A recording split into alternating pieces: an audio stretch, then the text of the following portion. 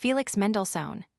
Felix Mendelssohn Bartholdy was born in Hamburg, Germany, on February 3, 1809. His grandfather was the famous philosopher, Moses Mendelssohn, his father, a successful banker. Both were of Jewish origin.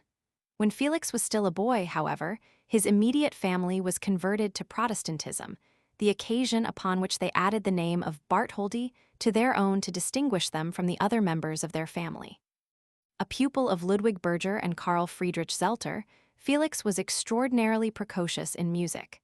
When he was 7.5, he made a successful appearance as pianist in Berlin. By the time he was 12, he had already written operas and symphonies, and in his 17th year, he produced an unqualified masterwork in the overture to A Midsummer Night's Dream. In 1827, one of his operas was produced in Berlin, but by that time, he had already completed 13 symphonies and a library of chamber music as well.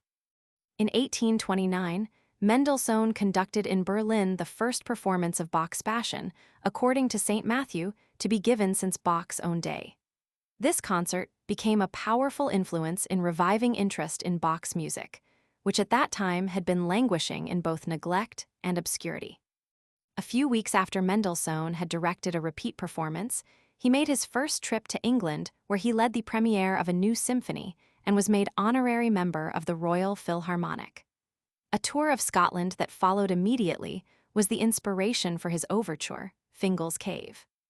In 1833, Mendelssohn served as musical director of the city of Dusseldorf. He held this post only 6 months. Much more significant was his engagement as the principal conductor of the Gewandhaus Orchestra in Leipzig in 1835, which, during the 5 years of his leadership, was elevated to a position of first importance among the world's symphony orchestras. In 1841, Mendelssohn became head of the music department of a projected Academy of Arts in Berlin. This appointment did not prevent him from visiting England, where he was received with an adulation accorded to no foreign musician since Handel. Returning to Berlin, he found that the Academy of Arts project had been abandoned. He was now made Kapellmeister to the king, an honorary post allowing him complete freedom of activity and movement. During the next few years, he conducted concerts of the Gewandhaus Orchestra and paid 2 more highly successful visits to England. He was also instrumental in helping to found the Leipzig Conservatory in 1843. Always of delicate health and sensibilities, Mendelssohn collapsed at the news that his beloved sister, Fanny, died in 1847. He died in Leipzig soon after that, on November 4, 1847. The finest qualities of German Romantic music can be found in Mendelssohn.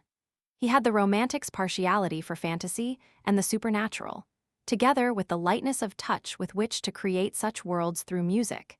He had the Romantic's gift for translating natural scenes, landscapes, and lyric poetry into sensitive tone pictures. He had a most winning lyricism and graceful harmonic and orchestral gift, and he never lacked the ability to charm and enchant his listeners with the most tender and lovable musical expression. Other composers may have written profounder or more emotionally stirring music than Mendelssohn, but no one could be more ingratiating, sensitive, or refined. Some of Mendelssohn's serious symphonic works are so full of the most wonderful melodies and beguiling moods that they have the universal appeal of semi-classics. The concert overture, Fingal's Cave, or as it is also sometimes known, Hebrides Overture, Op. 26, 1832, was inspired by the composer's visit to the Scottish Highlands in 1830. The opening theme in lower strings and bassoons suggests the roll of the waves at the mouth of a cave, a melody that came to the composer while visiting the caves of Staffa. This idea is developed, then a second beautiful melody unfolds in cellos and bassoons. The orchestral suite, A Midsummer Night's Dream, Op. 61, is derived from the incidental music comprising 13 numbers which Mendelssohn wrote for a Potsdam production of the Shakespeare comedy in 1843. The overture, however, was a fruit of the composer's youth, having been written in 1826. The magic world of fairies and elves, which Mendelssohn projected so delicately in his youthful overture, is preserved in many of the numbers he wrote 17 years later. The overture, Op. 21, is initiated with 4 sensitive chords, and proceeds with fleeting diaphanous music for strings with which we are suddenly plunged in fairyland. The main thematic material to follow comprises a haunting song for horn, a romantic episode for woodwind and strings, and a sprightly fairy dance for strings. 3 other musical sections from this incidental music, and basic to the orchestral suite, are famous. The Nocturne is a broad, moody song for horns. The Scherzo, like the overture, is a picture of the world of fairies, gnomes, and elves, though in a more energetic and spirited vein. The Wedding March is now one of the most frequently played pieces of wedding music, second in popularity only to Wagner's wedding music from Lohengrin. It first became popular as wedding music at the nuptials of the English princess in London in 1858. A trumpet fanfare leads to the dignified march melody, which is twice alternated with melodious trio sections. On Wings of Song, Auf Flügeln des Gesänges, Op. 34, No. 2, 1834 is Mendelssohn's best-known song, a melody of incomparable loveliness and serenity. The poem is by Heine. Franz Liszt transcribed it for piano, Joseph Achron for violin and piano, Lionel Terdes for viola and piano. It has also enjoyed various orchestral transcriptions. Riblas, Op. 95, 1839, like Fingal's Cave, is a concert overture for orchestra. Here the inspiration is the drama of Victor Hugo. 4 solemn bars for wind instruments lead to the principal subject, first violins and flutes. Clarinets, bassoons, and cellos later offer the second contrasting staccato theme. The Spinning Song and the Spring Song are both instrumental favorites, and both come from the Songs Without Words, Lieder ohne Wort, for solo piano. The form of song without words is a creation of Mendelssohn, a brief composition of such essentially lyric character that it is virtually a song for the piano. Mendelssohn wrote 48 such pieces gathered in 8 books. The Spinning Song in C major appears in Op. 67 as the 4th number, 1844. This is a tender melody placed against a rhythmic background, suggesting the whirring of a spinning wheel. The Spring Song in A major is surely one of the most familiar tonal pictures of the vernal season to be found in the semi-classical literature. It appears in Op. 62, 1842, as the concluding number. Both the Spinning Song and Spring Song appear in all kinds and varieties of transcriptions. The Stirring War March of the Priests is a number from the incidental music for Racine's drama, Athalie, Op. 74, 1843.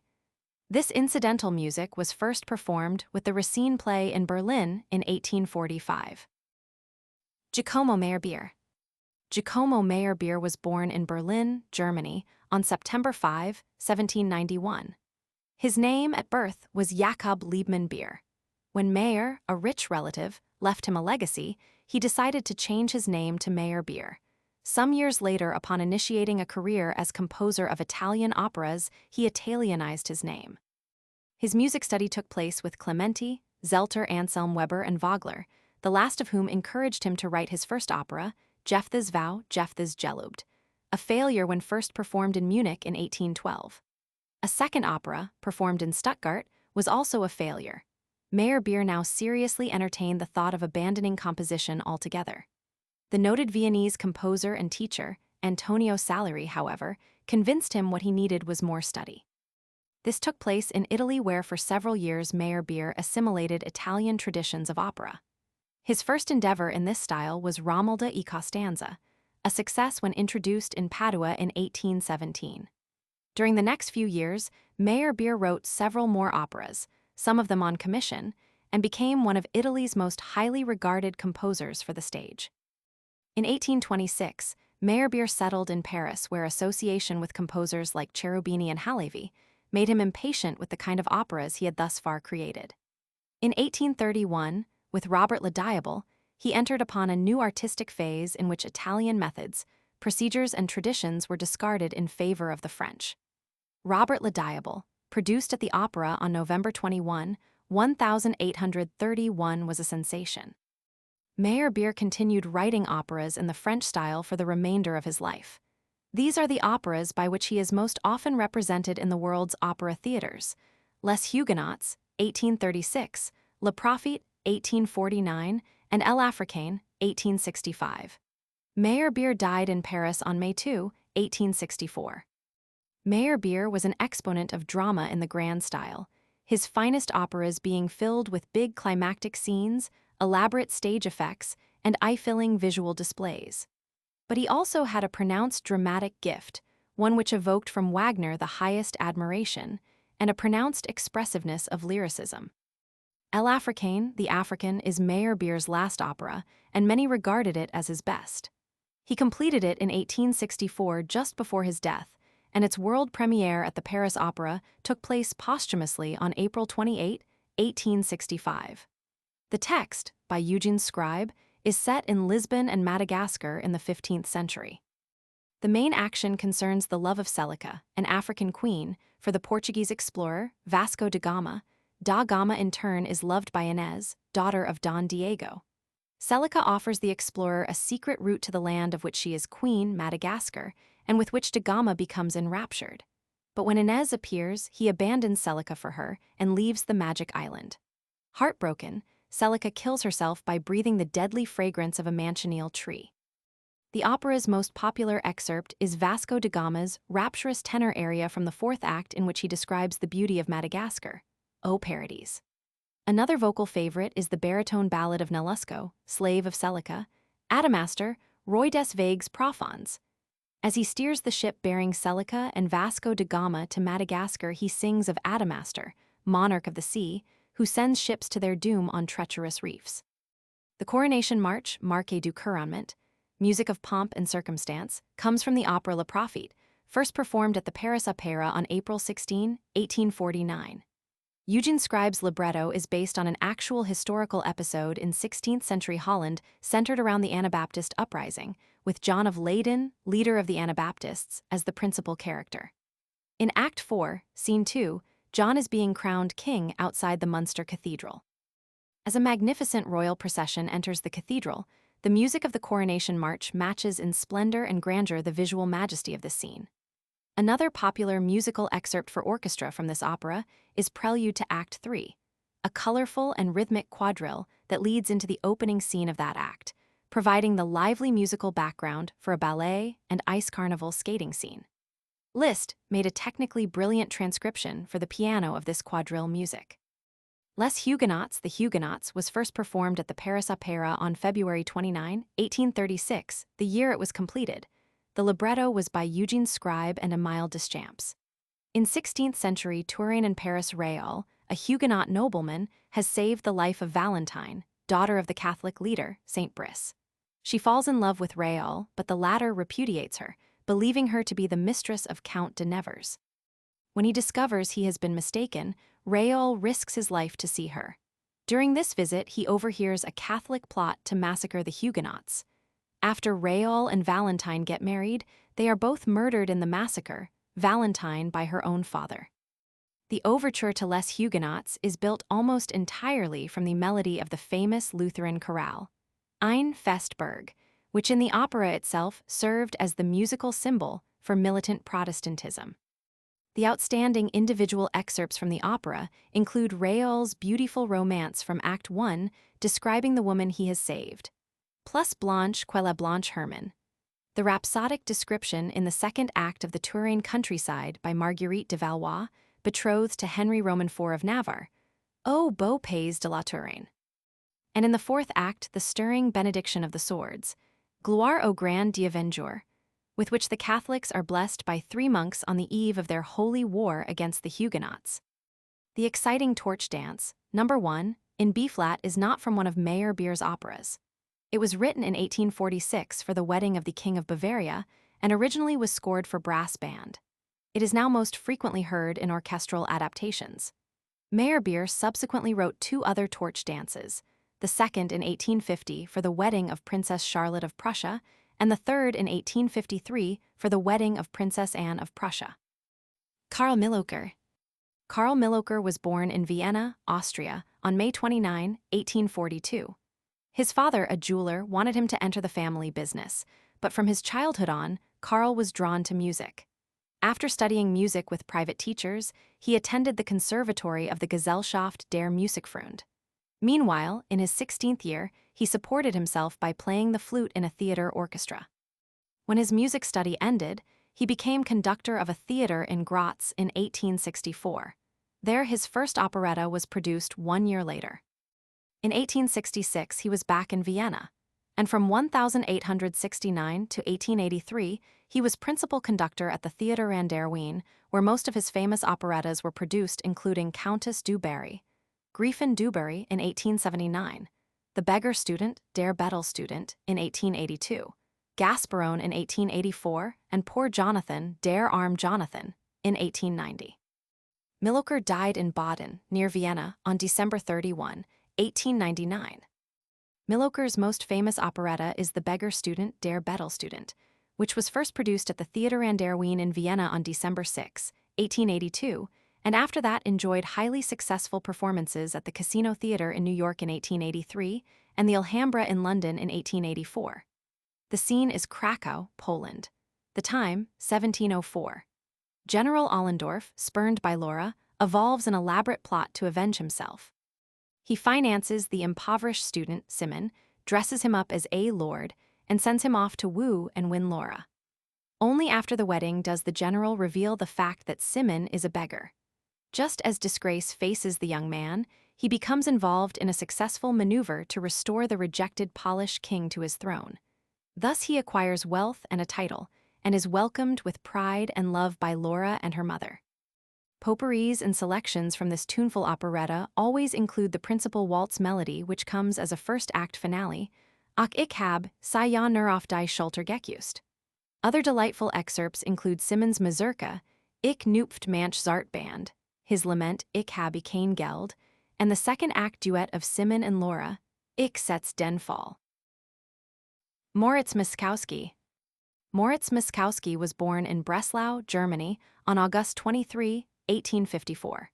He received his musical training at 3 leading German conservatories, the Dresden Conservatory, the Stern Conservatory, and Kullak Academy in Berlin.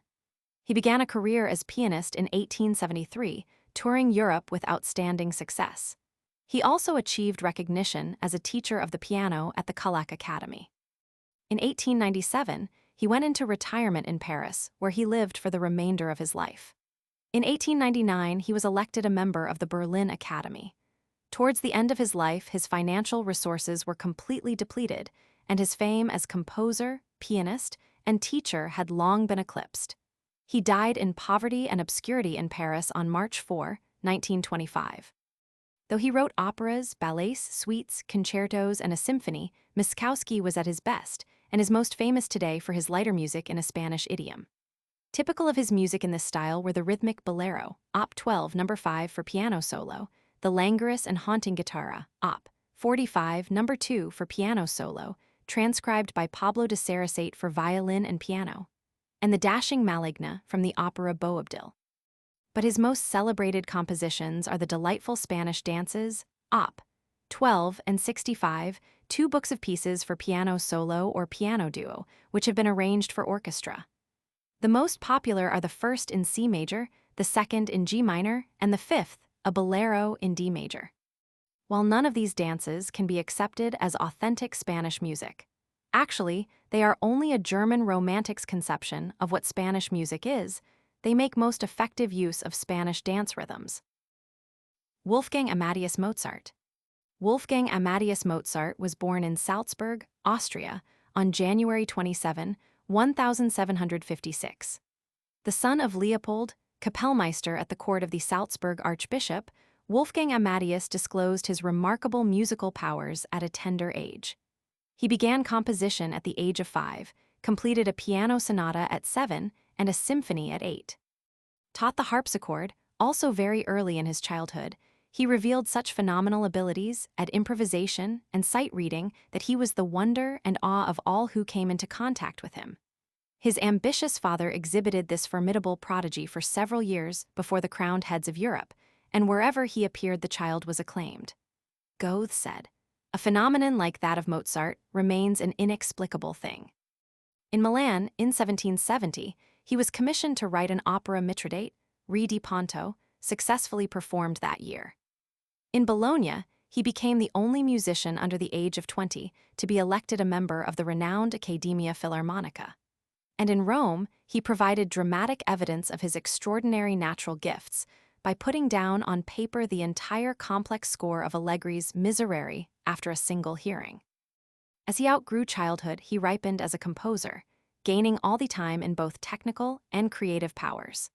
But he was a prodigy no more, and though he was rapidly becoming one of the most profound and original musicians in Europe, he was unable to attract the adulation and excitement that had once been his. Between 1772 and 1777, as an employee in the musical establishment of the Salzburg Archbishop, he was treated like a menial servant. The remarkable music he was writing all the time passed unnoticed.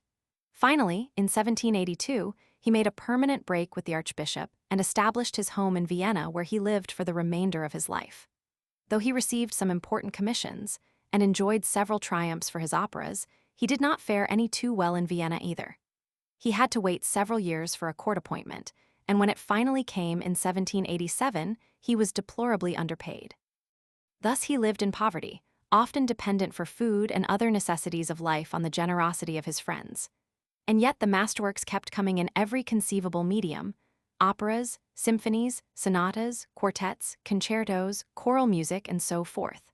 A few people in Vienna were aware of his prodigious achievements, and one of these was Joseph Haydn, who called him the greatest composer I know either personally or by name. During the last years of his life, Mozart was harassed not only by poverty, but also by severe illness. Yet his last year was one of his most productive, yielding his last 3 symphonies, the Requiem, the opera The Magic Flute Die Zauberflöte, the Ave Verum, and a remarkable piano concerto and string quintet. He died in Vienna on December 5, 1791, and was buried in a pauper's grave with no tombstone or cross for identification. Through his genius, every form of music was endowed with new grandeur, nobility of expression, and richness of thought. He was a technician second to none, a bold innovator, a creator capable of plumbing the profoundest depths of emotion and the most exalted heights of spirituality. Yet he could also be simple and charming and graceful, in music remarkably overflowing with the most engaging melodies conceived by man, and characterized by the most exquisite taste and the most consummate craftsmanship. Thus, Mozart's lighter moods in music are often also endowed with extraordinary creative resources and original invention. Yet they never lose their capacity to delight audiences at first contact. The music Mozart wrote directly for popular consumption were the 100 or so dances for orchestra, country dances, German dances, minuets. The greatest number of these consist of the German dances. These are lively melodies in 8-measure phrases and with forceful peasant rhythms. Some of the best German dances are those in which Mozart utilized unusual orchestral resources or instruments to suggest extra-musical sounds. The Sleighrei Die Schlittenfahrt, K605 in C major, simulates the sound of sleigh bells in the middle trio section, sounded in the tones AFEC. The organ grinder Der Lehrmann, K602, imitates the sound of a hurdy-gurdy. In the Canary, Der Kanarienvogel, K571, flutes reproduce the chirping of birds. The country dance, or contretanz, is sometimes regarded as the first modern dance, forerunner of the quadrille. Structurally and stylistically, these are very much like German dances with a peasant-like vitality and earthiness. Here, too, Mozart sometimes realistically imitates non-musical sounds, as in the thunderstorm Des Donnerwetter, K534, in which the roll of the timpani suggests peals of thunder. Mozart's most popular minuet, indeed, it is probably one of the most popular minuets ever written, comes from his opera Don Giovanni, libretto by Lorenzo da Ponte, and first performed in Prague in 1787. The hero of this opera is, to be sure, the Spanish nobleman of the 17th century, whose escapades and licentious life finally bring him to doom at the hands of the statue of the commandant, come to life to consign him to the fires of hell. The minuet appears in the 5th scene of the first act.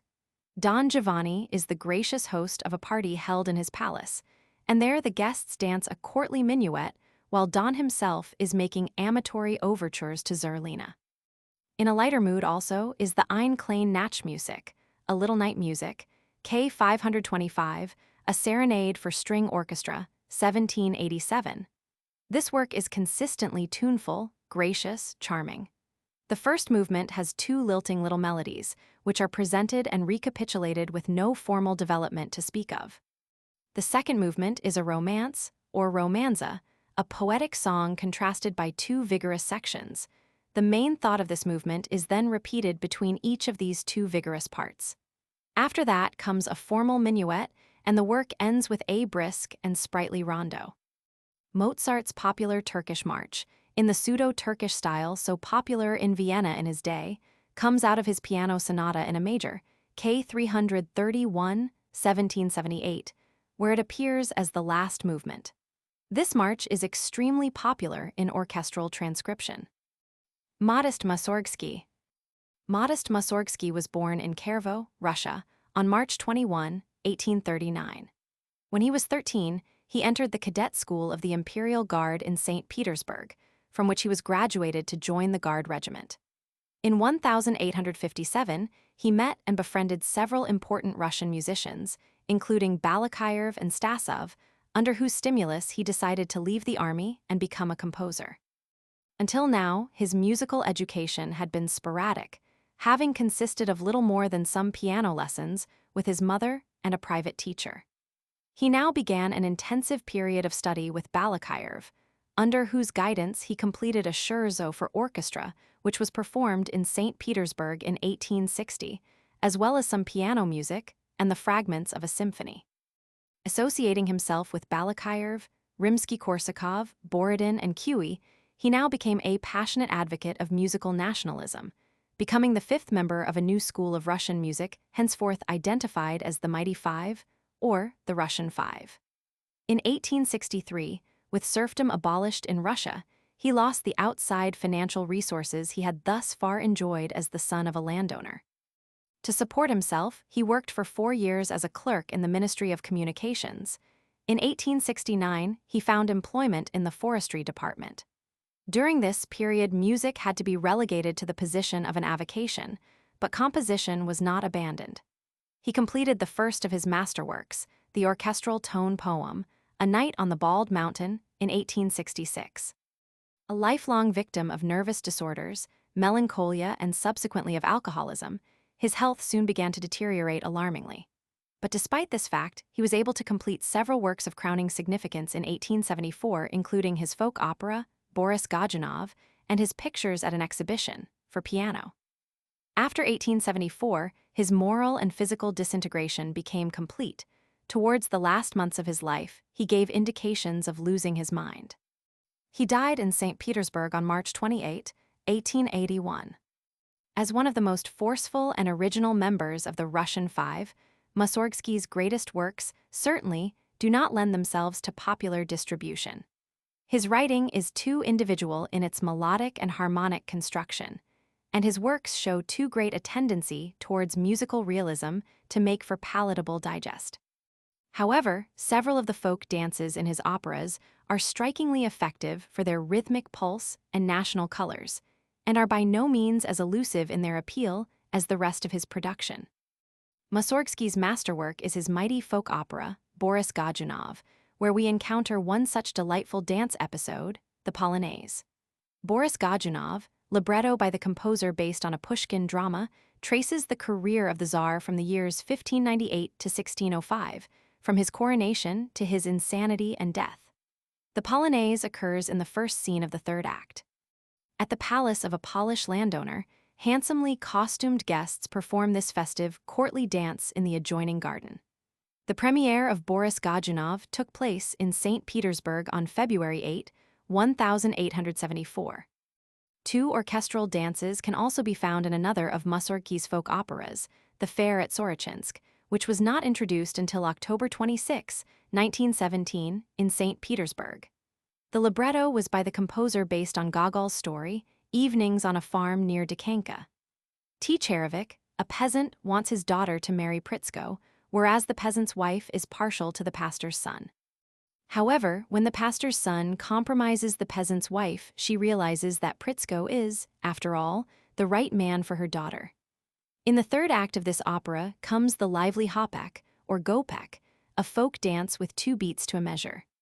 Folk dances of a completely different nature, more oriental and exotic than the previously discussed Russian variety, will be found in Kavenskaya, a musical drama with libretto by the composer and Stasov. This opera was first given in an amateur performance in St. Petersburg on February 21, 1886. Here the setting is Moscow during the reign of Peter the Great, and the plot revolves around the efforts of a band of radicals known as the Streltsy who try to overthrow the Tsar. Prince Ivan Khovansky, who is in league with the Streltsy, is murdered by assassins, and the insurrection is suppressed. But before the leaders of the Streltsy can destroy themselves, they are given an official pardon by the Tsar. A high moment in this opera comes with the dances of the Persian slaves, which takes place in the first scene of the fourth act. At the country house of Khovansky, the prince is being entertained by an elaborate spectacle, the main attraction of which is the sinuous chorabantic dancing of the Persian slaves. Almost as popular as these Persian dances are the prelude to the first act and an entr'acte between the first and second scenes from this opera. These two episodes for orchestra are highly atmospheric, graphic in the pictures of Russian landscapes. The first act prelude has been named by the composer, Dawn on the Moskva River. This is a subtle tone picture made up of a folk melody and 5 variations. The entr'acte offers another kind of landscape, this time a bleak one describing the vast, lonely plains of Siberia. Ethelbert Nevin. Ethelbert Woodbridge Nevin was born in Edgeworth, Pennsylvania, on November 25, 1862. A precocious child in music, he wrote his first piano piece when he was 11. A year later he wrote and had published a song that became exceedingly popular, Good Night, Beloved. After studying music with private teachers, he went to Berlin in 1884, studying for 2 years with Hans von Bülow and Karl Klindworth. He returned to the United States in 1886. Soon after that, he made his formal American concert debut as pianist with a program on which he included some of his own compositions. By 1890, he decided to give up his career as a virtuoso and to concentrate on being a composer. In 1891, he completed Water Scenes, a suite for the piano in which will be found one of the most popular piano pieces by an American, Narcissus. In 1892 and again 1895, Nevin traveled extensively through Europe and Morocco. In 1897, he settled in New York City, where he wrote one of the best-selling art songs by an American, The Rosary. In 1900, Nevin went to live in New Haven. During the last year of his life, he was a victim of depressions, which he tried to alleviate through excessive drinking. He died of an apoplectic stroke in New Haven, Connecticut, on February 17, 1901. Mighty Like a Rose and The Rosary are Nevin's 2 most famous art songs. They are also among the most popular art songs written in America. Mighty Like a Rose was one of Nevin's last compositions, written during the closing months of his life. He never lived to see the song published and become popular. The song is a setting of a poem by Frank L. Stanton and is described by John Trasker Howard, Nevin's biographer, as probably the simplest of all his songs. A freshness and whimsical tenderness that make its appeal direct and forceful. The Rosary, words by R.C. Rogers, was an even greater success. From 1898 to 1928, it sold over 2.5 million copies of sheet music. When Nevin had finished writing this song in 1898, he invited the singer Francis Rogers to dinner, after which he handed him a scribbled piece of music paper. "Here is a song I just composed," he told Rogers. "I want you to sing it at your concert next week." Rogers deciphered the notes as best he could while Nevin played the accompaniment from memory. The little audience listening to this first informal presentation of The Rosary was enthusiastic, but one of its members insisted it would be impossible for Rogers to memorize the song in time for the concert the following week. The guest bet Nevin a champagne supper for all present that the song would not be on Rogers' program. He lost the bet. The following week, on February 15, 1898, Rogers introduced the song at the Madison Square Concert Hall. The Water Scenes, Suite for Piano, Op. 13 is remembered principally because one of its movements is Narcissus, often considered one of the most popular compositions ever written in this country. Nevin himself provided information about the origin of Narcissus. "I remembered vaguely that there was once a Grecian lad who had something to do with the water and who was called Narcissus. I rummaged about my old mythology and read the story over again. The theme, or rather both themes, came as I read. I went directly to my desk and wrote out the whole composition. Afterwards, I rewrote it and revised it a little. The next morning, I sent it to my publishers. Until the proofs came back to me, I never tried it on the piano. I left almost immediately for Europe and was surprised when a publisher wrote to me of the astonishing sale of the piece. During Nevin's lifetime, the piece sold over 125,000 copies of sheet music and was heard throughout America both in its original piano version, a favorite repertory number of piano students and budding piano virtuosos, and in transcriptions. It went on to circle the globe. As Vance Thompson wrote, it was thrummed and whistled half around the world. It was played in Cairo as in New York and Paris. It was played by orchestras, on church organs, and on the mouth harps of Klondike miners. It became a mode, almost a mania. The other movements of water scenes are Barcarolle, Dragonfly, Water Nymph, At Twilight, and Ophelia. Each is a sensitive piece of tone painting, as lyrical and as unashamedly sentimental as the beloved Narcissus. Otto Nicolai. Otto Nicolai was born in Königsberg, Germany, on June 9, 1810. After completing his music study with Zelter and Bernhard Klein, he came to Paris in 1830, where he remained 3 years. In Berlin, he completed several works for orchestra, and some for chorus. In 1834, he went to Italy, where he was organist in the Prussian embassy at Rome and became interested in opera. From 1837 to 1838, he was principal conductor at the Kerthner Theater in Vienna. Then he returned to Italy to devote himself to the writing of operas, the first of which, Rosamunde d'Inghilterra, was a failure when produced in Turin in 1838. His second opera, however, was a major success when first given in Turin in 1840, Il Templario, based on Sir Walter Scott's Ivanhoe. It was produced in Naples and Vienna. In 1841, Nicolai came to Vienna to serve for 6 years as Kapellmeister to the court. During this period, in 1842, he helped to found the renowned Vienna Philharmonic Orchestra. In 1847, he came to Berlin to become conductor of the Domschur. It was here that he completed the work upon which his reputation rests, the comic opera, The Merry Wives of Windsor, Die lustigen Weiber von Windsor. He died in Berlin of an apoplectic stroke on May 11, 1849, only 2 months after the premiere performance of his famous comic opera. The Merry Wives of Windsor, Die lustigen Weiber von Windsor, is Nicolai's only opera to survive, and its overture is his only work for orchestra which retains its popularity. The opera received a highly successful premiere in Berlin on March 8, 1849. Its libretto, by Hermann Salomon Mosenthal, is based on Shakespeare's comedy and follows that play with only minor modifications. Falstaff's cronies, Bardolph, Pistol, and Nym, are omitted. Only slight reference is made to the love of Anne and Fenton, and considerable attention is paid to Falstaff's comical amatory overtures to Mistresses Ford and Page. The overture opens with a slow introduction in which a flowing melody is given against a high G in the violins. This melody is repeated by several different sections of the orchestra, then treated in imitation. The main part of the overture is made up of 2 vivacious melodies, the second of which, in the violins, is intended to depict Mistress Page. The development of both themes is in a gay mood, with a robust passage in F minor representing Falstaff. The overture concludes with an animated coda. From the opera itself come 3 melodious vocal selections, prominent in all orchestral potpourris. Falstaff's Drinking Song, a longtime favorite of German bassos, Al's Büblein Klein, Fenton's Serenade to Anne Page, Horch, Die Lurch singt in Heim, and Mistress Page's third-act Ballad of Herne the Hunter. Siegfried Ochs.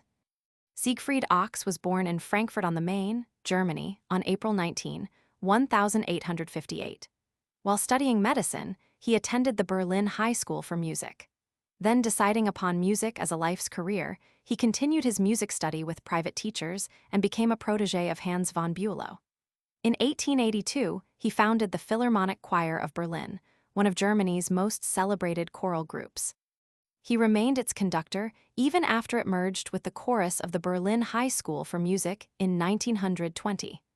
Ochs died in Berlin on February 6, 1929. Ochs wrote several comic operas, song cycles, and some choral music. A semi-classical favorite is the set of orchestral variations on the well-known German folk song, Kommt ein Vogel. These variations are each in the style of a famous composer: Bach, Mozart, Beethoven, Wagner, Johann Strauss Roman II, and so on, and each variation shows a remarkable skill and a winning wit in mimicking the individual creative mannerisms and idiosyncrasies of each composer. Jacques Offenbach. Jacques Offenbach was born Jacques Oberst in Cologne, Germany, on June 20, 1819. His father was a cantor in one of the city synagogues. After attending the Paris Conservatory, Offenbach played the cello in the orchestra of the Opéra Comique. Then, in 1849, he became conductor at the Théâtre Francais. In 1850, he achieved his initial success as a composer with the song, Chanson de Fortunio, interpolated into a production of the Alfred de Musset drama, Chandelier. 3 years later, his first operetta, Pepito, was produced at the Théâtre des Variétés. Between 1855 and 1866, he directed his own theater where operettas were given, Les Bouffes Parisiens, which opened on July 5, 1855 with a performance of one of his own works, Les Deux Aveugles. For his theater, Offenbach wrote many operettas, including his masterwork in that genre, Orpheus in the Underworld, in 1858. After closing down the Bouffes Parisiens, Offenbach went to Germany and Austria, where he had produced several more of his operettas. But in 1864, he was back in Paris. The premiere of La Belle Hélène at the Variétés that year enjoyed a spectacular success. Among his later operettas were La Vie Parisienne, 1866, La Grande Duchesse de Gerolstein, 1867, and La Paracole, 1868. In 1877, he toured the United States, an account of which was issued in America in 1957 under the title of Orpheus in America. Towards the end of his life, Offenbach devoted himself to the writing of his one and only grand opera, The Tales of Hoffmann, Les Contes de Hoffmann. He did not live to see it performed. He died in Paris on October 5, 1880, about half a year before the premiere of his opera at the Opéra Comique on February 10, 1881. Offenbach was the genius of the opéra bouffe, or French operetta. His music never lacked spontaneity or gaiety, sparkle or engaging lyricism. His writing had the warmth of laughter, the sting of satire, and the caress of sincere and heartfelt emotion. His lovable melodies woo and win the listener. The lightness of his touch and the freshness of his humor give voice to the joy of good living. Like his celebrated Viennese contemporary, Johann Strauss Roman II, Offenbach is a giant figure in semi-classical music. To the lighter musical repertory, he brings the invention and imagination of a master. The Apache dance is the dashing music that invariably accompanies a performance of French Apache dances, though there are few that know Offenbach wrote it. Actually, the Apache dance is an adaptation of the main melody of a waltz, Valse des Papillons, from Offenbach's comic opera, Le Roi Carat, 1872. La Belle Hélène, Fair Helen, first performed in Paris on December 17, 1864, draws material for laughter and satire from mythology. Henry Mailhack and Ludovic Halévy prepared the text, which is based on the love of Paris and Helen that led to the Trojan War. But this story is told with tongue-in-cheek frivolity, and the life of the Greeks is gaily parodied. One of the most familiar musical excerpts from La Belle Hélène is whirling can-can music, the can-can being the voluptuous French dance which first became popular in Paris in 1830 and which contributed to the quadrille high kicks, skirt lifting, and other suggestive, and at times vulgar movements. Offenbach also wrote brilliant can-can music for Orpheus in the Underworld, Barbe Bleue, and La Vie Parisienne. Other delightful episodes from this operetta are Helen's invocation with chorus, Amours divines, and her highly lyrical airs, On me nom Hélène, Un mari sage, and La vraie, je n'y suis pas coupable. The gallop is almost as much a specialty with Offenbach as the can-can. This is a spirited, highly rhythmic dance of German origin introduced in Paris in 1829. Two of Offenbach's best-known gallops appear respectively in La Grande Duchesse de Gerolstein, 1867, and Geneviève de Brabant, 1859. It is perhaps not generally known that the famous Marine's hymn, familiar to all Americans as From the Halls of Montezuma, also comes out of Geneviève de Brabant. The hymn was copyrighted by the Marine Corps in 1919. It is known that the lyric was written in 1847 by an unidentified Marine. The melody was taken from one of the airs in Offenbach's operetta, Geneviève de Brabant. Orpheus in the Underworld, Orphée Aux Enfers, is Offenbach's masterwork, first produced in Paris on October 21, 1858. This delightful comic opera, with book by Hector Cramia and Ludovic Halévy, is a satire on the Olympian gods in general, and specifically on the legend of Orpheus and Eurydice. Orpheus in the Underworld was not at first successful, since audiences did not seem to find much mirth in a satire on Olympian gods. But when a powerful French critic, Jules Janin, violently attacked it as a profanation of holy and glorious antiquity, the curiosity of Parisians was aroused, and the crowds began swarming into the theater. Suddenly, Orpheus in the Underworld became a vogue. It was the thing to see and discuss. Its music, particularly the waltzes, galops, and quadrilles, were everywhere played. The operetta had a run of 227 performances. The overture is a perennial favorite of salon and pop orchestras throughout the world. It opens briskly, then progresses to the first subject, a light and gay tune for strings. The heart of the overture is the second main melody, a sentimental song first heard in solo violin and later repeated by full orchestra. The can-can music in Orpheus in the Underworld is also famous. Much of its effect is due to the fact that Offenbach presented the can-can immediately after a stately minuet in order to emphasize the contrast between two periods in French history. A contemporary described this can-can music as follows: "This famous dance has carried away our entire generation as would a tempestuous whirlwind." Already the first sounds of the furiously playing instruments seem to indicate the call to a whole world to awake and plunge into the wild dance. These rhythms appear to have the intention of shocking all the resigned, all the defeated, out of their lethargy, and by the physical and moral upheaval which they arouse, to throw the whole fabric of society into confusion. The Tales of Hoffmann, Les Contes de Hoffmann, is Offenbach's only serious opera, but even here we encounter some semi-classical favorites. This opera, one of the glories of the French lyric theater, was based on stories by E.T.A. Hoffmann, adapted into a libretto by Jules Barbier and Mitchell Carré. It concerns the three tragic loves of the poet Hoffmann: Olympia, a mechanical doll; Giulietta, who is captive to a magician; and Antonia, a victim of consumption. The barcarolle from this opera is surely one of the most popular selections from the world of opera. It opens the second act. Outside Giulietta's palace in Venice, Hoffmann hears the strains of this music sung by his friend Nicklaus and Giulietta as they praise the beauty of the Venetian night. Harp arpeggios suggest the lapping of the Venetian waters in the canal, providing a soothing background to one of the most radiant melodies in French music. It is interesting to remark that Offenbach did not write this melody directly for this opera. He had previously used it in 1864 as a ghost song for an opera ballet, Die Reinixen. Two dance episodes from the Tales of Hoffmann are also frequently performed outside the opera house. One is the infectious waltz, which rises to a dramatic climax in the first act. To this music, Hoffmann dances with the mechanical doll, Olympia, with whom he is in love. The second is an enchanting little minuet, used as entr'acte music between the first and second acts. A collation of some of Offenbach's most famous melodies from various operettas can be found in La Gaieté Parisienne, an orchestral suite adapted from a score by Manuel Rosenthal to a famous contemporary ballet. This one-act ballet, with choreography by Leonide Massin and scenario by Comte Etienne de Beaumont, was introduced in Monte Carlo by the Ballet Russe in 1938. The setting is a fashionable Parisian restaurant of the 19th century, and the dance offers a colorful picture of Parisian life and mores of that period, climaxed by a stunning can-can. Musical episodes are used from Orpheus in the Underworld, La Péricole, La Vie Parisienne, and several other Offenbach opéra-bouffes.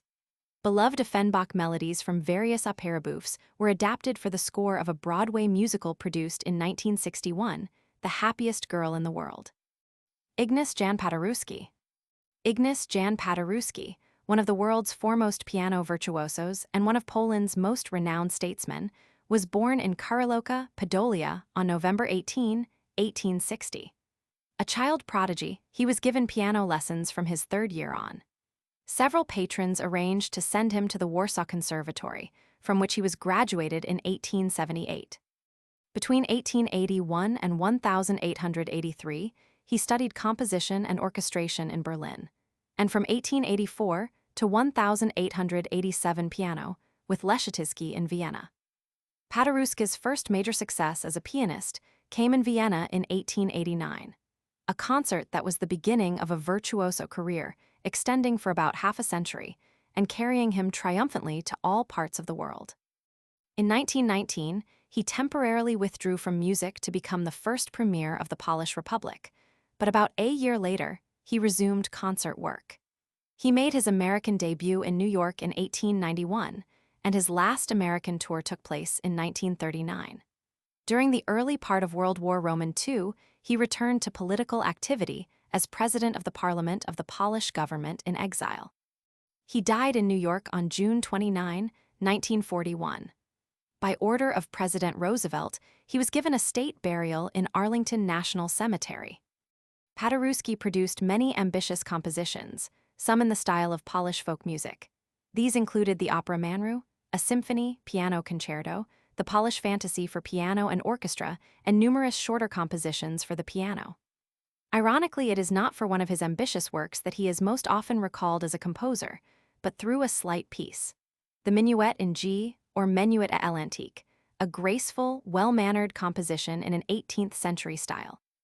This is one of the 3 most popular minuets ever written, the other 2 being by Mozart and Beethoven. Paderewski originally wrote it for the piano. It is the first of 6 pieces collectively entitled Humoresques de Concert, Op. 14. Fritz Kreisler transcribed it for violin and piano, Gaspar Casado for cello and piano. It has, of course, been frequently adapted for orchestra. Gabriel Pierné. Gabriel Pierné was born in Metz, France, on August 16, 1863. He attended the Paris Conservatory for 11 years, a pupil of Massenet and César Franck. He won numerous awards there, including the Prix de Rome in 1882. After returning from Rome, he succeeded Franck as organist of the St. Clothilde Church in Paris, retaining this post until 1898. From 1903 until 1932, he was first the assistant, and from 1910 on the principal conductor of the Kalon Orchestra. He combined his long and fruitful career as conductor with that of composer, producing a vast library of music in virtually every form, including operas, oratorios, ballets, symphonic, and chamber music. He achieved renown with the oratorio The Children's Crusade, La Croisade des Enfants, introduced in 1905 and soon after that winner of the City of Paris Award. Another major success came with the ballet, Cydalise and the Satyr in 1923. A conservative composer, Pierné utilized traditional forms with distinction and filled them with beautiful lyricism, well-sounding harmonies, and a poetic speech. In 1925, Pierné was elected member of the Académie des Beaux-Arts. He died in Plouguien, France, on July 17, 1937. The entrance of the Little Fauns, Marqué des Petits Fauns, is a whimsical little march for orchestra from the ballet, Cydalise and the Satyr, Cydalise et le Chèvrepide, introduced at the Paris Opéra on January 15, 1923. A saucy tune for muted trumpet is juxtaposed against the wail of piccolos, all the while an incisive rhythm is projected not only by the snare drum and tambourine, but also by the violinists tapping the wood of their bows on the strings. Within the ballet, this march accompanies the appearance of a group of small fauns, led by their teacher, an old satyr, as they enter school to learn panpipes. The March of the Little Lead Soldiers, Marqué des Petits Soldats de Plomb, originated as a piano piece in the album Pour mes petits amis, Op. 14, 1887, but was subsequently orchestrated by the composer. It opens with a muted trumpet call. A snare drum then establishes the rhythm and sets the stage for the appearance of the main march melody in solo flute. Jean-Robert Planquette. Jean-Robert Planquette was born in Paris on July 31, 1848. He attended the Paris Conservatory, after which he supported himself by writing popular songs and chansonnettes for Parisian café concerts. He started writing operettas in 1874 and achieved world fame with The Chimes of Normandy in in 1877. He wrote many more operettas after that, the most successful being Rip Van Winkle, 1882, Nell Gwyn, 1884, and Mamselle Quatsis, 1897. He died in Paris on January 28, 1903. The Chimes of Normandy, Les Cloches de Cornville, is one of the most famous French operettas of all time, and it is still occasionally revived. Introduced in Paris at the Folies Dramatiques on April 19, 1877, its success was so immediate and permanent that within a decade it had been given over 1,000 times in Paris alone. It was first seen in New York in 1877, and in London in 1888, major successes in both places. The book by Clairville and Gabet presents the life of fishing and peasant folk in Normandy during the regime of Louis Roman XV. Germaine is in love with the fisherman, Jean, but finds opposition in her miserly old uncle, Gaspard, who has other plans for her. To escape her uncle, Germaine finds employment with Henry, a marquis, who has suddenly returned to his native village to take up residence in the family castle, rumored to be haunted. The mystery of the haunted castle is cleared up when the discovery is made that Gaspard has used it to hide his gold, and the bells of the castle begin to ring out loud and clear again. Gaspard, after a brief siege with insanity, is made to sanction the marriage of Germaine and Jean at a magnificent festival honoring the Marquis. At the same time, it is suddenly uncovered that Germaine is in reality a marchioness. This is an operetta overflowing with ear-caressing melodies. The most famous are Germaine's bell song, Nous Avons, Hélas, Perdu d'Excellence Maters, the Marquis lilting Waltz Rondo, Merm Sans Consulter Mon Coeur, and Serpolet's cider song, La Pomme est un fruit plein de sève. Eduard Poldini. Eduard Poldini was born in Budapest, Hungary, on June 13, 1869. His music study took place at the Vienna Conservatory. Poldini subsequently established his home in Vevey, Switzerland, where he devoted himself to composition. His most significant works are for the stage, both comic and serious operas that include The Vagabond and the Princess, 1903, and The Carnival Marriage, 1924.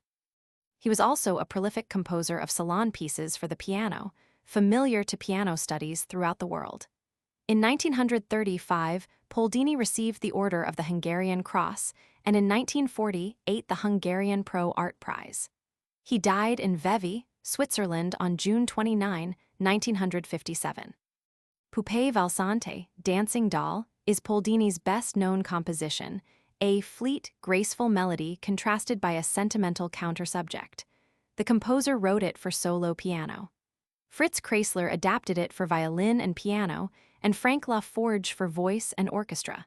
It has also often been transcribed for orchestra. Manuel Ponce. Manuel Maria Ponce was born in Fresnillo, Mexico, on December 8, 1882. His main music study took place in Europe, where he arrived in 1905, composition with Enrico Bossi in Bologna, piano with Martin Kraus in Berlin. After returning to Mexico, he gave a concert of his own compositions in 1912. For several years, he taught the piano at the National Conservatory in Mexico City, and from 1917 to 1919, he was the conductor of the National Symphony Orchestra there. During World War I, he lived in Havana and New York. After the war, he went to Paris for an additional period of study with Paul Dukas. From 1933 to 1938, he was professor of folklore at the University of Mexico. In 1941, he toured South America, and in 1947, he was the recipient of the first annual Mexican Arts and Sciences Award established by the President of Mexico. He died in Mexico City on April 24, 1948. Ponce was a modernist who filled his orchestral compositions with the most advanced resources of modern harmony, counterpoint, and rhythm. But in his songs, he possessed a spontaneous and ingratiating lyricism, often of a national Mexican identity. It is one of these that has made him famous in semi-classical literature. Estrellita, Little Star, a song with such a strong Spanish personality of melody and rhythm that it was long believed to be a folk song. Ponce first published it in 1914, but it did not become universally popular until 1923 when it was issued in a new arrangement by Frank Laforgue and translated into English. Amilcare Ponchielli. Amilcare Ponchielli was born in Paterno Fasolaro, Italy, on August 31, 1834. For 9 years, he attended the Milan Conservatory, where he wrote an operetta in collaboration with 3 other students. Following the termination of his studies, he became organist in Cremona, and after that a bandmaster in Piacenza. His first opera, I Promessi Sposi, was introduced in Cremona in 1856, but it did not become successful until 16 years later, when a revised version helped to open the Teatro dal Verme in Milan. World renown came to Ponchielli with La Gioconda, first given at La Scala in Milan in 1876. Though Ponchielli wrote many other operas, after that he never again managed to reach the high artistic level of this masterwork, nor to repeat its world success. From 1883 until his death, he was professor of composition at the Milan Conservatory. He died in Milan, Italy, on January 16, 1886. What is undoubtedly Ponchielli's most famous orchestral composition, The Dance of the Hours, Danza delle Ore, comes from his masterwork, the opera La Gioconda. This opera, first performed in Milan on April 8, 1876, was based on Victor Hugo's drama Angelo, Tyrone di Padua, adapted by Arrigo Boito. The setting is 17th century Venice, and the principal action involves the tragic love triangle of Alvise, his wife Laura, and her beloved Enzo. The Dance of the Hours comes in the second scene of the third act. Alvise is entertaining his guests at a sumptuous ball in his palace, the highlight of which is a magnificent ballet, intended to symbolize the victory of right over wrong. The dancers in groups of 6 come out impersonating the hours of dawn, day, evening, and night. The music begins with a slight murmur, shimmering sounds passing through the violins and woodwind. Dawn appears. The music is carried to a dramatic climax with a strong rhythmic pulse as the day unfolds. When the music achieves mellowness and tenderness, the softness of evening touches the stage, and with the coming of night the music acquires a somber character. At midnight, the music is reduced to a sigh. The harp presents some arpeggios, and a broad melody unfolds. The mood then becomes excitable as all the 24 hours plunge into a spirited dance as light conquers darkness. The most familiar vocal excerpts from this opera are La Cieca's romanza from the first act, A Ti questo Rosario, Barnaba's Fisherman's Barcarolle, Pescator, Affonda Elesca, and Enzo's Idol to the Beauty of the Night, Cielo e Mar, from the second act, and La Gioconda's dramatic narrative in which she plans to destroy herself, Suicidio. Cole Porter. Cole Porter was born in Peru, Indiana, on June 9, 1893, to an immensely wealthy family. Precocious in music, he began studying the violin when he was 6, and at 11 had one of his compositions published. He pursued his academic studies at the Worcester Academy in Massachusetts and at Yale. Music study took place at the School of Music at Harvard and subsequently in Paris with Vincent d'Indy at the Schola Cantorum. At Yale, he participated in all its musical activities and wrote 2 football songs still favorites there, Yale Bulldog and Bingo Illy Yale. In 1916, he wrote the music for his first Broadway musical comedy, See America First, a failure. During the next few years, he was a member of the French desert troops in North Africa, while during World War I, he taught French gunnery to American troops at Fontainebleau. Just after the close of the war, he contributed some songs to Hitchy Coo of 1918, and in 1924, 5 more songs to the Greenwich Village Follies, both of them Broadway productions. Success first came in 1928 with his music for Paris, which included Let's Do It and Let's Misbehave. For the next quarter of a century and more, he was one of Broadway's most successful composers. His greatest stage hits came with 50 Million Frenchmen, 1929, The Gay Divorce, 1932, Anything Goes, 1934, Leave It to Me, 1938, Panama Hattie, 1940, Let's Face It, 1941, Kiss Me Kate, 1948, Can Can, 1953, and Silk Stockings, 1955. From these and other stage productions came some of America's best-loved popular songs, for which Porter wrote not merely the music but also the brilliant lyrics. Night and Day, Begin the Begin, Love for Sale, You Do Something to Me, My Heart Belongs to Daddy, and so forth.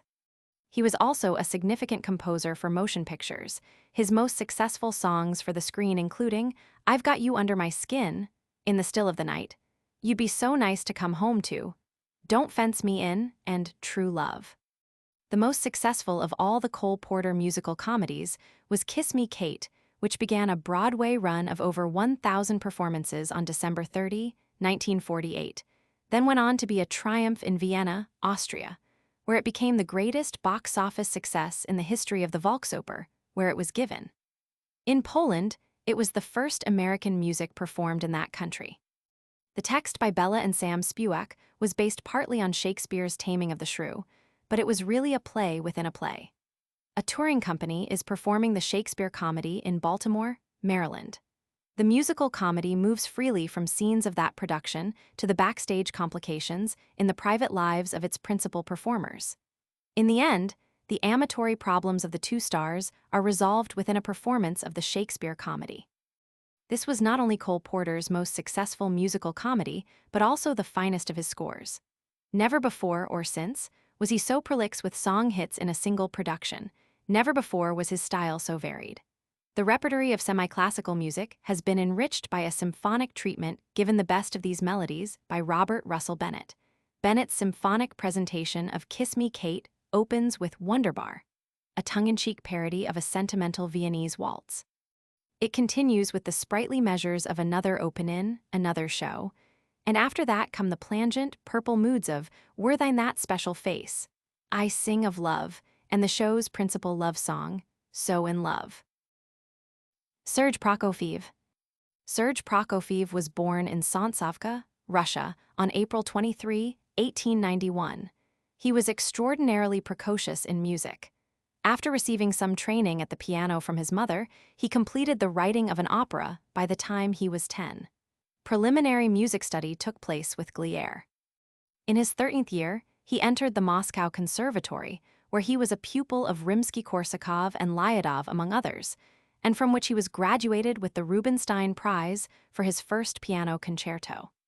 His advanced musical thinking was already evident in his first major work for orchestra, the Scythian Suite, introduced in St. Petersburg in 1916.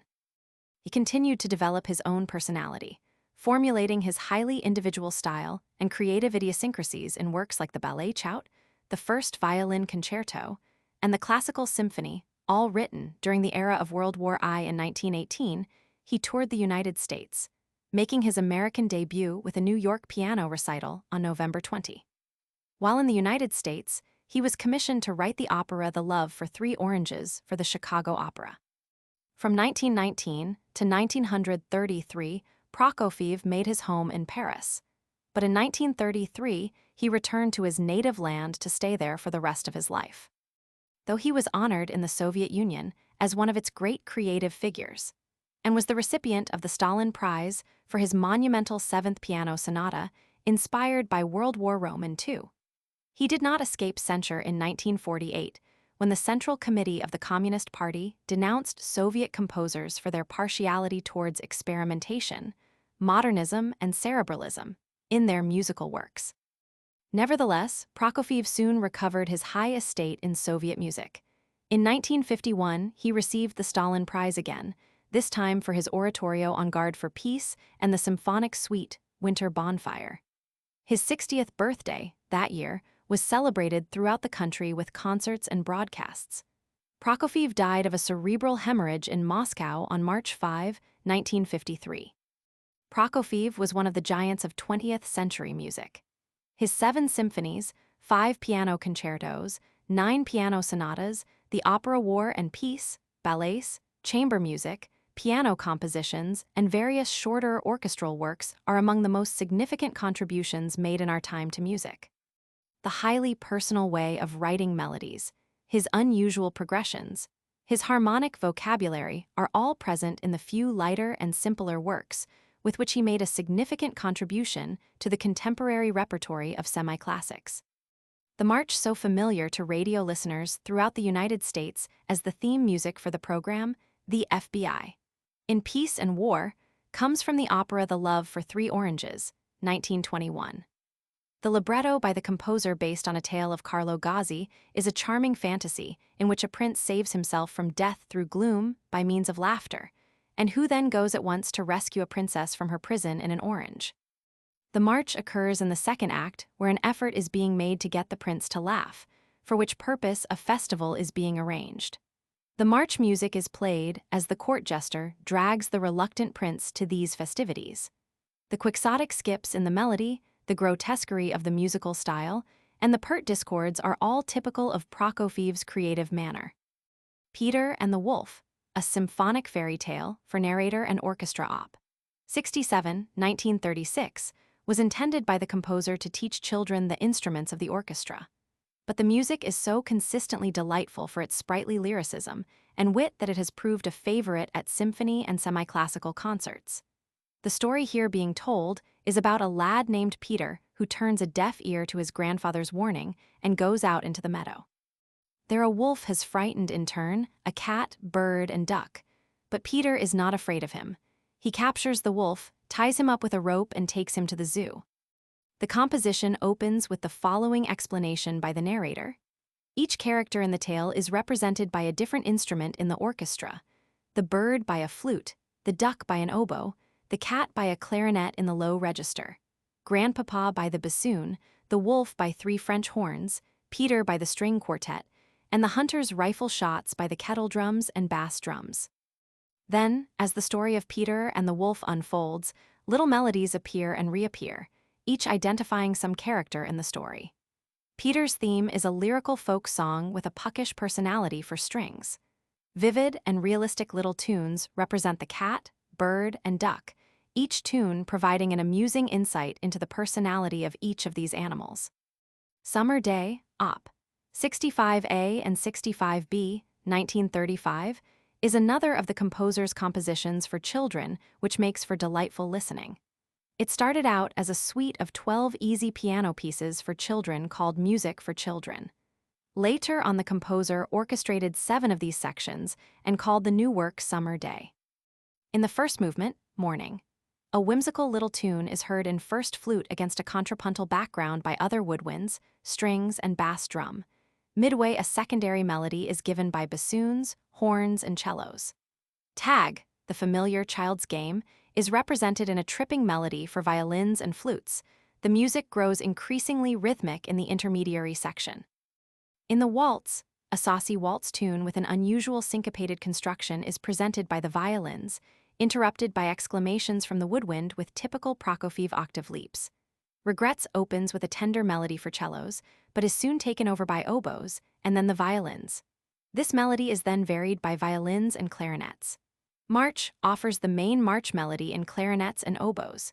Evening highlights a gentle song by solo flute, soon joined by the clarinet.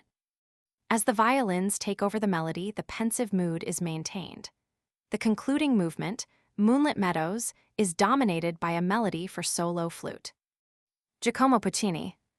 Giacomo Puccini was born in Lucca, Italy, on December 22, 1858, to a family which for several generations had produced professional musicians. As a boy, Giacomo attended the Istituto Musicale in his native city, played the organ in the local church, and wrote 2 choral compositions. A subsidy from Queen Margherita enabled him to continue his music study at the Milan Conservatory with Bazzini and Ponchielli. The latter encouraged Puccini to write for the stage. Puccini's first dramatic work was a 1-act opera, Le Ville, given successfully in Milan in 1884 and soon thereafter performed at La Scala. On a commission from the publisher, Ricordi, Puccini wrote a second opera that was a failure. But the third, Manon Lescaut, introduced in Turin in 1893, was a triumph and permanently established Puccini's fame. He now moved rapidly to a position of first importance in Italian opera with 3 successive masterworks: La Bohème, 1896, Tosca, 1900, and Madama Butterfly, 1904. Puccini paid his first visit to the United States in 1907 to supervise the American premiere of the last-named opera. He returned in 1910 to attend the world premiere of The Girl from the Golden West, which had been commissioned by the Metropolitan Opera. Puccini's subsequent operas were La Rondine, 1917, Il Trittico, a trilogy of 3 1-act operas, 1918, and Turandot, 1924, the last of which was left unfinished but was completed by Franco Alfano. Operated on for cancer of the throat in Brussels, Puccini died of a heart attack in that city on November 29, 1924. Though Puccini was an exponent of verismo, a movement in Italian opera which emphasized everyday subjects treated realistically, he poured into his operas such a wealth of sentiment, tenderness, sweetness of lyricism, and elegance of style that their emotional appeal is universal, and he has become the best-loved opera composer of the 20th century. Selections from his three most popular operas are basic to the repertory of any semi-classical or pop orchestra. La Bohème was based on Murger's famous novel, Scenes de la Vie de Bohème, adapted into an opera libretto by Giacomo and Alica. When first introduced, Turin, February 1, 1896, the opera encountered an apathetic audience and hostile critics. It had no big scenes, no telling climaxes, and most of its effects were too subtle emotionally to have an instantaneous appeal. But the third performance, in Palermo in 1896, received an ovation.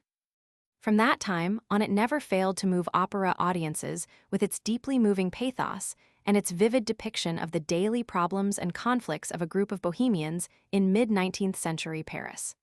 The central theme is the love affair of the poet, Rodolfo, and a seamstress, Mimi. This love was filled with storm and stress, and ended tragically with Mimi's death of consumption in Rodolfo's attic. The following are some of the episodes heard most often in potpourris or fantasies of this opera. Rodolfo's celebrated narrative in the first act, Chi gelida manina, in which he tells Mimi about his life as a poet. Mimi's aria that follows this narrative immediately, Mi chiamano Mimi, where she tells Rodolfo of her poignant need for flowers and the warmth of springtime. The first act love duet of Mimi and Rodolfo, O Suave Fanciulla. Musetta's coquettish second act waltz, Quando emen vo soletta, sung outside Café Momus in the Latin Quarter on Christmas Eve, informing her admirers, specifically Marcello the painter, how men are always attracted to her. Rodolfo's poignant recollection of his one-time happiness with Mimi, Oh, Mimi, tu più in the fourth act, and Mimi's death music that ends the opera. Madama Butterfly, libretto by Alica and Giacosa, based on David Belasco's play of the same name, which in turn came from John Luther's short story, was first performed in Milan on February 17, 1904, when it was a fiasco. There was such pandemonium during that performance that Puccini had to rush on the stage and entreat the audience to be quiet so that the opera might continue.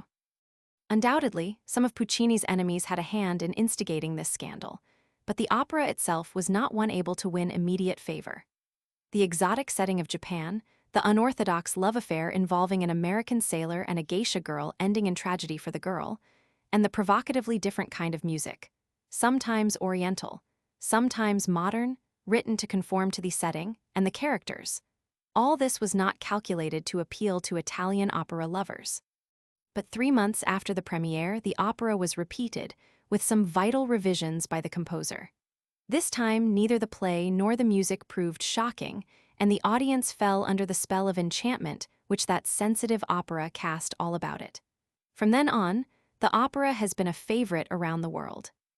The most celebrated single excerpt from the opera is unquestionably Madame Butterfly's poignant aria, her expression of belief that her American lover, so long absent from Japan with his fleet, would someday return to her. Un bel di. Other popular episodes include the passionate love music of Madame Butterfly and the American lieutenant with which the first act ends, Vin la Sera, the flower duet of the second act between Madame Butterfly and her servant, in which the heroine excitedly decorates her home with cherry blossoms upon learning that her lover is back with his fleet, Scuoti quella fronda di Siligio. The American lieutenant's tender farewell to Madame Butterfly and the scene of their love idyll from the third act, Addio fiorito a sol, and Madame Butterfly's tender farewell to her daughter before committing suicide, Tu piccolo ideo. Tosca, based on the famous French drama of the same name by Sardou, the libretto by Giacosa and Alica, was introduced in Rome on January 14, 1900. It was a blood and thunder drama set in Rome at the turn of the 19th century. The dramatic episodes involved murder, horror, suicide, sadism. The heroine, Floria Tosca, is an opera singer in love with a painter, Mario Cavaradossi. She, in turn, is being pursued by Scarpia, the chief of police. To save her lover's life, she stands ready to give herself to Scarpia. The latter, nonetheless, is responsible for Cavaradassi's execution. Scarpia is murdered by Tosca, who then commits suicide. 2 tenor arias by Cavaradossi are lyrical highlights of this opera. The first is Recondita Armonia, in the first act, in which the painter rhapsodizes over the beauty of his beloved Tosca. The second, E Lucivan Listel, comes in the last act as Cavaradossi prepares himself for his death by bidding farewell to his memory of Tosca. The third important aria from this opera is that of Tosca, Visi Dart, a monologue in which she reflects on how cruel life had been to one who has devoted herself always to art, prayer, and love. In addition to these 3 arias, the opera score also boasts some wonderful love music, that of Cavaradossi and Tosca, Non la sospiri la nostra casetta, and the first act stately church music, Te Deum. Sergei Rachmaninoff. Sergei Rachmaninoff was born in Wung, Novgorod, Russia, on April 1, 1873. He attended the St. Petersburg Conservatory for 3 years, and his musical training ended at the Moscow Conservatory in 1892 when he received a gold medal for a 1-act opera, Aliko. In that same year, he also wrote the prelude in C-sharp minor, with which he became world famous. His first piano concerto and his first symphony, however, were dismal failures. In 1901, he scored a triumph with his second piano concerto, which, since then, has been not only the composer's most celebrated composition in a large form, but also one of the best-loved and most frequently performed piano concertos of the 20th century. Rachmaninoff combined his success as composer with that as piano virtuoso. Beginning with 1900, he toured the world of music, achieving recognition everywhere as one of the most renowned concert artists of his generation. The first of his many tours of America took place in 1909. He also distinguished himself as a conductor, first at the Bolshoi Theater between 1904 and 1906, and later with the Moscow Philharmonic. As a composer, he enhanced his reputation with a remarkable Second Symphony, 2 more piano concertos, and sundry works for orchestra. He was a traditionalist who preferred working within the structures and with the techniques handed down to him by Tchaikovsky. Like Tchaikovsky, whom he admired and emulated, he wore his heart on his sleeve, ever preferring to make his music the vehicle for profoundly felt emotions. His broad, rhapsodic style makes his greatest music an ever-stirring emotional experience. In 1917, Rachmaninoff left Russia for good, establishing his permanent home first in Lucerne, Switzerland, and in 1935 in the United States. All the while, he continued to tour the world as concert pianist. His last years were spent in Beverly Hills, California, where he died on March 28, 1943. The Prelude in C-sharp minor, Op. 3, No. 2, 1892, is Rachmaninoff's most popular composition. The transcriptions and adaptations it has received are of infinite variety.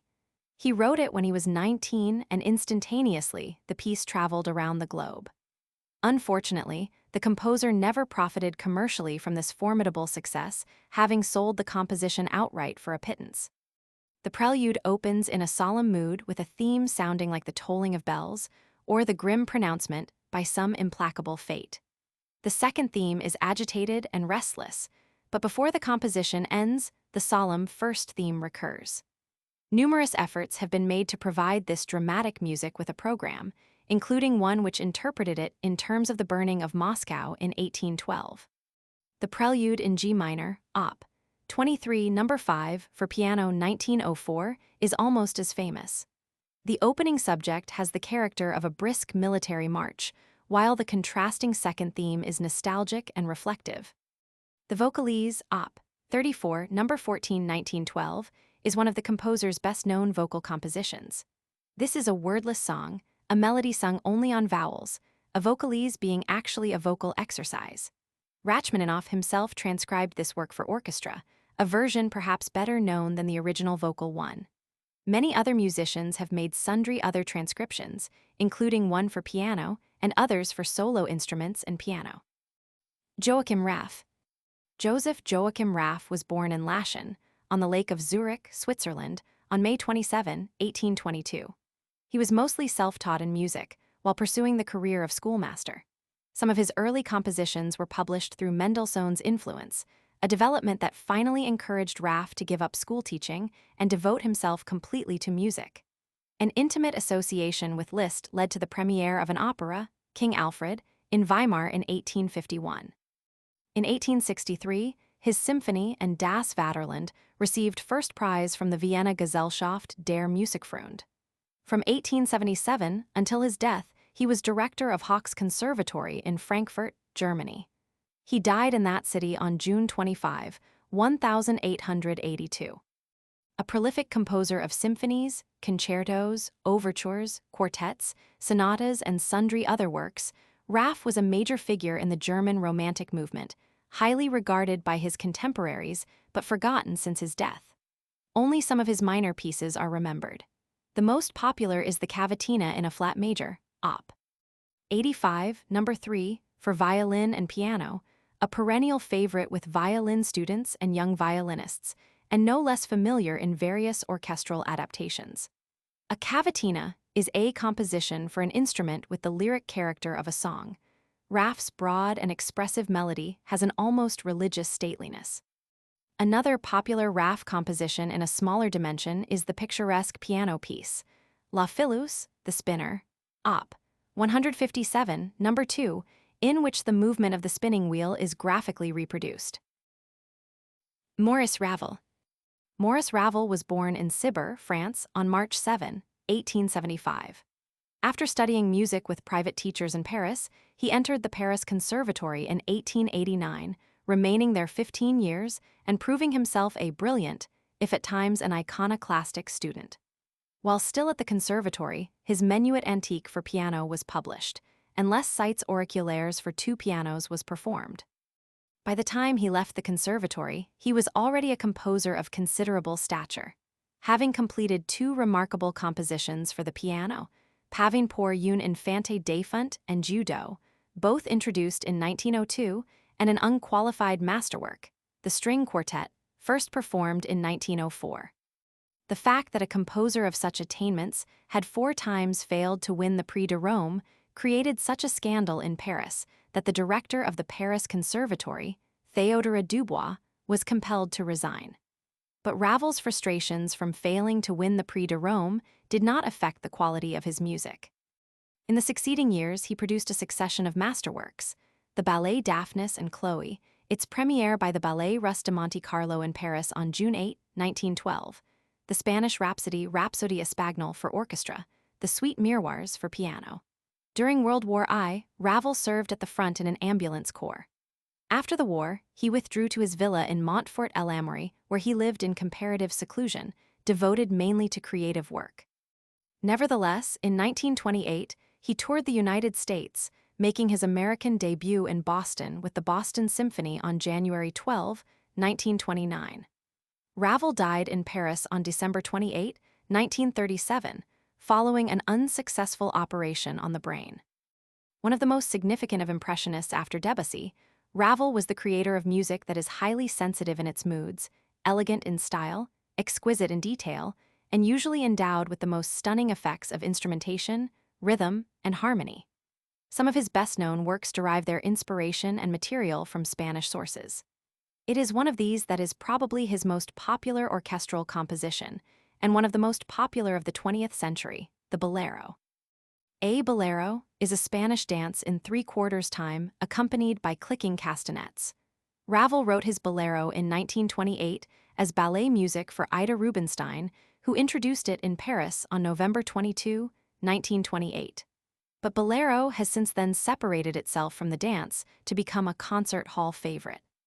When Toscanini directed the American premiere in 1929, it created a sensation and set into motion a wave of popularity for this exciting music achieved by few contemporary works.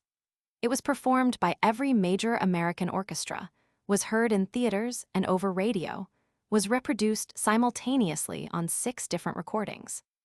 It was transcribed for every possible combination of instruments, including a jazz band.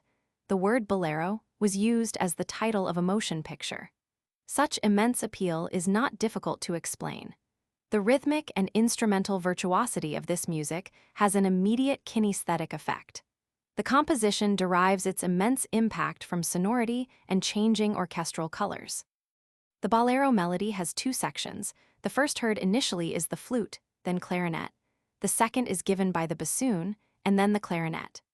This two-part melody is repeated throughout the composition against a compelling rhythm of a side drum, all the while gradually growing in dynamics and continually changing its colors, chameleon-like, through varied instrumentation. A monumental climax is finally realized as the bolero melody is proclaimed by the full orchestra. Another highly popular Ravel composition has a far different personality, the Pavane pour une infante défunte, Pavane for a dead infant. Where the appeal of the bolero is strong, direct, immediate, and on the surface, that of the Pavane is subtle, elusive, sensitive. A pavane is a stately court dance, usually in 3 sections and in slash time, popular in France. Ravel's Pavane is an elegy for the death of a Spanish princess. Ravel wrote this composition for piano, 1899, but he later transcribed it for orchestra. An American popular song was adapted from this haunting melody in 1939, entitled The Lamp is Low. Emil Von Rezniček. Emil von Rezniček was born in Vienna, Austria, on May 4, 1860, the son of a princess and an Austrian field marshal. For a time he studied law, but then devoted himself completely to music study, mainly at the Leipzig Conservatory. From 1896 to 1899, he was the conductor of several theater orchestras in Germany, Austria, and Switzerland. In 1902, he settled in Berlin, where he founded, and for several years conducted an annual series of orchestral concerts. Subsequently, he was the conductor of the Warsaw Opera, and from 1909 to 1911 of the Komische Oper in Berlin. He also pursued a highly successful career as teacher, principally at the Scharwenka Conservatory in Berlin, and from 1920 to 1926 at the Berlin High School of Music. He went into retirement in 1929 and died in Berlin on August 2, 1945. Rezniček was the composer of several operas, 5 symphonies, 3-tone poems, and various other compositions. His greatest success came with the comic opera, Donna Diana, introduced in Prague on December 16, 1894, and soon thereafter heard in 43 European opera houses. The opera, libretto by the composer based on a Spanish comedy by Mordo y Cabana, is consistently light and frothy. Carlos is in pursuit of Princess Diana, and to effect her surrender, he feigns he is madly in love with her. Princess Diana plays a game of her own. Coyly, she eludes him after seeming to fall victim to his wiles. In the end, they both discover they are very much in love with each other. The opera is almost never heard any longer, but the witty overture is a favorite throughout the world. It is the only piece of music by the composer that is still often performed today. A sustained introduction leads into the jolly first theme, a fast, light little melody that sets the prevailing mood of frivolity. The heart of the overture is an expressive melody shared by basses and oboe. It grows in passion and intensity as other sections of the orchestra develop it. When this melody comes to a climax, the passionate mood is suddenly dissipated, and the frivolous first theme of the overture returns to restore a mood of reckless gaiety. Nikolai Rimsky-Korsakov. Nikolai Rimsky-Korsakov was born in Tikhvin, Russia, on March 18, 1844. Trained for a naval career, he was graduated from the Naval School in St. Petersburg in 1862, after which he embarked on a 2.5-year cruise as naval officer. From earliest boyhood, he had been passionately interested in music, especially the folk operas of Glinka and Russian ecclesiastical music. When he was 17, he was encouraged by Balakayev to essay composition. After returning to Russia in 1864, Rimsky-Korsakov associated himself with the National Russian School, then being realized by Balakayev and Mussorgsky among others, and completed his first symphony, introduced in St. Petersburg in 1865. He plunged more deeply into musical activity after that by completing several ambitious works of national character, including the Antar Symphony and an opera, The Maid of Pskov. In 1873, he was relieved by the government of all his naval duties and allowed to devote himself completely to music. At that time, the special post of inspector of military orchestras was created for him. He soon distinguished himself as a conductor of the Free Music Society in St. Petersburg and as professor of composition and orchestration at the St. Petersburg Conservatory. He did not neglect composition, producing many significant operas and orchestral works. In his music, he remained faithful to national ideals by filling his music with melodies patterned after Russian folk songs, harmonies derived from the modes of Russian church music, and rhythms simulating those of Russian folk dances. To all his writing, he brought an extraordinary technical skill in structure, orchestration, and harmony. He died of a heart attack in Lyubensk, Russia, on June 21, 1908. The exotic personality and harmonic and instrumental brilliance of Eastern music are often encountered in Rimsky-Korsakov. They are found in two extremely popular excerpts from his opera Le Coq d'Or, The Golden Cockerel, Bridal Procession, and Hymn to the Sun. Le Coq d'Or is a fantasy opera, introduced in Moscow on October 7, 1909. The libretto, by Vladimir Bielsky, is based on a tale by Pushkin. A golden cockerel with the talent of prophecy is presented to King Dodon by his astrologer. In time, the cockerel accurately prophesies the doom of both the astrologer and the king. The oriental, languorous Hymn to the Sun, Salut à toi Soleil, appears in the second act, a salute by the beautiful Queen of Shamakha. After the queen has captured the love of King Dodon with this song, they marry. There are many transcriptions of this beautiful melody, including one for violin and piano by Kreisler and for cello and piano by Julius Klengel. The third act of this opera opens with the brilliant music of the Bridal Procession. The royal entourage passes with pomp and ceremony through the city, accompanied by the cheers of the surrounding crowds. In the vital Dance of the Tumblers, or Dance of the Buffoons for orchestra, Rimsky-Korsakov skillfully employs folk rhythms. This dance comes from the composer's folk opera, The Snow Maiden, Snegurochka. The third act opens with a gay Arcadian festival celebrated by the Barandy peasants, during which this gay and exciting folk dance is performed. The pictorial, realistic Flight of the Bumblebee is an excerpt from still another of Rimsky-Korsakov's operas, The Legend of Tsar Sultan. This is an orchestral interlude in the third act describing tonally, and with remarkable realism, the buzzing course of a bee. This piece retains its vivid pictorialism even in transcriptions, notably that for solo piano by Rachmaninoff and for violin and piano by Arthur Hartmann. The Hindu Chant, or The Song of India, is also an operatic excerpt, this time from Sadko. It appears at the close of the second tableau of the second act. Sadko is the host to three merchants from foreign lands. He invites each to tell him about his homeland, one of whom is a Hindu who proceeds in an oriental melody to speak of the magic and mystery of India. The Russian Easter Overture, La Grande Pâque Russe, for orchestra Op. 36, 1888, was one of the fruits of the composer's lifelong fascination for Russian church music.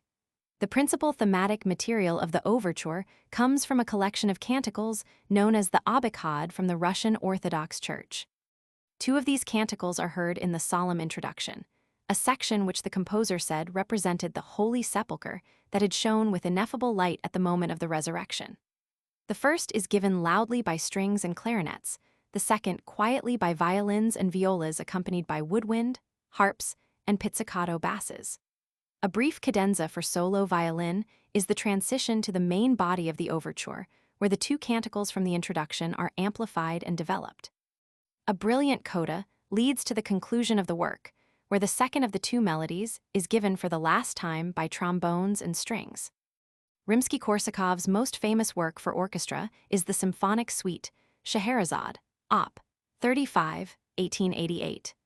Nowhere is his remarkable gift at pictorial writing, at translating a literary program into tones, more in evidence than here. This music describes episodes from the Arabian Nights in 4 movements which are unified by the recurrence of 2 musical motives. The first is that of the Sultan, a forceful, majestic statement for unison brass, woodwinds, and strings.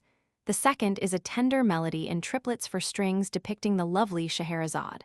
The Sultan theme opens the first movement, entitled The Sea and Sinbad's Ship. After quiet chords for the brass, the Scheherazade melody is heard in solo violin accompanied by harp arpeggios.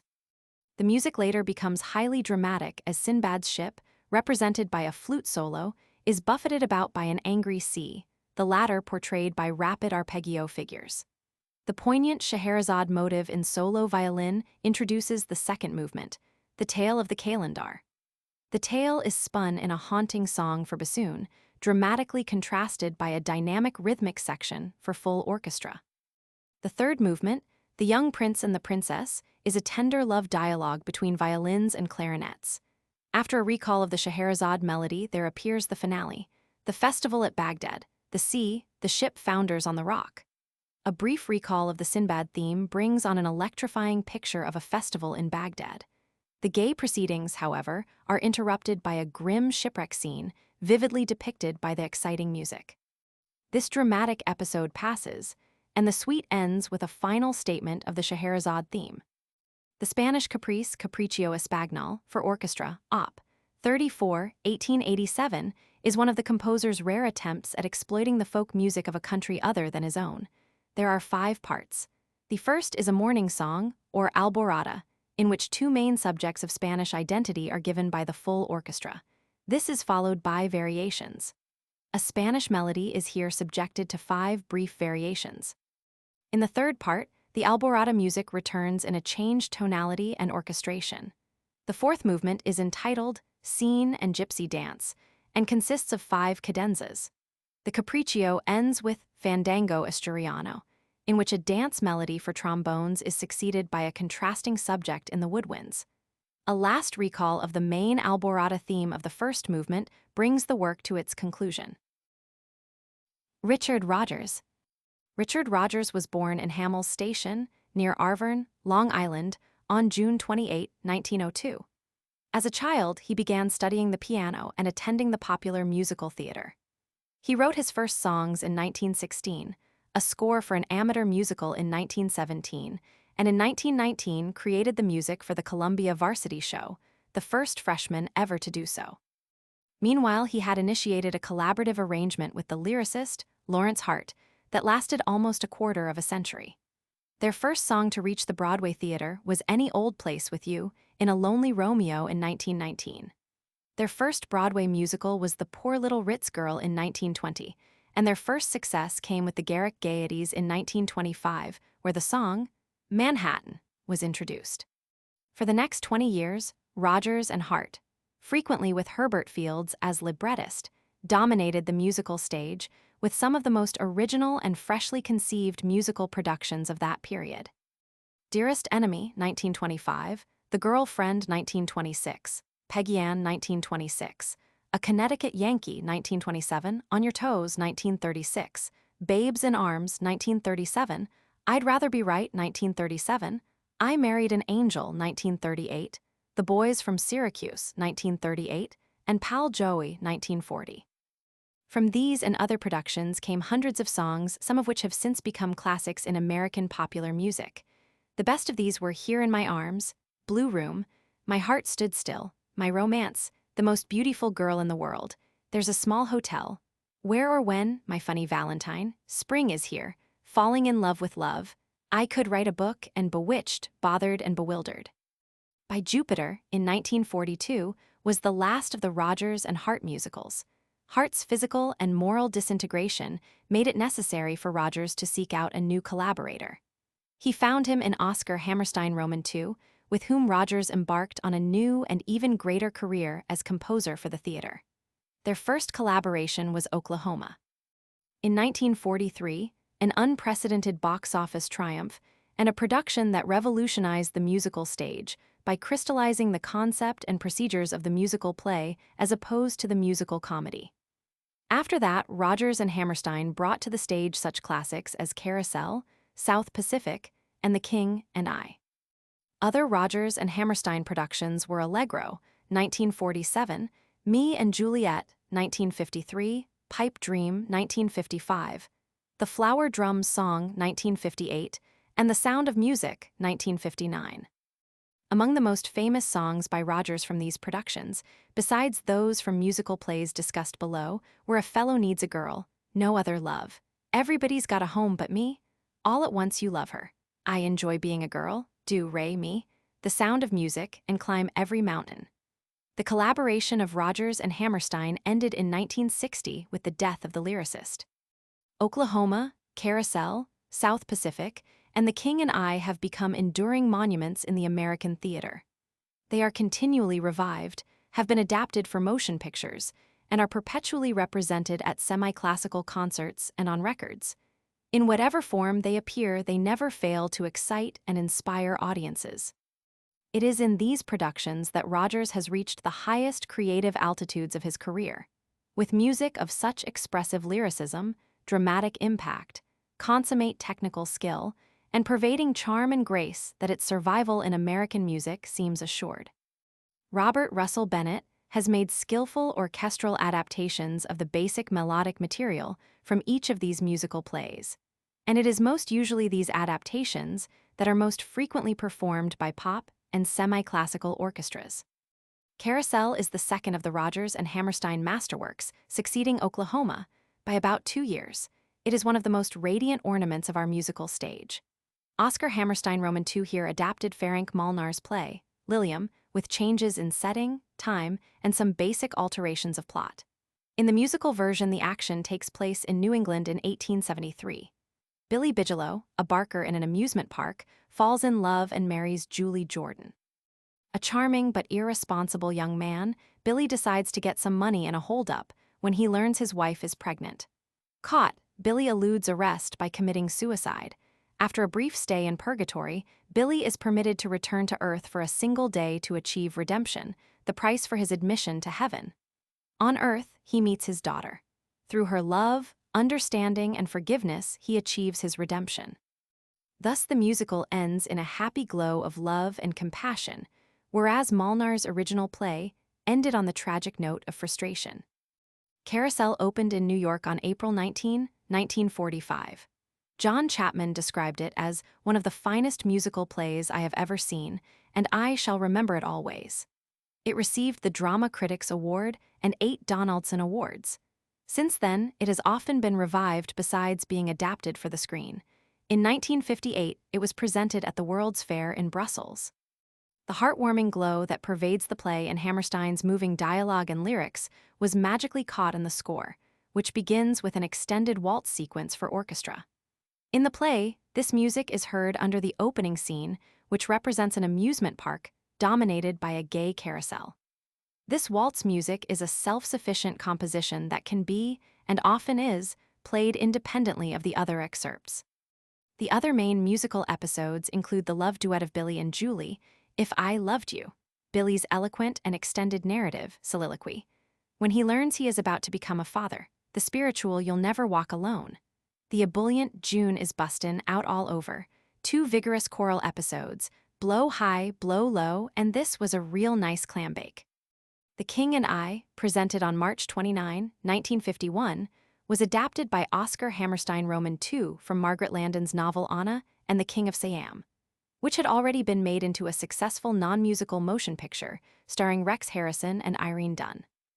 Anna, played in the musical by Gertrude Lawrence, is an English schoolmistress come to Siam to teach Western culture to the royal princes and princesses.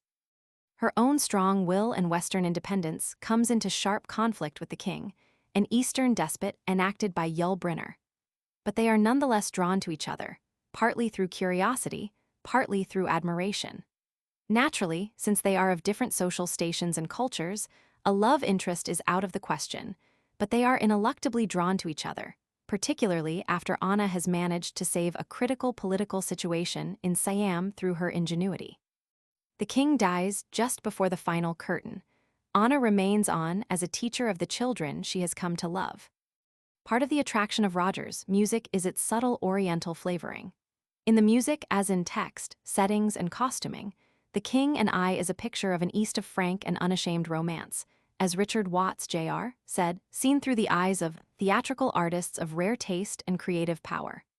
The Oriental element is particularly pronounced in the orchestral excerpt, the March of the Royal Siamese Children, with its exotic syncopated structure and orchestration.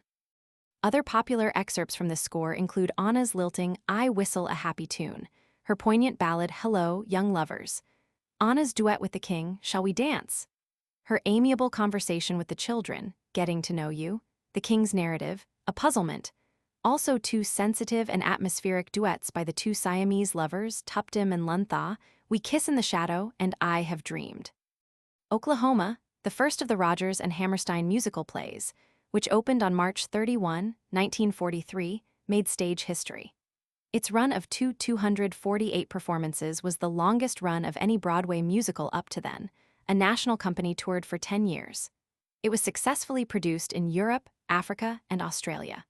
But beyond being a box office triumph of incomparable magnitude, it was also an artistic event of the first importance. This was musical comedy no more, but a vital folk play rich in dramatic content and authentic in characterization and background. The play upon which it was based was Lynn Riggs' folk play Green Grow the Lilacs, adapted by Oscar Hammerstein Roman II. In making his adaptation, Hammerstein had to sidestep long-accepted formulas and clichés of the American musical stage to meet the demands of Riggs' play. Chorus girl routines made way for American ballet conceived by Agnes de Mille. Set comedy routines were replaced by a humor which rose naturally from text and characters. Each musical incident was basic to the movement of the dramatic action. Even the plot was unorthodox for our musical theater. At the turn of the present century in West Indian country, Laurie and Curly are in love, but are kept apart by their respective diffidence and a false sense of hostility. An ugly, lecherous character, Judd Fry, pursues Laurie.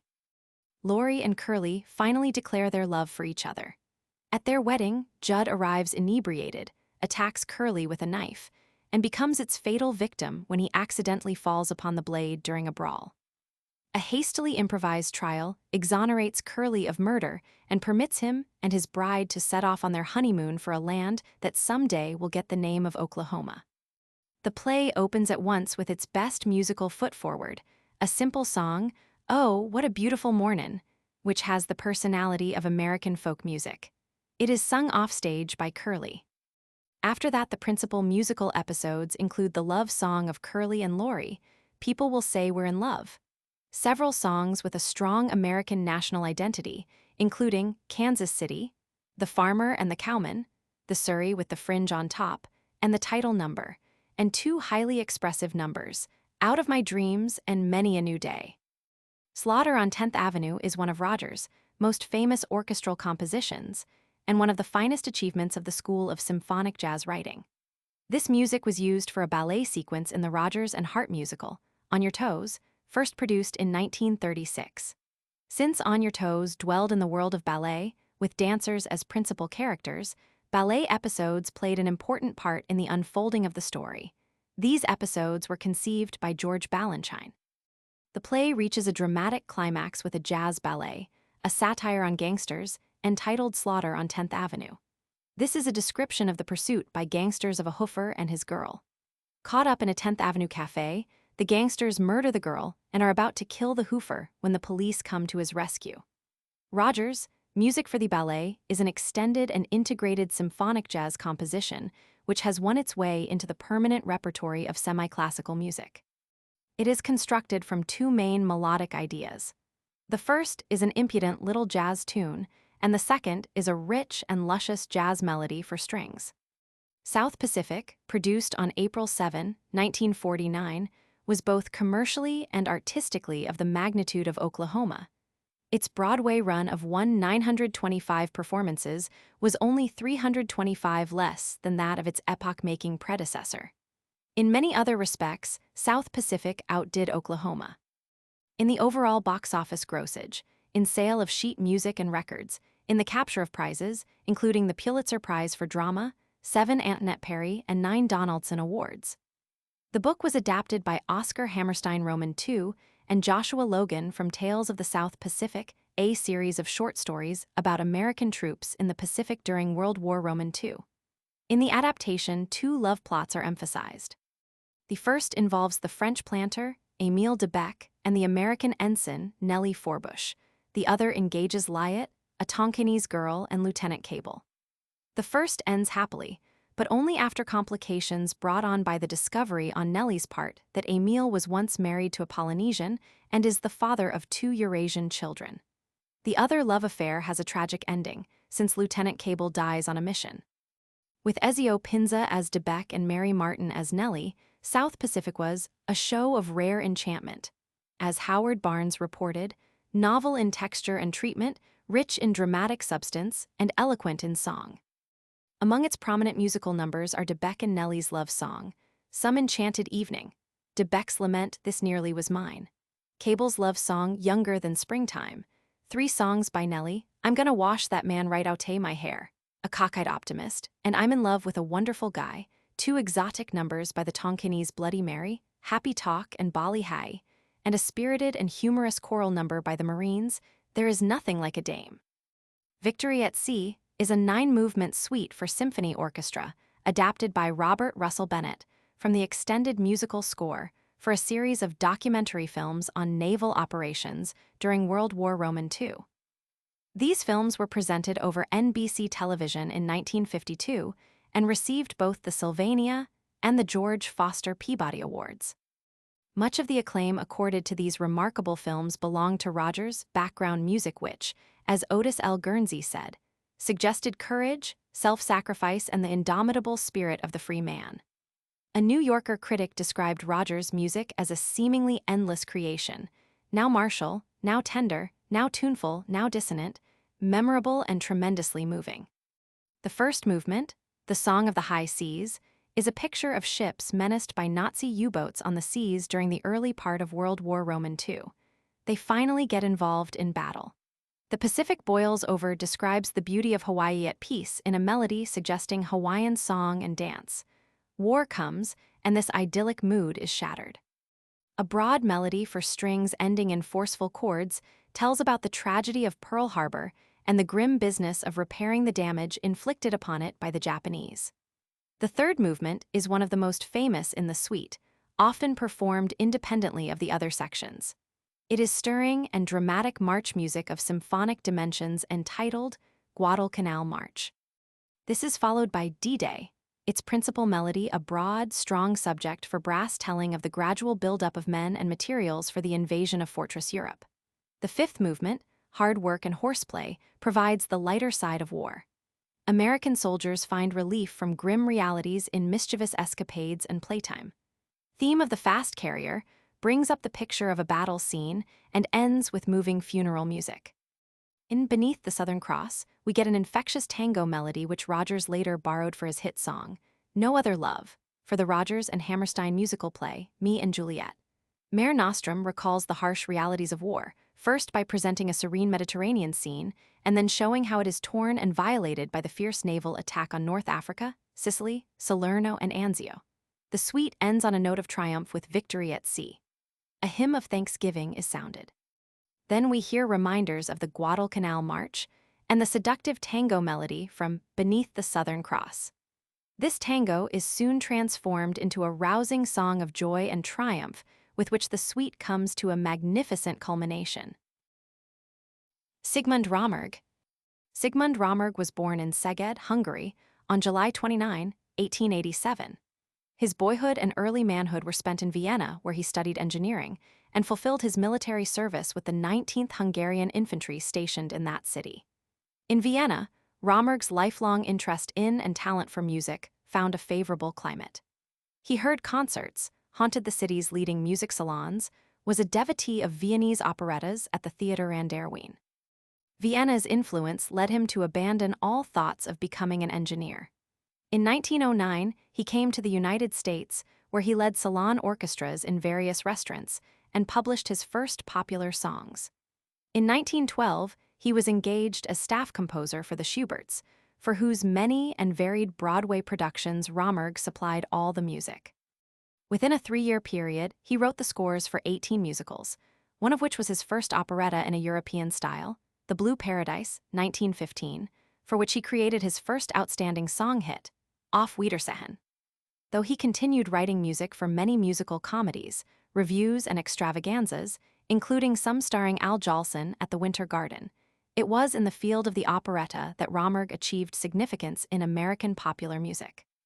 His musical roots were so deeply embedded in the soil of Vienna that only in writing music for operettas in the manner and procedures of Vienna did he succeed in producing a lyricism that ran the gamut from sweetness and sentimentality to gaiety, masculine vigor, and charm. His most successful operettas, which are discussed below, have never lost their capacity to enchant audiences however many times they are revived.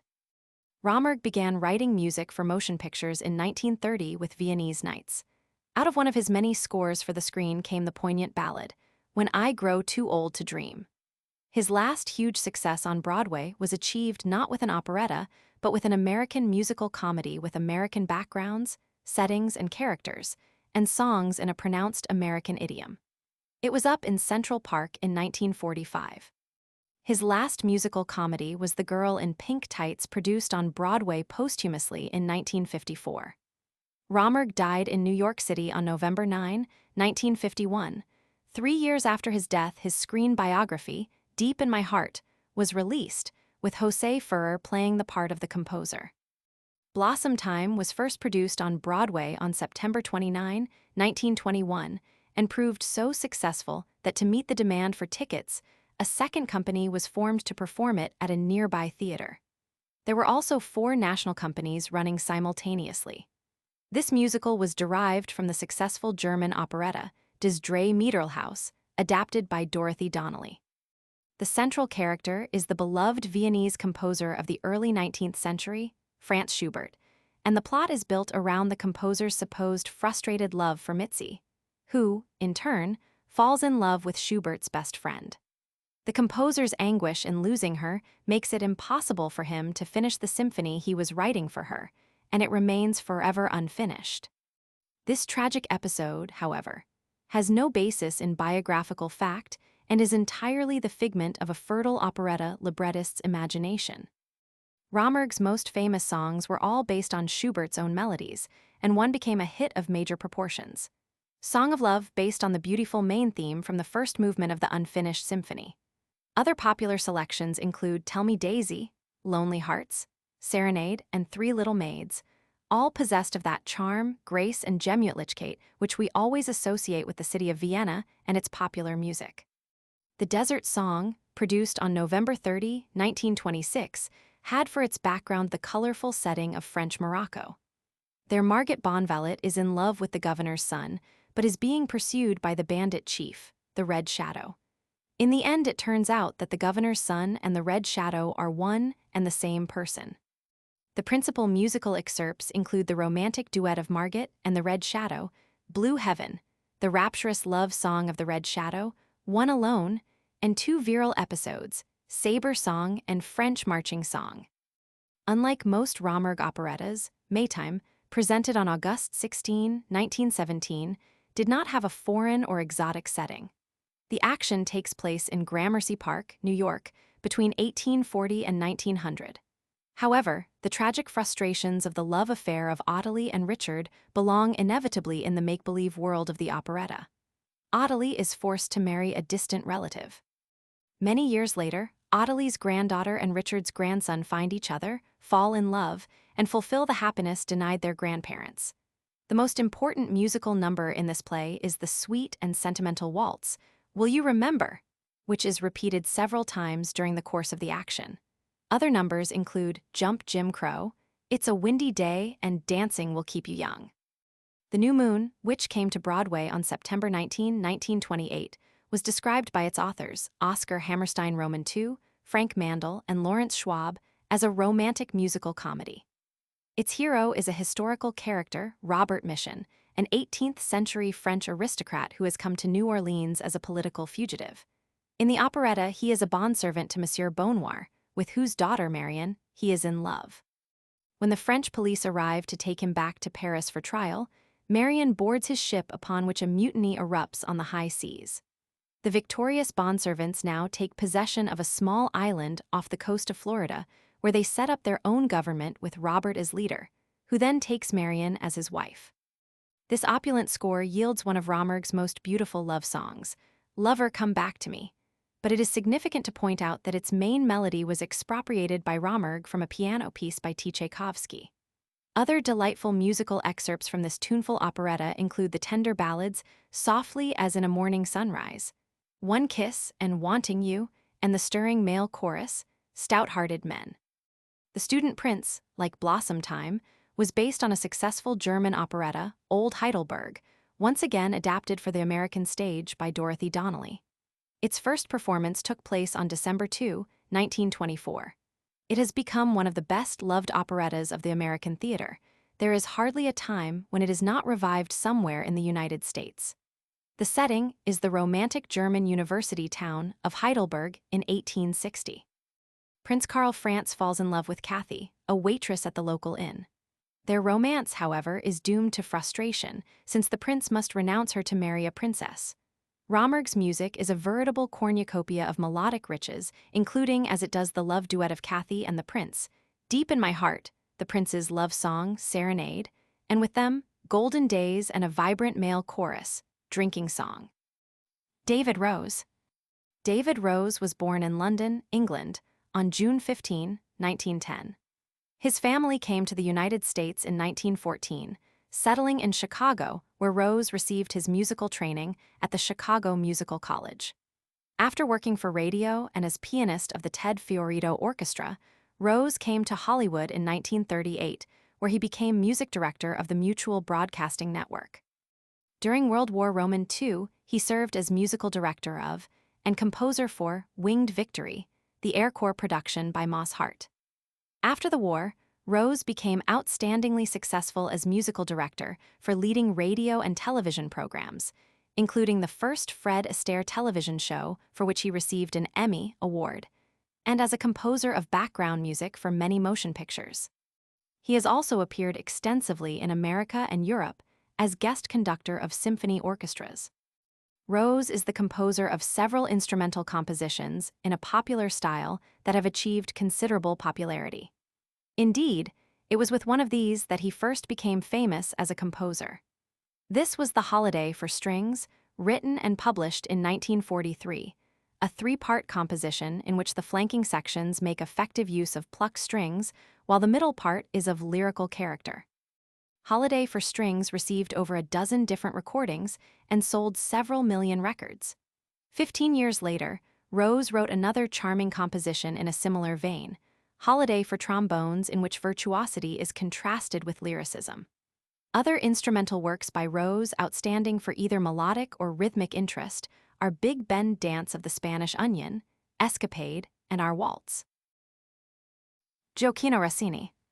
Gioacchino Rossini was born in Pesaro, Italy, on February 29, 1792. He received his musical training at the Liceo Musicale in Bologna. In 1810, he wrote his first opera, La Cambiale di Matrimonio, produced in Venice. Success came in 1812 with his third opera, La Pietra del Paragon, given at La Scala in Milan. Tancredi and L'Italiana in Algerie, performed in Venice in 1813, further added to his fame and helped make him an adulated opera composer at the age of 21. In 1815, Rossini was appointed director of 2 opera companies in Naples, for which he wrote several successful operas. But his masterwork, which came during this period, was not written for Naples but for Rome. The Barber of Seville introduced in the Italian capital in 1816. In 1822, Rossini visited Vienna, where he became the man of the hour. In 1824, he came to Paris to assume the post of director of the Théâtre des Italiens. Among the operas written for Paris was William Tell, introduced at the Paris Opera in 1829. Though Rossini was now at the height of his fame and creative power, and though he lived another 39 years, he never wrote another work for the stage. He continued living in Paris, a dominant figure in its social and cultural life. His home was the gathering place for the intellectual elite of the city, the scene of festive entertainments. He died of a heart attack in Paris on November 13, 1868. Rossini was the genius of Italian comic opera, opera buffa. His melodies are filled with laughter and gaiety. His harmonies and rhythms sparkle with wit and the joy of life. He was at his best when he brought to his writing an infallible instinct for comedy, burlesque, and mockery. But he was also capable of a lyricism filled with poetry and infused with heartfelt sentiments. He was, moreover, a master of orchestral effect, especially in his dramatic use of the extended crescendo, and highly skilled in contrasting his moods through rapid alternation of fast and slow passages. He was also a daring innovator in his instrumentation. He is a giant in opera, but with his infectious moods and endless fund of melodies, he is also a crowning master in semi-classical music. His masterwork, The Barber of Seville, Il Barbiere di Siviglia, is as popular with salon orchestras through its merry overture and main selections as it is in the opera house. The Barber of Seville is based on two plays by Beaumarchais, Le Barbier de Séville and Le Marriage de Figaro, adapted by Cesare Sterbini.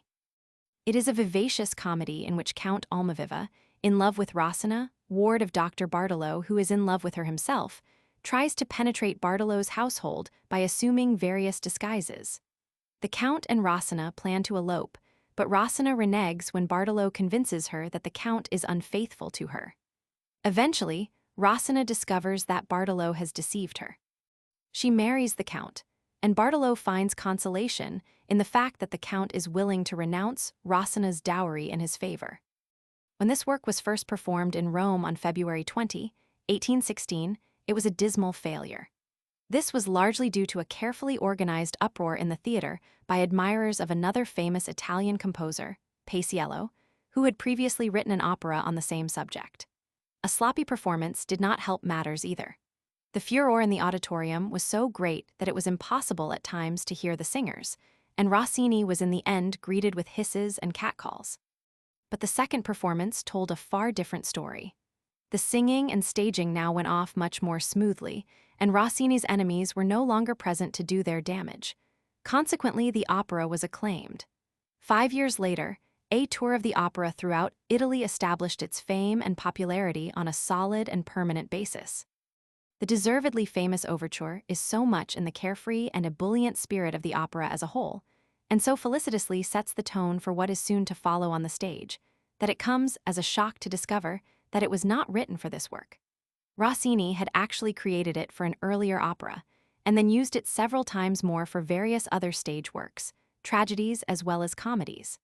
The overture opens with a slow introduction in which the violins offer a graceful tune. A transition of 4 chords leads to the main body in which strings doubled by the piccolo offer a spicy little melody. The same infectious gaiety is to be found in the second theme, which is first given by oboe and clarinet. A dramatic crescendo now leads into the development of both themes, and the overture ends with a vivacious coda. Besides the overture, some of the principal melodies from this opera are frequently given in various orchestral potpourris and fantasias.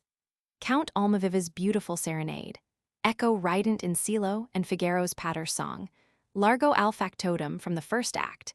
In the second act, Rosina's coloratura aria, Una voce poco fa, and Basilio's denunciation of slander in La Calunnia. And in the third act, Basilio's unctuous greeting, Pace e gioia je convoy, and Figaro's advice to the lovers to get married in haste and silence, Zitti, zitti, piano, piano. La Gazza Ladra, The Thieving Magpie, first produced at La Scala on May 31, 1817, is also a light comedy, libretto by Giovanni Gherardini, based on a French play. The central character is a servant girl falsely accused of having stolen a silver spoon. She is exonerated when the spoon is found in a magpie's nest just as the girl is about to be punished at the scaffold. The overture begins with an attention-arresting roll on the snare drum. This is followed by a brisk march-like melody for full orchestra. In the main section, the principal themes consist of a sensitive little tune for strings and a pert melody for strings and woodwind. L'Italiana in Algerie, The Italian Lady in Algiers, is, on the other hand, a serious opera. It was first produced in Venice on May 22, 1813 libretto by Angelo Anelli. In Algiers, Lindoro and Isabella are in love, but their romance is complicated by the fact that Isabella is sought after by the Mustafa. The lovers manage to effect their escape, while the Mustafa is involved in complicated rites serving as his initiation into a secret society. The solemn opening of the overture has for its main thought a beautiful song for oboe.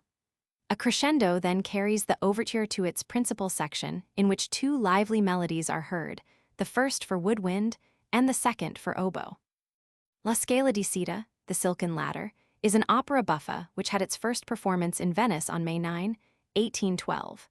The libretto by Gaetano Rossi was based on a French farce involving a young girl who tries desperately to keep secret from her jealous guardian her marriage to the man she loves. A brief and electrifying opening for strings in the overture brings on a sentimental duet for flute and oboe.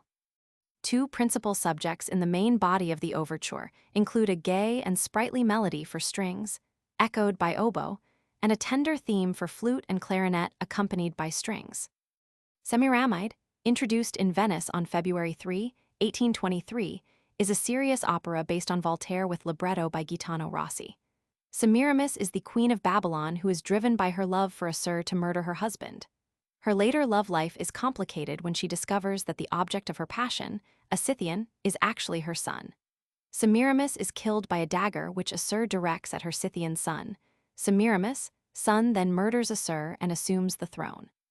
The overture opens dramatically with a gradual crescendo, at the end of which comes a slow and solemn melody for four horns, soon taken over by woodwind against plucked strings.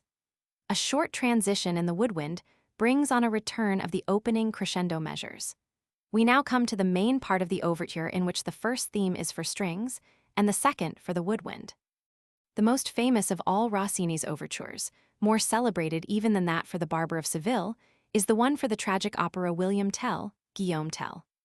This is perhaps the most popular opera overture ever written. It is much more than merely the preface to a stage work, but is in itself an elaborate, eloquent tone poem, rich in dramatic as well as musical interest, and vivid in its pictorial and programmatic writing. William Tell, which had its premiere in Paris on August 3, 1829, is based on the drama of Friedrich Schiller, the libretto adaptation being made by Etienne de Jouy and Hippolyte Biss. The hero is, of course, the Swiss patriot who triumphs over the tyrant Gessler and helps bring about the liberation of his country. In the early measures of the overture, we get a picture of sunrise over the Swiss mountains, its beautiful melody presented by cellos and basses. A dramatic episode for full orchestra then depicts an alpine storm. When it subsides, we get a pastoral scene of rare loveliness evoked by a poignant Swiss melody on the English horn. Trumpet fanfares then bring on the stirring march music, which, in our time and country, has been borrowed by radio for the theme melody of The Lone Ranger. The overture ends triumphantly, in telling of William Tell's victory over tyranny and oppression. The contemporary British composer, Benjamin Britten, has assembled various melodies by Rossini into two delightful suites for orchestra. Soirées Musicales, 1936, is made up of 5 compositions by Rossini from William Tell and from several pieces from a piano suite entitled Péchés de Violesse. The 5 movements are marked: I March, Roman 2, Canzonetta, Roman 3, Tyrolese, Roman 4, Bolero, V Tarantella. Matinées Musicales, 1941, also gets its material from William Tell and the piano suite. Here the movements are I March, Roman 2, Nocturne, Roman 3, Waltz, Roman 4, Pantomime, V Moto Perpetuo. Anton Rubinstein. Anton Rubinstein was born in Vyach-Vatinitz, Russia, on November 28, 1829. He studied the piano with Alexander Villowing, after which, in 1839, he came to Paris with his teacher, deeply impressing Chopin and Liszt with his performances. Between 1841 and 1843, Rubinstein made a concert tour of Europe, but his career as a world-famous virtuoso did not begin until 1854, when his formidable technique and musicianship aroused the enthusiasm of Western Europe. After that, he made many tours of the world, his reputation as pianist second only to that of Liszt. His first American appearance took place in 1872-1873, when he gave more than 200 concerts. He also distinguished himself as conductor of the Russian Musical Society and as director of the St. Petersburg Conservatory, which he helped found in 1862. He was one of the most highly honored musicians in Russia of his generation. He resigned his post as director of the conservatory in 1891, and on November 20, 1894, he died in St. Petersburg.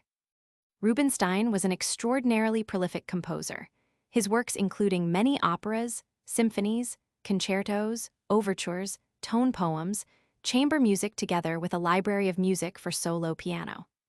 About all that has survived from his larger works is his fourth piano concerto, which is flooded with romantic ardor and is often in the recognizable style of Mendelssohn. Beyond this concerto, only a few of his smaller pieces for piano are still heard, so delightful in their melodic content and so charming in mood and atmosphere that they have lost little of their universal appeal. Cagliostro, though best known as a composition for orchestra, originated as a piece for the piano. Actually, the name Cagliostro belongs to a suite of 24 compositions for solo piano, Op. 10, but the 22nd number has become so popular independent of the suite, and in so many different guises, that its original title, Rêve Angélique, has virtually been forgotten, and it is almost always referred to now by the name of its suite. Cagliostro is a Russian town in which the Grand Duchess Helena maintained a summer palace. Rubinstein was its chamber virtuoso from 1848 on for a few years, and while there he wrote his piano suite, naming it after the Grand Duchess' residence. The solemn melody and its equally affecting countermelody have an almost religious character, emphasized in orchestral transcription by a background of tolling bells. Victor Herbert made an effective orchestral adaptation. The melody in F is one of the most popular piano pieces ever written. It is found in the first of two melodies, for solo piano, Op. 3, but is most often heard in orchestral transcription or adaptations for solo instrument and piano. The vernal freshness of its spontaneous lyricism has made it particularly appropriate describing springtime. Indeed, verses about spring have been written for this melody. The romance in E-flat major is almost as well known as the melody in F. This sentimental melody, filled with Russian pathos, yearning, and dark brooding, is the first number in a set of 6 pieces for solo piano collectively entitled Soirées de St. Petersburg, Op. 44. Camille Saint-Saëns. Camille Saint-Saëns was born in Paris on October 9, 1835. He was extraordinarily precocious. After some piano instruction from his aunt, he gave a remarkable concert in Paris in his 9th year. A comprehensive period of study followed at the Paris Conservatory, where he won several prizes, though never the Prix de Rome. In 1852, he received a prize for Ode à Saint-Cécile, and in 1853, the premiere of his first symphony attracted considerable praise. From 1858 to 1877, he was the organist of the Madeleine Church in Paris, a position in which he achieved renown as a performer on the organ. From 1861 to 1865, he was an eminent teacher of the piano at the École Niedermeyer, and in 1871, he helped organize the distinguished Société Nationale in Paris, devoted to the introduction of new music by French composers. From 1877, his principal activity was composition, in which, as in all the other areas in which he had been engaged, he soon became an outstanding figure. He was made Chevalier of the Legion of Honor in 1868, officer in 1884, Grand Officer in 1900, and in 1913, the highest rank in the Legion of Honor, the Grand Croix. He became a member of the Institut de France in 1881. Saint-Saëns paid his first visit to the United States in 1906 and made his first tour of South America in 1916 when he was 81. He remained active until the end of his long life, appearing as pianist and conductor in a Saint-Saëns festival in Greece in 1920 and performing a concert of his own music in Dieppe a year later. He was vacationing in Algiers when he died there on December 16, 1921. Though Saint-Saëns lived well into the 20th century and was witness to the radical departures in musical composition taking place all about him, he remained a conservative to the end of his days. He was, from a technical point of view, a master. There is no field of musical composition which he did not cultivate with the most consummate skill and the best possible taste. He was gifted not merely with a fine lyrical gift, but also at other times with passion, intensity, and a sardonic wit. He wrote numerous compositions in a light style, but many of his most serious efforts are readily assimilable at first hearing and readily fall into the category of semi-classics. The Carnival of Animals, Le Carnaval des Animaux, for 2 pianos and orchestra, 1886, finds the composer in a gay mood. This is witty, ironic, and at times satiric music. The composer regarded the writing of this work as a lark, thought so little of the composition that he did not permit a public performance or a publication during his lifetime, Nevertheless, it is one of the composer's most infectious compositions, one that never fails to enchant audiences young and old. It was described by the composer as a grand zoological fantasy, and its 14 sections represent pictures of various animals. The suite begins with a march, Introduction and Royal March of the Lion, L'introduction et Marche Real du Lion. After a brief fanfare, sprightly march music is heard. We can readily guess who is at the head of the parade by the lion's roar simulated by the orchestra. After this, we are given a picture of a hen through the cackle in piano and strings, and of a cock through a clarinet call, hens and cocks, poules et cocks. This is followed by music for 2 unaccompanied pianos intended to depict mules, Hermiones. Actually, this portion was planned by the composer as a satire on pianists who insist on playing everything in a strict rhythm and unchanging dynamics. In the 4th movement, Tortoises, Torchus, 2 amusing quotations are interpolated from Offenbach's Orpheus in the underworld. A cumbersome melody in a stately rhythm then introduces us to the elephant, L'Elephant. In this part, the composer's fine feeling for paradox and incongruity asserts itself in contrasting a ponderous theme with a graceful waltz tune. In the halting music of the next movement, Kangaroos, Kangarus, the composer aims his satirical barbs not on these graceless animals, but upon concert audiences who insist on talking throughout a performance. Aquarium consists of a sensitive melody for flute and violin against piano arpeggio figures. In Personages with Long Ears, Personages à longues oreilles, donkeys are represented by a melody with leaping intervals. The Cuckoo in the Woods, Le Coucou aux Fons des Bois, consists of a melody for clarinet. Aviary, Voliere, reproduces the flight and singing of birds. Pianists, the composer feels, belongs to the animal kingdom. The attempt by embryo pianists to master his scales is here described amusingly.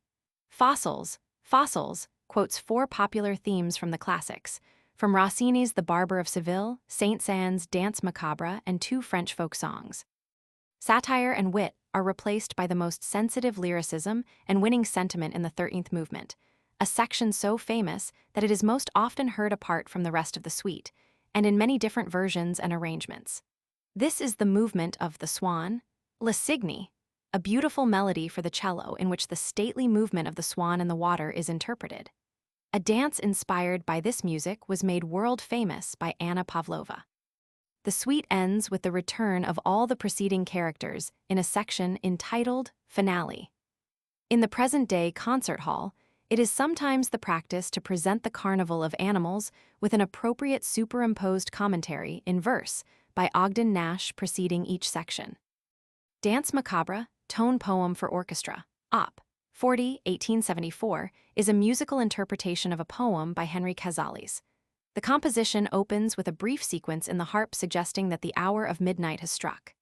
Death tunes his violin, and almost at once there begins a demoniac dance, its abandoned theme first presented by the flute. Another equally frenetic dance tune is given by Death, the xylophone simulating the rattle of bones. In the midst of the orgy, the solemn refrain of the Dies Irae is sounded. Dawn is announced by the crowing of a cock. The wild dance dies down, and the dancers disappear in the mist. The Deluge, Le Déluge, Op. 45, 1876, is an orchestral prelude to a biblical poem, text by Louis Gillett. The inspiration for this music comes from a passage in the Genesis, "And God repented of having created the world." Solemn chords preface a fugal passage built from a theme in violas. After this, a beautiful melody for solo violin unfolds, symbolizing humanity in its original state of purity. The Havanaise, Op. 83, 1887, is a popular composition for violin and piano which makes effective use of a languorous Spanish melody set against the habanera rhythm. Havanaise is the French term for habanera, a popular Spanish dance in slow 2/4 time said to have originated in Cuba. Henry Roman VIII, an opera, is remembered for its effective ballet music. The opera, with libretto by Léonce de Troyet and Armand Sylvester, was first performed at the Paris Opéra on March 5, 1883. Since its setting is England during the Tudor period, the popular ballet music is restrained, sensitive, and graceful. It is heard in the second act during a festival given by the King of Richmond to honor the papal legate. Much of the material for these dances was acquired by the composer from a collection of Scottish and Irish tunes and dances provided him by the wife of one of his librettists. The ballet music is made up of 5 sections. The first is a restrained introduction. Then comes the entry of the clans. This music, it is amusing to remark, is English rather than Scottish in style, because the composer confused the English D with the Scottish river of the same name and decided to use the English melody, the Miller of the Dee. The third movement is a Scotch idyll, this time a bright Scottish tune in the oboe. The ballet music continues with a gypsy dance, in which a Hungarian-type melody for English horn is followed by brisker music whose main subject is offered by the violins. The suite concludes with Gigue and finale. The introduction and Rondo Capriccioso, Op. 28, 1863, is for violin and orchestra. The main theme of the introduction is found in the solo violin in the second measure, accompanied by the strings. A forceful chord for full orchestra brings on the Rondo Capriccioso section, whose main melody is presented by the solo violin. The solo instrument later on also introduces a contrasting second theme. After some embellishment of both ideas, the orchestra loudly interpolates a third subject, which is repeated by the solo violin. All this material is amplified, often with brilliant virtuoso passages in the violin. A climactic point is reached when the first theme of the Rondo Capriccioso is pronounced by the orchestra against broken chords in the violin. This composition concludes with a coda marked by virtuoso passages for the solo instrument. The Marche Heroique for orchestra, Op. 34, 1871, was originally written for 2 solo pianos, but later the same year orchestrated by the composer himself. The composition is dedicated to one of Saint-Saëns' friends, the painter Alexander Regnault, who served in the French army and was killed during the Franco-Prussian War. This music has a 7-bar introduction, following which the principal march subject is given by the woodwind accompanied by plucked strings. In the middle trio section, a contrasting theme is offered by the trombone against an accompanying figure taken from the earlier march melody. The march music returns in the closing section, but more vigorously than heretofore. The composition ends with a powerful coda. Le Rouet d'Omphale, Omphale's Spinning Wheel, is an orchestral tone poem, Op. 31, 1871, based on an old legend. Hercules is the slave of the Lydian queen. He disguises himself as a woman and is put to the task of spinning. The whir of the spinning wheel is simulated by the violins at the beginning of the composition. The abused Hercules is then represented by a somber subject for the bass. Soon the whir returns in an increased tempo to point up Hercules, return to the business of spinning. The composer's most famous opera, Samson and Delilah, is represented on semi-classical programs with its colorful, exciting bacchanal. The opera was first performed in Weimar in 1877, its libretto, by Ferdinand Lemaire, based on the famous biblical story. The bacchanal comes towards the end of the opera, the second scene of the third act. At the Temple of Dagon, the Philistines are celebrating their victory over Samson and the Hebrews with wild revelry in front of a statue of their god.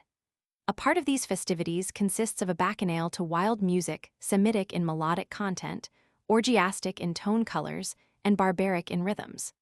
The most celebrated vocal selection from this opera is Delilah's seductive song to Samson, "My heart at thy sweet voice, mon cœur est ouvert à ta voix." The Suite Algérienne for orchestra, Op. 60, is a set of 4 picturesque impressions of a voyage to Algeria, in the composer's own description. The opening movement is a prelude. The sea is here depicted in a swelling figure, while brief snatches of melody suggest some of the sights of Algiers as seen from aboard ship. Moorish Rhapsody, Rhapsody Mauresque, is made up of 3 sections. The first and last are brilliant in sonority and tonal colors, while the middle one is an oriental song. An Evening Dream at Blida, Rêverie du Soir, is a dreamy nocturne picturing a famous Algerian fortress. The most popular movement of the suite is the last one, a rousing French military march, Marche Militaire Francaise, vigorous, at times even majestic, music representing the composer's delight and sense of security in coming upon a French garrison. Pablo de Sarasate. Pablo de Sarasate was born in Pamplona, Spain, on March 10, 1844. As a child prodigy violinist, he made his debut in Spain when he was 6, and soon thereafter toured the country. In 1859, he completed with honors a 3-year period of violin study at the Paris Conservatory. He was only 15 when he initiated a worldwide career as virtuoso, which continued until the end of his life, and placed him with the foremost violinists of his generation. In his concerts, he featured prominently his own arrangements and fantasias of opera arias, as well as his original compositions, in all of which he could exhibit his phenomenal technique.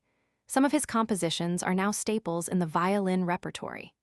They include the Gypsy Airs, Zigeunerweisen, Caprice Basque, Joda Aragonesa, Zapatedio, and the Spanish Dances. The Gypsy Airs is a fantasia made up of haunting gypsy tunes and dance rhythms. The heart of the composition comes midway with a sad gypsy song which finds contrast in the electrifying dance melodies and rhythms that follow immediately. Sarasate produced 4 sets of Spanish dances, Op. 21, 22, 23, and 26, all for violin and piano. The identifiable Spanish melodies and rhythms of folk dances are here exploited most effectively. The most famous of these is the Maligna, a broad and sensual gypsy melody followed by a rhythmic section in which the clicking of castanets is simulated. Franz Schubert. Franz Peter Schubert was born in Vienna, Austria, on January 31, 1797. He was extraordinarily precocious in music and was early trained to play the violin, viola, and organ. From 1808 to 1813, he attended the Imperial Chapel School, where he received a thorough musical background while preparing to be a chorister in the chapel choir. He showed such remarkable and natural gifts for music that one of his teachers, the renowned Antonio Salieri, did not hesitate to call him a genius. When the breaking of his voice compelled him to leave the school in 1813, Schubert was encouraged by his father, a schoolmaster, to enter the field of education. For 2 years, from 1814 on, Schubert taught in the school owned and directed by his father. During this period, he demonstrated phenomenal fertility as a composer by producing operas, symphonies, masses, sonatas, string quartets, piano pieces, and almost 150 songs, including his first masterpiece, the Erlking der Erlkönig. After 1817, Schubert devoted himself completely to composition. He remained singularly productive even though recognition failed to come. Few of his works were either published or performed, and those that were heard proved dismal failures. He managed to survive these difficult years only through the kindness and generosity of his intimate friends who loved him and were in awe of his genius. Combined with the frustration in failing to attract public notice with his music, and the humiliation of living on the bounty of friends, was the further tragedy of sickness brought on by a venereal disease. A concert of his works in Vienna on March 26, 1828 seemed to promise a turn in his fortunes, but it came too late. He died in Vienna on November 19, 1828, still an unrecognized composer. So completely obscure was his reputation that for many years some of his crowning master works lay forgotten and neglected in closets of friends and associates, none of whom seemed to realize that they were in the possession of treasures. Schubert was undoubtedly one of the greatest creators of song the world has known. His almost 500 art songs, Lieder, is an inexhaustible source of some of the most beautiful, most expressive, most poetic melodies ever put down on paper. He created beauty as easily as he breathed.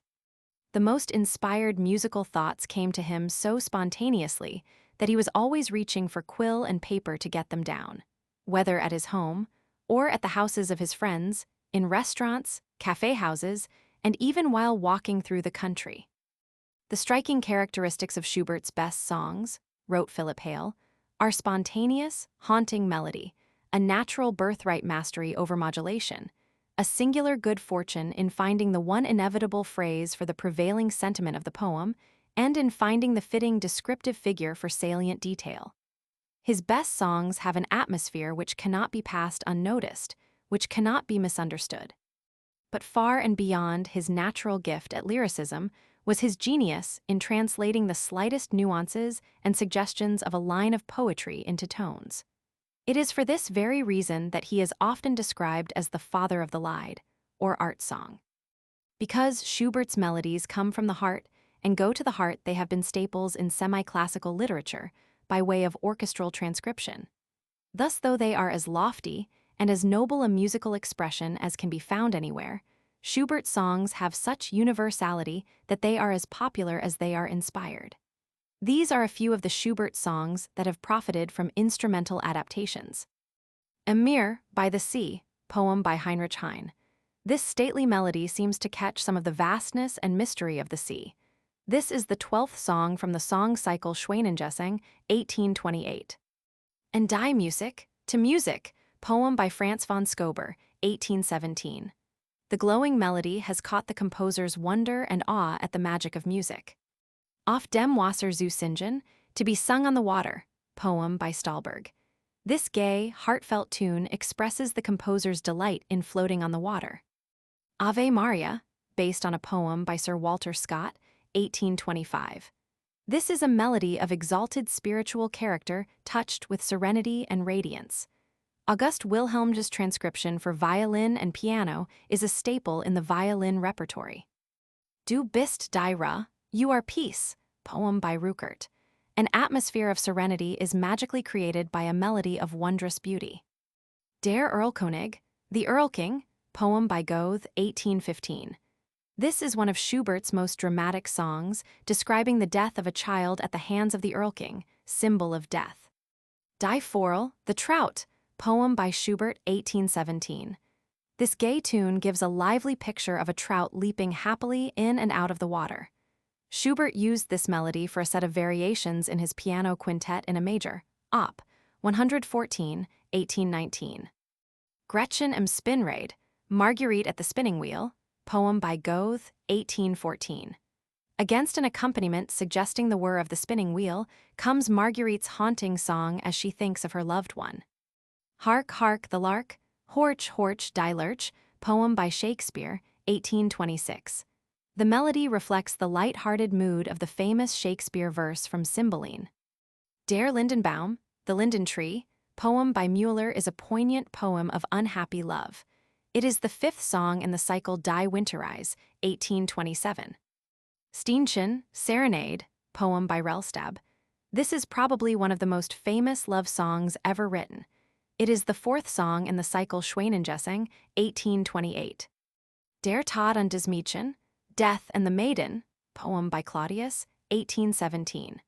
This dramatic song consists of a dialogue between a young girl and death, the words of death appearing in a solemn melody while that of the girl in a breathless entreaty. Schubert used this melody for a set of variations in his string quartet in D minor, 1824. Like Beethoven and Mozart, Schubert wrote a considerable amount of popular dance music for solo piano and also for orchestra. German dances, Liedler, and waltzes. All have a vigorous peasant rhythm and with melodies reminiscent of Austrian folk music. Schubert's waltzes are of particular interest since he was one of the first composers to unite several different waltz tunes into a single integrated composition. The Schubert waltzes, each a delight, are found in Valse Sentimentals, Op. 50, 1825, and Valse Nobles, Op. 77, 1827. Liszt adapted 9 of the more popular of these waltz melodies in Soirées de Vienne for solo piano. The 20th century French Impressionist composer, Maurice Ravel, was inspired by these Schubert waltzes to write in 1910 the Valses Nobles et Sentimentals in 2 versions, for solo piano and for orchestra. Marche Militaire, Militärmarsch, is a popular little march in D major, originally for piano 4 hands, the first of a set of 3 marches gathered in Op. 41. This is one of Schubert's most popular instrumental numbers. Karl Tausig transcribed it for solo piano, and it has received many other adaptations including several for orchestra, in which form it is undoubtedly best known. Moment Musical is a brief composition for the piano. It is in song form and of an improvisational character, and is a genre of instrumental composition created and made famous by Schubert. He wrote many such pieces, but the one always considered when this form is designated is number 3 in F minor, a graceful and lovable melody, the very essence of Viennese Gemütlichkeit, although it is subtitled Russian Air, Air Russ. Fritz Kreisler transcribed it for violin and piano, and it is, to be sure, familiar in orchestral adaptations including one by Stokowski, as well as versions for cello and piano, string quartet, clarinet quartet, 4 pianos, and so forth. The incidental music to Rosamund, 1823, includes an often played overture and another of Schubert's universally loved instrumental numbers, the ballet music. When Rosamund was introduced in Vienna on December 20, 1823, it was a failure. But this was due more to the insipid play of Helmina von Schese than to Schubert's music. The overture heard upon that occasion is not the overture now known as Rosamund. The latter is one which Schubert had written for an earlier operetta, Die Zauberharfe. A dignified introduction is dominated by a soaring melody for oboe and clarinet. The tempo changes, and a brisk little melody is given by the violins. A contrast is offered by a lyric subject for the woodwind. The entr'acte number 2 in B-flat major from Rosamund is one of Schubert's most inspired melodies, whose beauty tempted H. L. Mencken once to point to it as the proof that God existed. Schubert himself was fond of the melody, for he used it twice more, in his string quartet in A minor, 1824, and for a piano impromptu in B-flat major, 1827. There are 2 musical episodes in Rosamund designated as ballet music. The famous one is the second in G major, a melody so sparkling, infectious and graceful, and so full of the joy of life, that once again, like the moment musical in F minor, it embodies the best of what today we characterize as Viennese. Fritz Kreisler's transcription for violin and piano is famous. Robert Schumann. Robert Schumann was born in Zwickau, Germany, on June 8, 1810. Though he demonstrated an unusual gift for music from earliest childhood, he was directed by his father to law. While attending the Leipzig Conservatory in 1828, he studied the piano with Friedrich Wieck. In 1829, in Heidelberg, where he had come to continue his law study, he completed the first of his works to get published, the Webeg Variations for piano. He returned to Leipzig in 1829, having come to the decision to make music and not law his life work, and plunged intensively into study. His ambition was to become a great virtuoso of the piano. In his efforts to master his technique, he so abused his hands that a slight paralysis set in, putting to rest all hopes of a career as pianist. He now decided on composition. After an additional period of study with Heinrich Dorn, he completed his first major work, the Paganini Etudes for piano, and started work on his first symphony. He became active in the musical life of Leipzig by helping found and editing the new Zeitschrift Für Musik, which became a powerful medium for fighting for the highest ideals in music. He also formed a musical society called the Davidsbündler, made up of idealistic young musicians who attacked false values and Philistinism in music. All the while his creative life was unfolding richly. He wrote 2 unqualified masterworks for piano between 1833 and 1835, the Carnaval and the Etudes Symphoniques.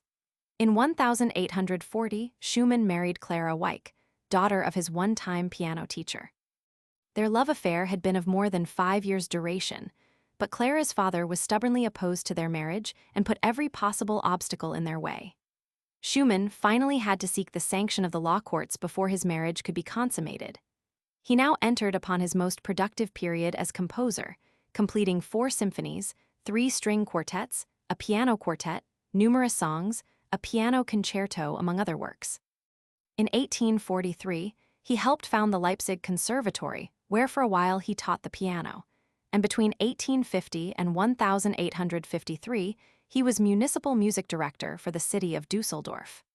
After 1853, there took place a startling deterioration of his nervous system, bringing on melancholia, lapses of memory, and finally insanity. The last 2 years of his life were spent in an asylum at Endenich, Germany, where he died on July 29, 1856. Schumann was a giant in German Romantic music. His works abound with the most captivating lyricism, heartfelt emotion, subtle moods, and an unrestricted imagination. There is not much in this wonderful literature that falls naturally within the category of semi-classics, only 3 piano pieces familiar in transcriptions, and a song. A Benlied evening song, a gentle mood picture in the composer's most rewarding romantic vein, comes from 12 four-hand pieces for younger and older children, Op. 85, 1849, where it is the final number. Die beiden Grenadier, the 2 Grenadiers, Op. 49, number 1, 1840, is probably the most familiar of Schumann's many songs. The poem is by Heine. The music describes with telling effect the reaction of two French grenadiers on learning that their Emperor Napoleon has been captured. The song reaches a powerful climax with a quotation from the Marseillaise. The Triumvirate Dreaming is the seventh number in a set of 13 piano pieces collectively entitled Scenes from Childhood, Kinderscenen, Op. 15, 1838. Like the Abendlied, it is an atmospheric piece, perhaps one of the most popular compositions by Schumann. Wild Horseman Wilder Reiter can be found in the album for the Young Album für die Jugend, Op. 68, No. 3, 1848. It was made into an American popular song in the early 1950s by Johnny Burke. Cyril Scott. Cyril Mayer Scott was born in Oxton, England, on September 27, 1879. His musical training took place at Hoch's Conservatory in Frankfurt, Germany, and privately with Ivan Knorr. He went to live in Liverpool in 1898, where he taught piano and devoted himself to composition. Performances of several orchestral and chamber music works at the turn of the century helped establish his reputation. He also distinguished himself as a concert pianist with performances throughout Europe and a tour of America in 1921. Though frequently a composer with avant-garde tendencies, one of the first English composers to use the most advanced techniques of modern music, Scott is most famous for his short pieces for the piano, which have been extensively performed in transcription. His writing is mainly impressionistic, with a subtle feeling for sensitive atmosphere and moods. The best of these miniatures, each a delicate tone picture, are Dance Neger Negro Dance, Op. 58, No. 3, 1908, and Lotus Land, Op. 47, No. 1, 1905. The latter was transcribed for violin and piano by Kreisler and for orchestra by Kostelanetz. Jean Sibelius. Jean Sibelius was born in Tavastehas, Finland, on December 8, 1865. Though he early revealed a pronounced gift for music, he planned a career in law. After a year at the University of Helsinki, he finally decided upon music. From 1886 to 1889, he attended the Helsinki Conservatory, where one of his teachers was Ferruccio Busoni, after which he studied in Berlin with Albert Becker and in Vienna with Robert Fuchs and Karl Goldmark. He was back in his native land in 1891, and 1 year after that conducted in Helsinki the premiere of his first work in a national style, Kullervo. From then on, he continued producing works with a pronounced national identity, with which he became not only one of Finland's leading creative figures in music, but also its prime musical spokesman. In 1897, he was given the first government grant ever bestowed on a musician, which enabled him to give up his teaching activities for composition. He now produced some of his greatest music, including most of his symphonies. In 1914, he paid his only visit to the United States, directing a concert of his works in Norfolk, Connecticut. After World War I, he toured Europe several times. Then, from 1924 on, he lived in comparative seclusion at his home in Järvenpää, which attracted admirers from all parts of the world. Sibelius wrote nothing after 1929, but by then his place in the world's music was secure as one of the foremost symphonists since Brahms. In Finland, he assumed the status of a national hero. He died at his home in Järvenpää on September 20, 1957. Some of the compositions by Sibelius enjoying popularity as semi-classics are in the post-romantic German style, which he had assumed early in his career. Only one or two are in the national idiom, for which he is so famous. In the former category belongs a slight, sentimental piece called Canzonetta for string orchestra, Op. 62A 1911. As its name implies, it is a small and simple instrumental song for muted strings, deeply emotional in feeling, at times with deeply somber colorations. Finlandia for symphony orchestra, Op. 26, 1900, is one of Sibelius' earliest national compositions, and to this day it is the most famous. Both in and out of Finland, this music is as much an eloquent voice for its country as its national anthem. One can go even further and say that more people in the world know the melodies of Finlandia than the Finnish anthem. So stirring are its themes, so identifiably Finnish in personality and color, that for a long time it was believed Sibelius had utilized national folk tunes, but the music is entirely Sibelius. It opens with a proud exclamation in the brass. After this comes a sensitive melody for the woodwind and a prayer-like song for the strings. The music now enters a dramatic phase with stormy passages. But there soon arrives the most famous melody in the entire work, a beautiful supplication sounded first by the woodwind and then by the strings. A forceful climax ensues with a strong statement which seems to be speaking in loud and ringing tones of the determination of the people to stay free. Performances of Finlandia played a prominent role in the political history of Finland. When performed in its first version, in 1899, it was used to help raise funds for a press pension fight against the suppression of free speech and press by the Russians. Within the next 2 years, following a radical revision of the music in 1900, the work was given under various titles. In France, it was first performed as Suomi and then as La Patrie. In Germany, as Vaterland. In Finland, the music proved so inflammatory and arousing national ardor that Russia suppressed its performances in that country, while permitting it to be played in the empire so long as the title impromptu was used. When, in 1905, Russia made far-reaching political concessions to Finland, Sibelius' tone poem was once again permitted performances. For the next 12 years, it became the national expression of a people stubbornly fighting for its independence. Performances kept alive the national fire to such an extent that it has been said that they did more to promote the cause of Finland's freedom than all the propaganda of speeches and pamphlets. When the Soviets invaded Finland in the first stages of World War II, Finlandia once again acquired political importance. In the free world, particularly in the United States, the music was used to speak for the spirit of a people refusing to accept oppression and defeat. Another piece of stirring national music that has become a lighter classic comes out of the Karelia Suite for Orchestra, Op. 11, 1893, the Alla Marcia section. This work was written for a historical pageant presented by the students of Viborg University and consists of an overture, 2 melodious sections, intermezzo and ballade, and the Alla Marcia, march music of dramatic surge and sweep, in which effective use is made of abrupt key changes. Sibelius wrote several delightful romances in the German Romantic idiom of his early canzonetta. One of these was originally for solo piano in D-flat major, Op. 24, No. 9, 1903, another for violin and piano, F major, Op. 78, No. 2, 1915. The former has become popular in transcriptions for salon orchestra, the latter for violin and orchestra and cello and piano. Perhaps the most famous of Sibelius' romances is that in C major for string orchestra, Op. 42, 1903. It begins with an unorthodox opening, unusual in harmonic structure and varied in inflections, but its principal melody, a soulful song, is in the traditional idiom of an uninhibited romanticist. The best known of Sibelius' romantic compositions, a universal favorite with salon orchestras, is the Valse Triste for orchestra, Op. 44, 1903.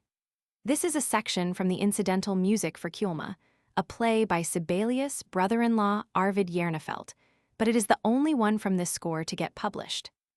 This slow and lugubrious melody, bathed in sentimentality, is a literal musical interpretation of the following program, translated by Rosa Newmark. It is night. The son who has been watching by the bedside of his sick mother has fallen asleep from sheer weariness. Gradually, a ruddy light is reflected through the room. There is a sound of distant music. The glow and the music steal nearer until the strains of a valse melody float distinctly to our ears. The sleeping mother awakens, rises from her bed, and, in her long white garment which takes the semblance of a ball dress, begins to move slowly and silently to and fro. She waves her hands and beckons in time to the music, as though she were summoning a crowd of invisible guests. And now they appear, these strange visionary couples, turning and gliding to an unearthly valse rhythm. The dying woman mingles with the dancers. She strives to make them look into her eyes, but the shadowy guests one and all avoid her glance. Then she seems to sink exhausted on her couch, and the music breaks off.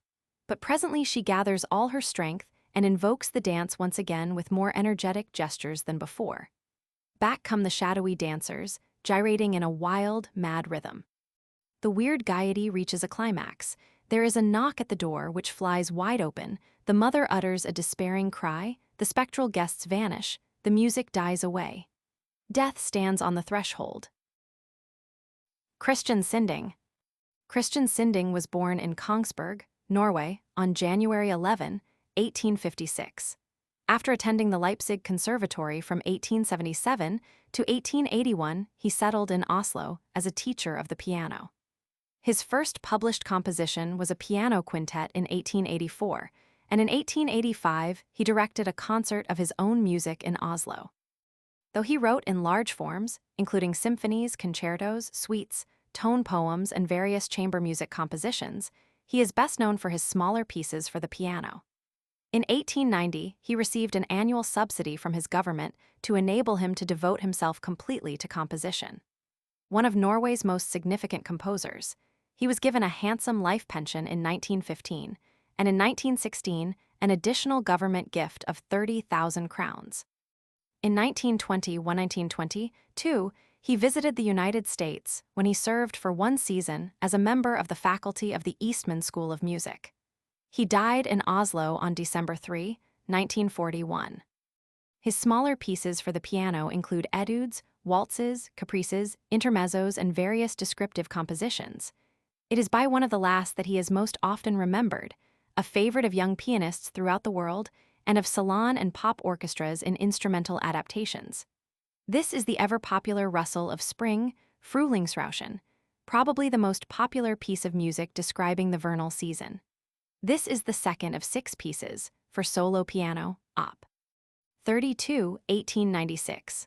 The rustle can be found in the accompaniment, against which moves a soft, sentimental song filled with all the magic of nature's rebirth at springtime. In this same suite, a second number of markedly contrasting nature has also become familiar. The first number, played in a vigorous and picaresque style, the March Grotesque. Leon Sinigaglia.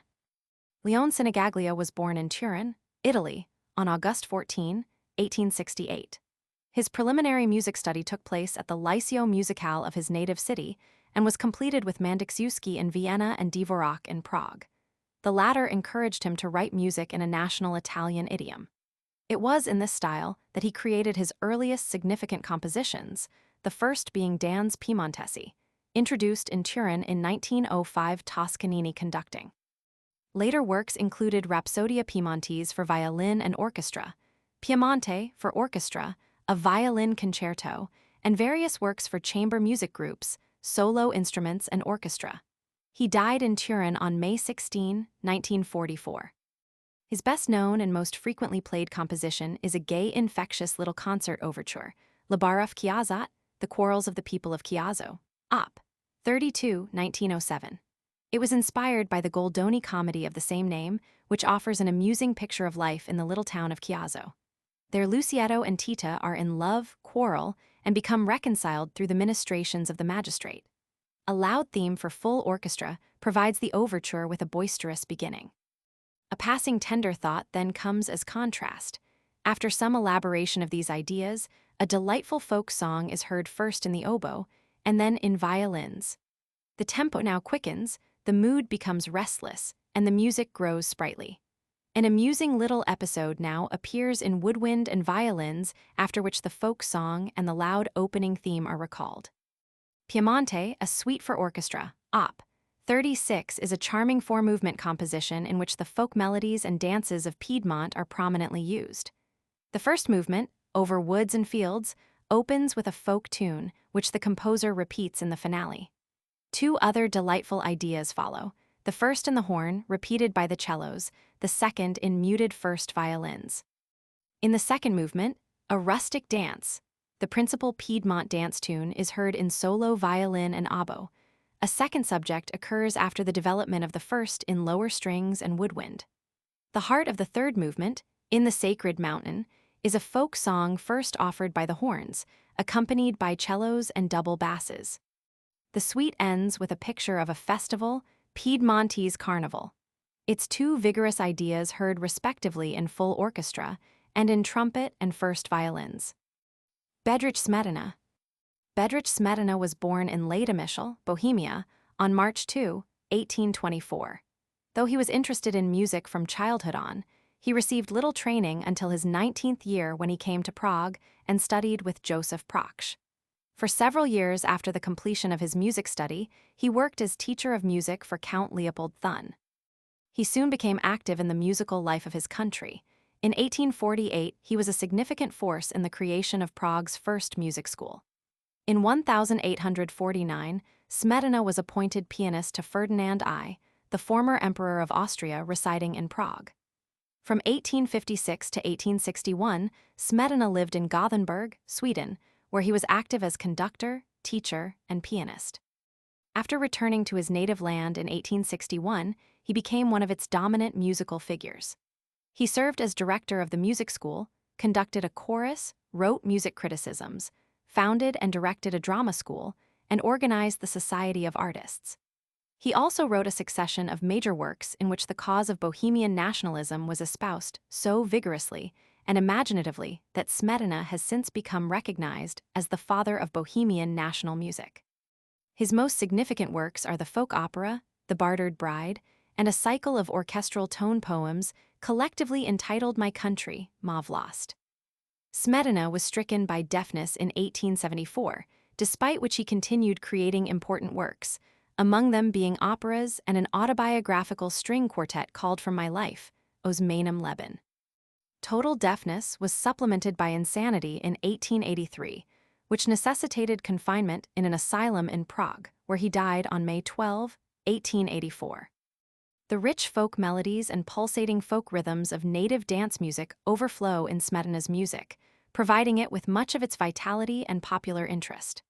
Smetana's gift at writing music in the style, idiom, and techniques of Bohemian folk dances is evident in many of his compositions, but nowhere more successfully than in his delightful folk comic opera, The Bartered Bride, Prodana Nevesta. This little opera, first performed in Prague on May 30, 1866, is the foundation on which Bohemian national music rests securely. It is a gay, lively picture of life in a small Bohemian village. The principal action involves the efforts of the village matchmaker to get Marie married to Wenzel, a dim-witted, stuttering son of the town's wealthy landowner. But Marie is in love with Hans who, as it turns out, is also the son of the same landowner, though by a previous marriage. Through trickery, Hans manages to win Marie, though for a while matters become complicated when Marie is led to believe that Hans has deserted her. In its first version, The Bartered Bride was presented as a play by Karel Sabina, with incidental music by Smetana. Realizing that this work had operatic possibilities, Smetana amplified and revised his score and wrote recitatives for the spoken dialogue. In this new extended form, the opera was heard in Vienna in 1892 and was a sensation. From then on, and to the present time, it has remained one of the most lovable comic operas ever written. There are 3 colorful and dynamic folk dances in this opera which contribute powerfully to the overall national identity, but whose impact on audiences is by no means lost when heard apart from the stage action. The Dance of the Comedians appears in the 3rd act, when a circus troupe appears in the village square and entertains villagers with a spirited dance.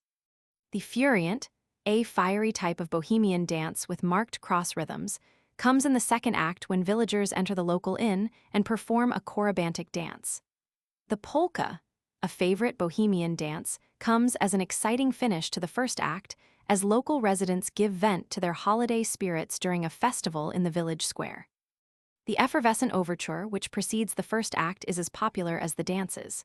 The merry first theme is given by strings and woodwind in unison against strong chords in brasses and timpani. This subject is simplified, at times in a fugal style, and is brought to a climax before a 2nd short subject is stated by the oboe. Still, a 3rd charming folk tune appears, in violins and cellos, before the 1st main subject is recalled and developed. The coda, based on this first theme, carries the overture to a lively conclusion. Gustav Mahler, the eminent music director of the Vienna Royal Opera, which gave this opera its first major success outside Bohemia, felt this overture was so much in the spirit of the entire work, and so basic to its overall mood and structure, that he preferred using it before the 2nd act, so that latecomers into the opera house might not miss it. Smetana's most famous work for orchestra comes from his cycle of 6 national tone poems entitled My Country, Ma Vlast, which he wrote between 1874 and 1879 in a tonal tribute to his native land. Each of the tone poems is a picture of a different facet of Bohemian life, geography, and background. The most famous composition of this set is the Moldau, Vltava, a portrait of the famous Bohemian river. This is a literal tonal representation of the following descriptive program, interpolated by the composer in his published score. 2 springs gush forth in the shade of the Bohemian forest, the one warm and spouting, the other cold and tranquil. Their waves, gaily rushing onward over their rocky beds, unite and glisten in the rays of the morning sun. The forest brook, fast hurrying on, becomes the river Vltava, which, flowing ever on through Bohemia's valleys, grows to be a mighty stream. It flows through thick woods in which the joyous noise of the hunt and the notes of the hunter's horn are heard ever nearer and nearer. It flows through grass-grown pastures and lowlands where a wedding feast is celebrated with song and dancing. At night, the wood and water nymphs revel in its shining waves, in which many fortresses and castles are reflected as witnesses of the past glory of knighthood and the vanished warlike fame of bygone ages. At St. John Rapids the stream rushes on, winding in and out through the cataracts, and hews out a path for itself with its foaming waves through the rocky chasm into the broad river bed in which it flows on in majestic repose toward Prague, welcomed by time-honored Vyšehrad, whereupon it vanishes in the far distance from the poet's gaze. The rippling flow of the river Moldau is portrayed by fast figures in the strings, the background for a broad and sensual folk song representing the river itself heard in violins and woodwind. Hunting calls are sounded by the horns, after which a lusty peasant dance erupts from the full orchestra. Nymphs and naiads disport to the strains of a brief figure in the woodwind. A transition by the wind brings back the beautiful Moldau song. A climax is built up, after which the setting becomes once again serene. The Moldau continues its serene course towards Prague. John Philip Sousa. John Philip Sousa, America's foremost composer of march music, was born in Washington, D.C. on November 6, 1854. The son of a trombone player in the United States Marine Band, John Philip early received music instruction, mainly the violin from John Esputa. When he was about 13, John enlisted in the Marine Corps, where he played in its band for 2 years. For several years after that, he played the violin in and conducted the orchestras of various theaters. In the summer of 1877, he played in an orchestra conducted by Jacques Offenbach at the Philadelphia Centennial Exposition. Between 1880 and 1892, he was the musical director of the Marine Band. It was during this period that he wrote his first famous marches. In 1892, he formed a band of his own with which he toured Europe and America for many years, and with which he gave more than 1,000 concerts. His most popular marches, together with his best transcriptions for band of national ballads and patriotic airs, were always the highlights of his concerts.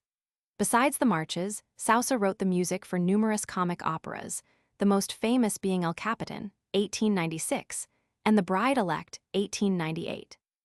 In 1918, Sousa and his band were heard in the Hippodrome extravaganza, Everything. He published his autobiography, Marching Along, in 1928 and died in Reading, Pennsylvania on March 6, 1932. In the closing years of the 19th century, and in the first part of the 20th, America was undergoing expansion in many directions: art, science, literature, commerce, finance, world affairs. Hand in hand with this development and growth came an aroused patriotism and an expanding chauvinism. Sousa's marches were the voice of this new and intense national consciousness. As Sigmund Spieth has pointed out, most of Sousa's famous marches follow a similar pattern, beginning with an arresting introduction, then using a light, skipping rhythm for his first melody, going from that into a broader tune, then progressing to the principal march melody. A massive climax is finally realized with new, vibrant colors being realized in the main march melody through striking new combinations of instruments. The following are some of Sousa's most popular marches. El Capitan, 1896, was adapted from a choral passage from the comic opera of the same name. This music was played aboard Admiral Dewey's flagship, Olympia, when it steamed down Manila Bay for battle during the Spanish-American War. And it was again heard, this time performed by Saussa's own band, when Dewey was welcomed as a conquering hero in New York on September 30, 1900. King Cotton, 1895, was written on the occasion of the engagement of the Saussa Band at the Cotton States Exposition. Semper Fideles, 1888, was Saussa's first famous composition in march tempo, and to this day, it is still one of his best-known marches, a perennial favorite with parades of all kinds. Since Saussa sold this march outright for $35, he never capitalized on its immense popularity. Saussa's masterpiece, and probably one of the most famous marches ever written, was The Stars and Stripes Forever, completed on April 26, 1897. In 1897, Saussa was a tourist in Italy when he heard the news that his friend and manager had died in the United States. Saussa decided to return home. Aboard the Teutonic, a march melody kept haunting him. As soon as he came home, he put the melody down on paper, and it became the principal subject of The Stars and Stripes Forever. This principal melody achieves an unforgettable climax in the march when it is proudly thundered by the full orchestra to figurations in the piccolo. The Thunderer and the Washington Post March were written in 1889. The latter was commissioned by the Washington Post for the ceremonies attending the presentation of prizes in a student essay contest. Among Saussa's other marches are The Bride-Elect, 1897, from the comic opera of the same name, The Fairest of the Fair, 1908, Hands Across the Sea, 1899, Invincible Eagle, 1901, and Sabre and Spurs, 1915, dedicated to the United States Cavalry. It was long maintained that Saussa was the composer of the famous hymn of the artillery branch of the United States Armed Services, the Caisson Song. Saussa played this march in his own brilliant new band arrangement at a Liberty Loan Drive at the Hippodrome in New York in 1918. For some time thereafter, Saussa was credited as being the composer. But further research revealed the fact that the words and music had been written in 1908 by Edmund L. Gruber, then a lieutenant with the 5th Artillery in the Philippines. Ole Speaks. Ole Speaks was born in Canal, Winchester, Ohio, on June 28, 1874. He received his musical training, principally in voice, from various teachers including Armour Galloway and Emma Thursby. He then filled the post of baritone soloist at churches in Cleveland, Ohio, and New York City, including the St. Thomas Church in New York from 1901 to 1906. He also filled numerous engagements in song recitals and performances of oratorios. He died in New York City on August 27, 1948. Speaks was the composer of more than 250 published art songs, which have placed him in a front rank among American song composers. 3 have become outstandingly popular. There is hardly a male singer anywhere who has not sung such all-time favorites as Morning, On the Road to Mandalay, and Sylvia, each of which is among the most widely circulated and most frequently heard art songs by an American. Morning, words by Frank L. Stanton, was published in 1910. Where Morning is lyrical, On the Road to Mandalay, published in 1907, is dramatic, a setting of the famous poem by Rudyard Kipling. The persistent rhythmic background suggesting drum beats and the effective key change from verse to chorus have an inescapable effect on listeners. Sylvia, poem by Clinton Scollard, published in 1914, is in a sentimental mood, and like Morning, reveals the composer's marked gift for sensitive lyricism. Robert Stahls. Robert Stahls was born in Graz, Austria, on August 25, 1882. His parents were musical, his father being a successful conductor and teacher, and his mother a concert pianist. Robert's music study took place first with his father, then with Robert Fuchs in Vienna and Humperdinck in Berlin. In 1901, he assumed his first post as conductor at an opera house in Brunn. When he was 25, he was appointed conductor of the Theater an der Wien in Vienna, where he remained 12 years, directing most of the masterworks in the field of Austrian and German operettas. His own career as composer of operettas had begun in 1903 with Skone Lorchen produced in Salzburg. Since then, Stahls has written music for about 60 operettas, scores for more than 80 films, and 1,000 songs in all. His music is in the light, graceful, ebullient style that has characterized Viennese operetta music since the time of Johann Strauss Roman II. His most famous operettas are Die Lustigen Weiber von Wien, 1909, Die Glücksmädel, 1910, Die Tanzgräfin, 1921, Peppina, 1931, Zwei Herzen in Drieviertel Takt, 1933, Frühling im Prater, 1949, and Carnaval in Wien, 1950. In 1938, Stahls came to the United States, where for several years he worked in Hollywood. After the end of World War II, he returned to Vienna, remaining active as a composer not only in that city, but also in Berlin and London. Stahls' most famous song is I am Prater blühen wieder die Bäume. In the Prater, the trees are again blooming. A glowing hymn not only to a district in Vienna famous for its frolic and amusement, but even more so to the city of Vienna itself. A waltz from his operetta, Two Hearts in Three-Quarter Time, Zwei Herzen in Drieviertel Takt, is perhaps one of the most celebrated pieces in three-quarter time written in Vienna since Lehar, and it is loved the world over. This operetta originated in 1931 as a German motion picture, which won accolades around the world for its charm and freshness, for which Stahls wrote a score that included his famous waltz. It was then adapted for the stage by Paul Knepler and J.M. Wileminski, and introduced in Zurich, Switzerland, in 1933. This delightful text concerns the trials and tribulations of producing an operetta. That operetta is accepted for production on the condition that a good waltz melody is written for it, and the composer Tony Hofer gets his inspiration for that tune from lovely Hetty, the young sister of the librettist. This waltz, of course, is the title number, which, in its lilt and buoyancy and Viennese love of life, is in the best tradition of Viennese popular music. Oscar Strauss. Oscar Strauss was no relation to any of the famous Viennese Strausses. Nevertheless, in the writing of light, gay music in waltz tempo and spirited melodies for the operetta stage, he was certainly their spiritual brother. He was born in Vienna on March 6, 1870, and studied music with private teachers in Vienna and Berlin, including Max Bruch.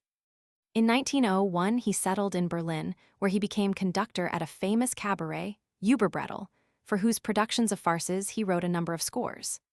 Soon after that, he turned to writing operettas, becoming world famous with The Waltz Dream in 1907 and The Chocolate Soldier in 1908, both introduced in Vienna. He wrote about 30 operettas after that, many heard with outstanding success in the music centers of the world. The best of these were Der letzte Walzer 1920, Die Teresina 1921, Drei Walzer 1935, and Bosna 1952. He was at his best writing waltz melodies, but he was also skillful in interpolating satirical elements into his musical writing through the exploitation of ragtime, jazz, and the shimmy. Strauss lived in Berlin until 1927, and for a decade after that he made his home in Vienna and Paris. In 1939 he became a French citizen, and from 1940 to 1948 he lived in the United States, filling some assignments in Hollywood. He returned to his native land in 1948 and died at Bad Ischl, Austria, on January 11, 1954. The Chocolate Soldier, Der Tapfersoldat, was the operetta adaptation of Bernard Shaw's comedy, Arms and the Man, by R. Bernauer and L. Jacobson.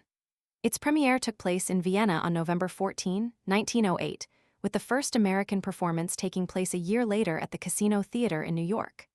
The setting is Serbia in 1885, where the hero, Lieutenant Bumerly, gains the nickname of Chocolate Soldier because of a sweet tooth. While escaping from the enemy, he finds refuge in the bedroom of Nadina, daughter of Colonel Popov. Nadina becomes the instrument by means of which the lieutenant is now able to effect his escape, disguised in the coat of Colonel Popov. But before the final curtain, Bumerly and Nadina also become lovers. The waltz, My Hero, Come, held Maynard Trium, Nadina's Waltz of Love to the Chocolate Soldier, is the most celebrated excerpt from this operetta. Other familiar pages include the lovely first-act duet of Nadina and Bumerly, Sympathy, the little orchestral march in the second act, a satirical takeoff on military pomp and circumstance, and Nadina's letter song in the third act. A Waltz Dream, Ein Walzertraum, book by Felix Doermann and Leopold Jacobson, was introduced in Vienna on March 2, 1907, and in New York in April 1908. Lieutenant Nicky of the Austrian army is ordered by the Austrian emperor to marry Princess Helen, but he falls in love with Francie, a violinist in a girls' orchestra. This love affair becomes frustrated when Nicky must return to Vienna to become prince consort.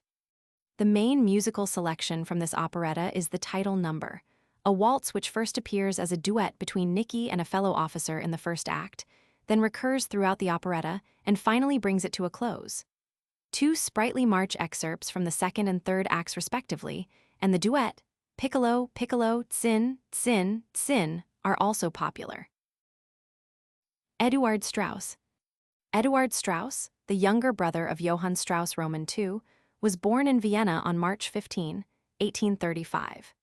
He studied music in Vienna with G. Prayer following which he made his café house debut in 1862 by conducting his father's orchestra at the Dianasaal. He continued to lead his father's orchestra at the Volksgarten and Musikverein, as well as at various leading café houses in Vienna. He also made many tours, including two of the United States in 1892 and 1901. In 1902, he dissolved the musical organization, which his father had founded 3/4 of a century earlier, and which all that time had dominated the musical life of Vienna.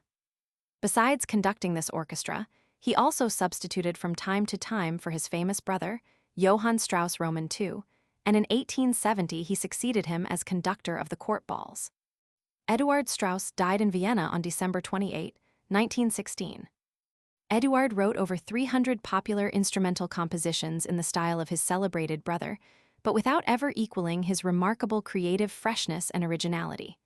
But there is a good deal of pleasurable listening in Eduard's waltzes and polkas. In the former category belongs the Doctrine and Faith, waltzes, Op. 79. In the latter, the Gay Bon Frais, fast track, polka, Op. 45.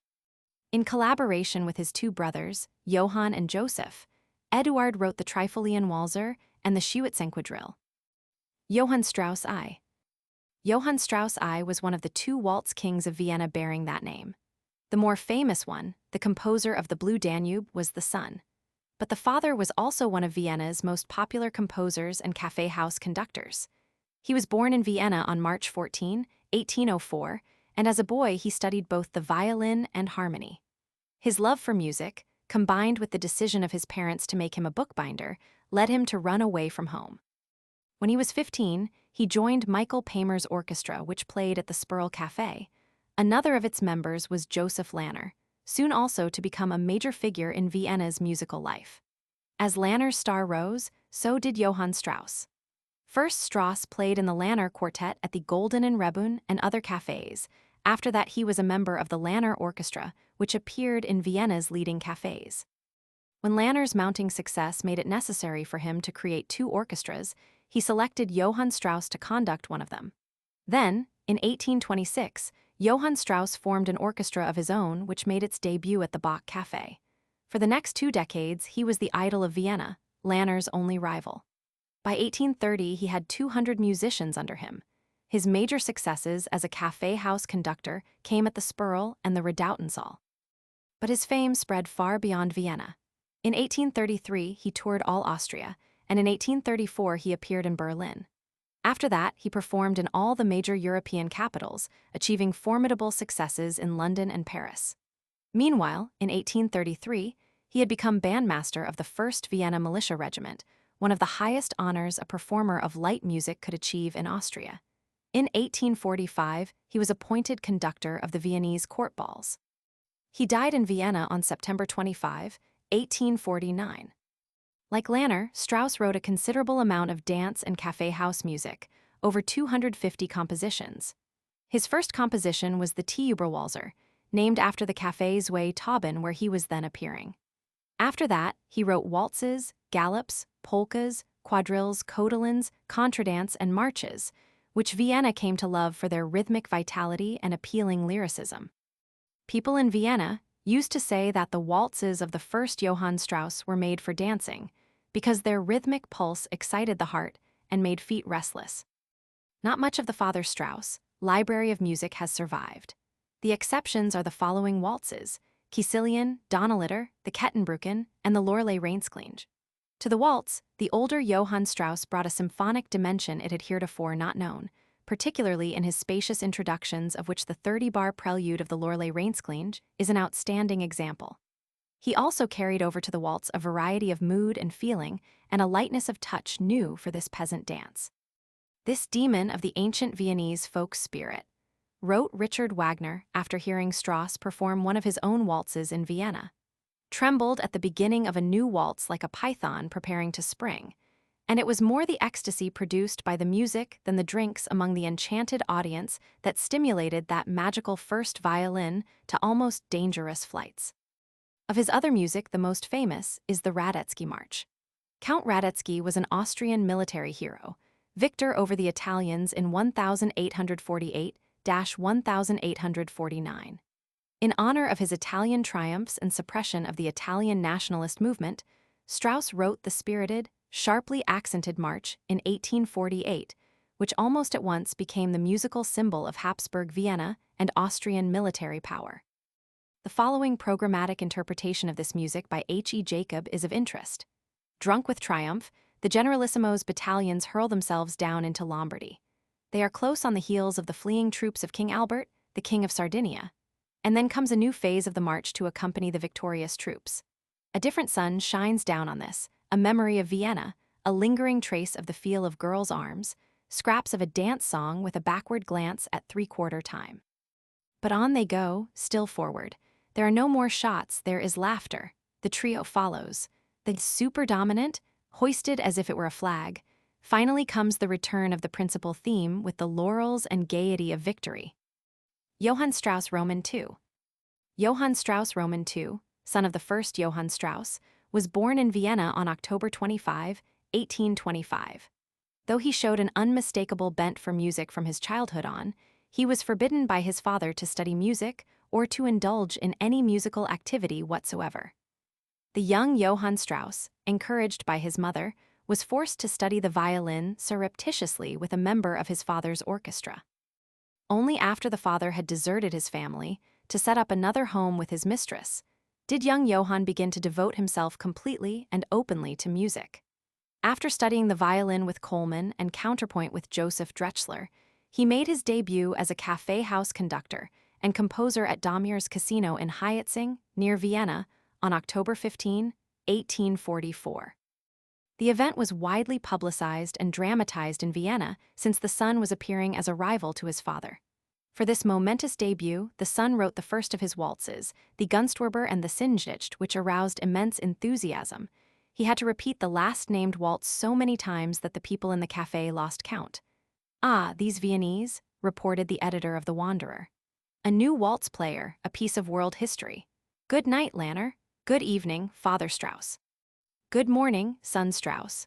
The father had not attended this performance, but learned of his son's triumph from one of his cronies. Thus a new waltz king had arisen in Vienna. His reign continued until the end of the century. For 50 years, Johann Strauss Roman II stood alone and unequaled as the musical idol of Vienna. His performances were the talk of the town. His own music was on everyone's lips. After the death of Father Strauss in 1849, he combined members of the older man's orchestra with his own and toured all of Europe with the augmented ensemble. From 1863 to 1870, he was conductor of the Viennese balls, a post once held by his father. In 1872, he made sensational appearances in Boston and New York. All the while, he was writing some of the most famous waltzes ever written, as well as quadrilles and polkas and other dance pieces. And in 1871, with the premiere in Vienna of Indigo, he entered upon a new field, that of the operetta, in which once again he was to become a dominating figure. He was admired not merely by the masses, but also by some of the greatest musicians of his generation: Brahms, Wagner, Verdi, Hans von Bülow, Offenbach, Goldmark, Gounod, all of whom expressed their admiration for his music in no uncertain terms. In 1894, Vienna celebrated the 50th anniversary of his debut with a week of festive performances. Congratulations poured into Vienna from all parts of the civilized world. He died 5 years after that, in Vienna on June 3, 1899, and was buried near Schubert, Beethoven, and Brahms. It is perhaps singularly fitting that Johann Strauss should have died in 1899. A century was coming to an end, and with it an entire epoch. This is what one court official meant when he said that Emperor Francis Joseph reigned until the death of Johann Strauss. History, with its cold precision, may accurately record that the reign of Francis Joseph actually terminated in 1916, but its heyday had passed with the 19th century. The spirit of Old Vienna, Imperial Vienna of the Habsburgs, the Vienna that had been inspiration for song and story, died with Johann Strauss. After 1900, Vienna was only a shadow of its former self and was made prostrate by World War I. If the epic of Old Vienna died with Johann Strauss, it was also born with him. After 1825, the social and intellectual climate in the imperial city changed perceptibly. The people, always gay, now gave themselves up to frivolity. For this, political conditions had been responsible. The autocratic rule of Francis I brought on tyranny, repression, and an army of spies and informers. As a result, the Viennese went in for diversions that were safe from a political point of view: flirtation, gossip, dancing. They were partial to light musical plays and novels. Thus, an attitude born out of expediency became, with the passing of time, an inextricable part of everyday life in Vienna. Of the many light-hearted pleasures in which the Viennese indulged, none was dearer to them than dancing. It has been recorded that 1 out of every 4 in Vienna danced regularly. They danced the polka and the quadrille, but most of all they danced the waltz. Johann Strauss Roman II was the genius of the Viennese waltz. More than anybody before him or since, he lifted the popular dance to such artistic importance that his greatest waltzes are often performed at symphony concerts by the world's greatest orchestras under the foremost conductors. Inexhaustible was his invention. Richly inventive, his harmonic writing. Subtle and varied his gift at orchestration. Fresh and personal his lyricism. Aristocratic his structure. To the noted 20th century German critic, Paul Becker, the Strauss waltz contained more melodies than a symphony of Beethoven, and the aggregate of Straussian melodies is surely greater than the aggregate of Beethoven's. Actually, the waltz form used by Strauss is basically that of Lanner and of Strauss' own father. A slow symphonic introduction opens the waltz. This is followed by a series of waltz melodies, usually 5 in number. A symphonic coda serves both as a kind of summation and as a conclusion, but here the similarity with the past ends. This form received from the younger Strauss new dimension, new amplification. His introductions are sometimes like tone poems. The waltz melodies are incomparably rich in thought and feeling, varied in mood and style. A new concept of thematic developments enters waltz writing with Strauss, and his codas, as his introductions, are symphonic creations built with consummate skill from previously stated ideas or fragments of these ideas. No wonder, then, that the waltzes of Johann Strauss have been described as symphonies for dancing. The following are the most popular of the Johann Strauss waltzes. Acceleration, Accelerationen, Op. 234, as the title indicates, derives its effect from the gradual acceleration in tempo in the main waltz melody. Strauss had promised to write a waltz for a ball at the Sophiensaal, but failed to deliver his manuscript even at the 0 hour. Reminded of his promise, he sat down at a restaurant table on the night of the ball and hurriedly wrote off the complete acceleration waltz on the back of a menu card, and soon thereafter conducted the premiere performance. Artist's Life, Q-11, Op. 316, opens in a tender mood. A transition is provided by an alternation of soft and loud passages, after which the first waltz melody erupts zestfully as a tonal expression of the light-hearted gaiety of an artist's life. A similar mood is projected by the other waltz melodies. The Blue Danube and Der Schönen Blauen Donau, Op. 314, is perhaps the most famous waltz ever written and one of the greatest. It is now a familiar tale how Brahms, while autographing a fan of Strauss' wife, scribbled a few bars of this waltz and wrote underneath, "Alas, not by Brahms." Strauss wrote the Blue Danube at the request of John Herbeck, conductor of the Vienna Men's Singing Society. Thus the original version of the waltz is for chorus and orchestra, the text being a poem by Carl Beck in praise of Vienna and the Danube. Strauss wrote this waltz in 1867, and it was introduced on February 15 of the same year at the Dianasaal by Strauss Orchestra, supplemented by Herbeck Singing Society. The audience was so enthusiastic that it stood on the seats and thundered for numerous repetitions. In the spring of 1867, Strauss introduced his waltz to Paris at the International Exposition, where it was a sensation. A tremendous ovation also greeted it when Strauss performed it for the first time in London, at Covent Garden in 1869. When Johann Strauss made his American debut, in Boston in 1872, he conducted the Blue Danube with an orchestra numbering 1,000 instruments and a chorus of 1,000 voices. Copies of the music were soon in demand in far-off cities of Asia and Australia. The publisher, Spina, was so deluged by orders he had to have 100 new copper plates made from which to print over 1 million copies. It is not difficult to see why this waltz is so popular. It is an eloquent voice of the charm, elegance, vivacity, and sophistication of 19th-century Vienna, so much so that it is second only to Haydn's Austrian national anthem as the musical symbol of Austria. Emperor Waltz Kaiserwaltz, Op. 437, was written in 1888 to celebrate the 40th anniversary of the reign of Franz Joseph I. This is one of Strauss' most beautiful waltzes. A slow introduction spanning 74 bars that has delicacy and grace, and is of a stately march-like character, is Viennese to its very marrow. A suggestion of the main waltz tune then appears quickly, but is just as quickly dismissed by a loud return of the main introductory subject. Trombones lead to a brief silence. After some preparation, a waltz melody of rare majesty finally unfolds in the strings. If this wonderful waltz melody can be said to represent the emperor himself, then the delightful waltz tunes that follow, some of almost peasant character, can be said to speak for the joy of the Austrian people in honoring their beloved monarch. An elaborate coda then comes as the crown to the whole composition. Morning Journals, Morgenblätter, Op. 279, was written for a Viennese press club, the Concordia. Offenbach had previously written for that club a set of waltzes entitled Evening Journals. Strauss decided to name his music Morning Journals. The Offenbach composition is today remembered only because it provided the stimulus for Strauss' title. But Strauss' music remains, the 4 waltzes in his freshest and most infectious lyric vein, and its introduction highlighted by a melody of folk song simplicity. Roses from the South, Rosen aus dem Süden, Op.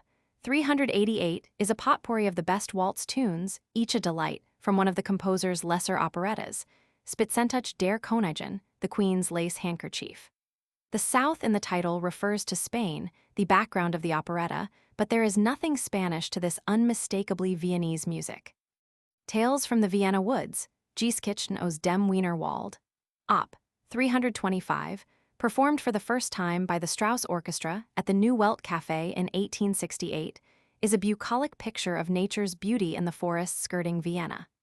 The beauty of nature is suggested in the stately introduction with its open fifths and its serene melody for cello, followed by a flute cadenza. All the loveliness of the Vienna woods is then represented by a waltz melody, originally scored for zither, but now most often presented by strings. A loveliness that is carried on with incomparable grace and charm by the ensuing waltz tunes. Vienna Blood, Wiener Blut, Op. 354, like so many other Strauss waltzes, is a hymn of praise to Strauss' native cities, but where other waltzes are light and carefree, this one is more often moody, dreamy, and at times sensual. After the introduction come 4 waltz melodies, the first full of fire and the last one touched with sentimentality. The second and third waltz tunes are interesting for their rhythmic vitality and marked syncopations. Voices of Spring, Frühlingsstimmen, Op. 410, dedicated to the renowned Viennese pianist Albert Grunfeld, is like the tales from the Vienna woods, an exuberant picture of the vernal season, the joy and thrill that the rebirth of nature always provides to the Viennese. Wine, Woman and Song Wine, Weib und Gesang, Op. 333, opens with an eloquent mood picture that is virtually an independent composition, even though it offers suggestions of later melodies.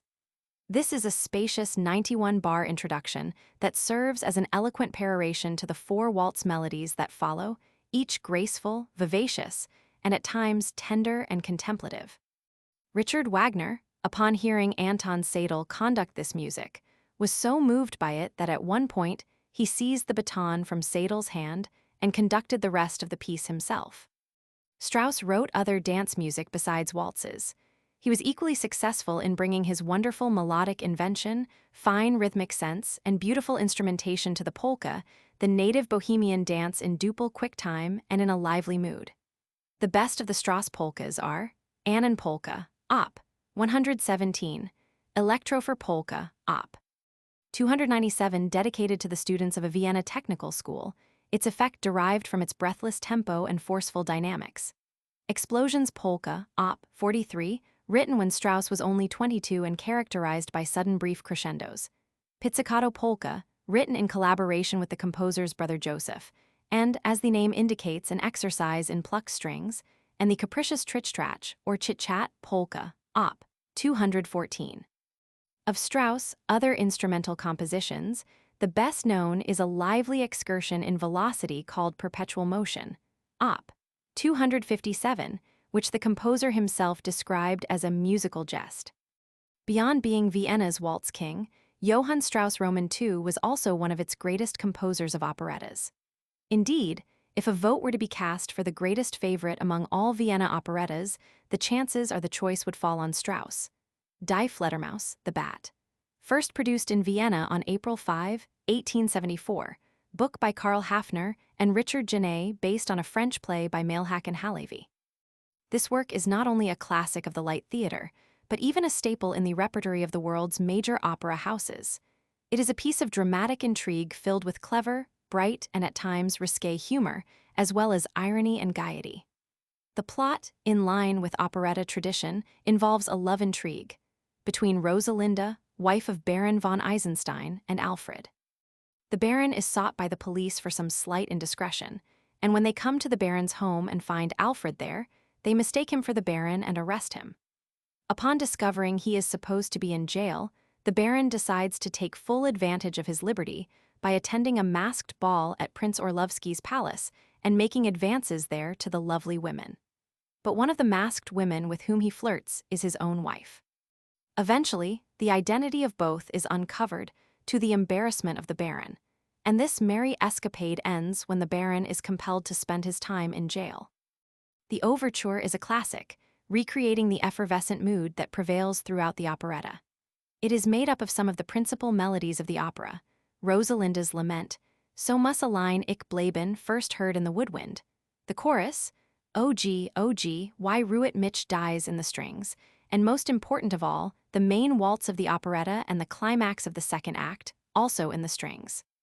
Other delightful episodes frequently presented in instrumental versions include the lovely drinking song, Trink, Liebchen, Trink schnell, the laughing song of the maid, Adele, Mein Herr Marquis, the blood-warming czardas of the Hungarian countess, who is actually Rosalinda in disguise, Klinge der Heimat, the stirring hymn to champagne, Die Majestit Word Anerkannt, and the buoyant waltz, Du Undo.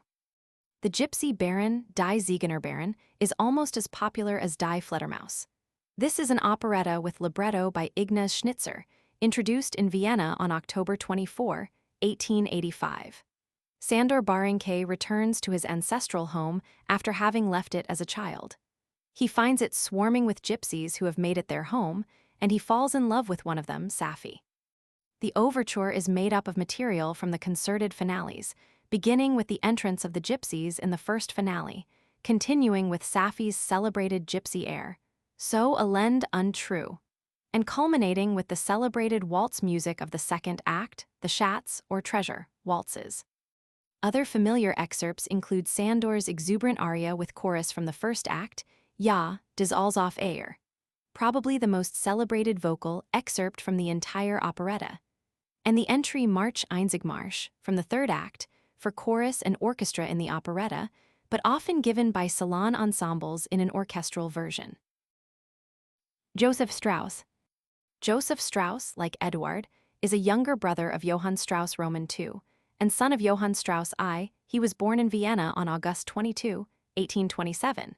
He was an extremely talented young man not only in music, but even as architect and inventor. Of more serious and sober disposition than either of his two brothers, he long regarded café house music condescendingly, his musical preference being for the classics. His famous brother, Johann Strauss Roman II, needing someone to help him direct his orchestra, finally prevailed on Joseph to turn to café house music. Joseph made his debut as café house conductor and composer simultaneously on July 23, 1853, his first waltz being Die Ersten. After that, he often substituted for brother Johann in directing the latter's orchestra in Vienna and on extended tour of Europe and Russia. Joseph died in Vienna on July 21, 1870. Joseph Strauss wrote almost 300 dance compositions. Though certainly less inspired than his brother Johann, he was also far more important than Eduard. Joseph's best waltzes have much of the lyrical invention and the harmonic and instrumental invention of those by Johann Strauss Roman II. Perhaps his greatest waltz is the Dorfschwalben aus Österreich, Swallows from Austria, Op. 164, a nature portrait often interrupted by the chirping of birds. Here Joseph's outpouring of the most sensitive lyricism and delicate moods is hardly less wondrous than that of Johann Strauss Roman II. H. E. Jacob went so far as to say that, since Schubert's death there has been no such melody. It is in the realm of the impromptus and moments musicox. It breathes the sweet blue from which the swallows come. Another Joseph Strauss classic in three-quarter time is Sphärenklinge, Music of the Spheres, Op. 285, equally remarkable for its spontaneous flow of unforgettable waltz tunes. Among Strauss, other delightful waltzes are the Aquarellin, Op. 258, Delirium, Op. 212, Dynamiten, Op. 173, Marienklinge, Op. 214. A theme from Dynamiten waltzes was used by Richard Strauss in his famous opera Der Rosenkavalier. In collaboration with his brother, Johann, Joseph wrote the famous Pizzicato polka and several other pieces including the Monstre Quadrille and Vaterlandischer March. With Johann and Eduard, he wrote the Schuitzen Quadrille and the Trifolian Walzer. Sir Arthur Sullivan. Sir Arthur Seymour Sullivan, musical half of the comic opera team of Gilbert and Sullivan, was born in London, England, on May 13, 1842. The son of a bandmaster, Sullivan was appointed to the Chapel Royal School in 1854. 1 year after that his first published composition appeared, an anthem. In 1856, he was the first recipient of the recently instituted Mendelssohn Award, which entitled him to attend the Royal Academy of Music, where he studied under Sterndale Bennett and Goss. From 1858 to 1861, he attended the Leipzig Conservatory. After returning to London in 1862, he achieved recognition as a serious composer with several ambitious compositions including the Irish Symphony, a cello concerto, a cantata, and an oratorio. Meanwhile, in 1866, he had become professor of composition at the Royal Academy, and in 1867 he completed his first score in a light style, the comic opera Cox and Box, libretto by F.C. Burnand, which enjoyed a successful engagement in London. In 1871, a singer introduced Sullivan to W.S. Gilbert, a one-time attorney who had attracted some interest in London as the writer of burlesques. An enterprising impresario, John Halshead of the Gaiety Theatre, then was responsible for getting Gilbert and Sullivan to work on their first operetta. This was Thespis, produced in London in 1871, and a failure. It was several years before librettist and composer worked together again. When they did it was for a new impresario, Richard Doyleycart, for whom they wrote a one-act comic opera, Trial by Jury, a curtain raiser to a French operetta which Cart was producing in London on March 25, 1875. Trial by Jury, a stinging satire on court trials revolving around a breach of promise suit, inaugurates the epic of Gilbert and Sullivan. Doyleycart now commissioned Gilbert and Sullivan to create a new full-length comic opera for a company he had recently formed. The new light opera company made a successful bow with The Sorcerer on November 17, 1877. Pinafore, a year later on May 25, 1878, made Gilbert and Sullivan a vogue and a passion both in London and in New York. In 1879, Gilbert and Sullivan came to the United States where on December 31 they introduced a new comic opera, The Pirates of Penzance, that took the country by storm. Upon returning to London, Gilbert and Sullivan opened a new theater built for them by Doyleycart, the Savoy, with Patience, a tumultuous success on April 25, 1881. After that came Iolanthe, 1882, Princess Ida, 1884, The Mikado, 1885, The Yeoman of the Guard, 1888, and The Gondoliers, 1889. Gilbert and Sullivan came to the parting of the ways in 1890, the final rift precipitated by a silly argument over the cost of a carpet for the Savoy Theatre. But the differences between them had long been deep-rooted. An attempt to revive the partnership was made in 1893 with Utopia Limited, and again with the Grand Duke in 1896. Both comic operas were failures. After 1893, Sullivan wrote a grand opera, Ivanhoe, and several operetta scores to librettists other than Sullivan. None of these were successful. During the last years of his life, he suffered from deterioration of his health and was almost always in acute pain. He died in London on November 22, 1900. Gilbert died 11 years after that. Of Sullivan's other achievements in the field of music mention must be made of his importance as a conductor of the concerts of the London Philharmonic from 1885 to 1887, and of the Leeds Festival from 1880 to 1898. Between 1876 and 1881, he was principal of and professor of composition at the National Training School for Music. In recognition of his high estate in English music, he was the recipient of many honors. In 1878, he was made Chevalier of the Legion of Honor, and in 1883, he was knighted by Queen Victoria. It is irony-fitting for a Gilbert and Sullivan comic opera that the music on which Sullivan lavished his most fastidious attention, and of which he was most proud, has been completely forgotten, except for one or two minor exceptions. But the music upon which he looked with such condescension and self-apology is that which has made him an immortal, in the theater if not in the concert world.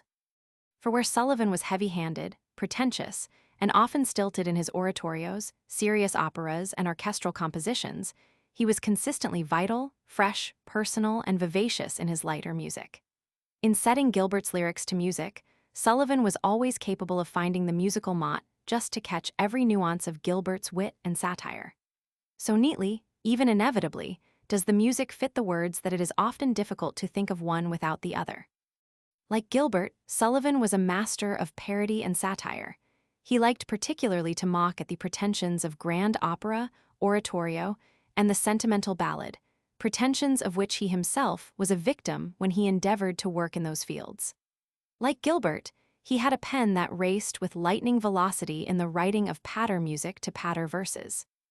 Sullivan, moreover, had a reservoir of melodies seemingly inexhaustible, gay tunes, mocking tunes, and tunes filled with telling sentiment, and he was able to adapt the fullest resources of his remarkable gift at harmony, rhythm, and orchestration to the manifold demands of the stage. He was no man's imitator. Without having recourse to experimentation or unorthodox styles and techniques, his style and manners were so uniquely his that, as T.F. Dunhill has said, his art is always recognizable. The Sullivan touch is unmistakable and can be felt instantly. Of the universality of the Gilbert and Sullivan comic operas, Isaac Goldberg wrote, "They were not the rebels of an era, yet as surely they were not the apologists. Their light laughter carried a pleasant danger of its own that, without being the laughter of a Figaro, helped before the advent of a Shaw to keep the atmosphere clear. Transition figures they were, in an age of transition, caught between the personal independence of the artist and the social imperatives of their station. They did not cross over into the new day, though they served as a footbridge for others. Darwin gave them, only a song for Princess Ida, their melodious answer to the revolt of woman against a perfumed slavery, Swinburne and Wilde, characters for patience. They chided personal foibles and only indirectly social abuses. They were, after all, moralists, not sociologists. It was in their natures, it was of their position, yet something vital in them lives beyond their time. From their era of caste, of smug rectitude, of sanctimoniousness, they still speak to an age that knows neither corset nor petticoat, that votes with its women, and finds Freud insufficiently aphrodisiac. Perhaps it is because they chide individuals and not institutions that their work, so admirably held in solution by Sullivan's music, has lived through the most critical epoch in modern history since the French Revolution. For, underneath the cataclysmic changes of history, remain the foibles that make us the fit laughter of the gods. Overtures to and potpourris from the principal Gilbert and Sullivan comic operas are integral to the repertory of salon and pop orchestras everywhere. In all cases, the overture is made up of the opera's main melodies, and in most cases these overtures were written by others. The Gondoliers was the last of the Gilbert and Sullivan comic operas to survive in the permanent repertory. It was produced on December 7, 1889.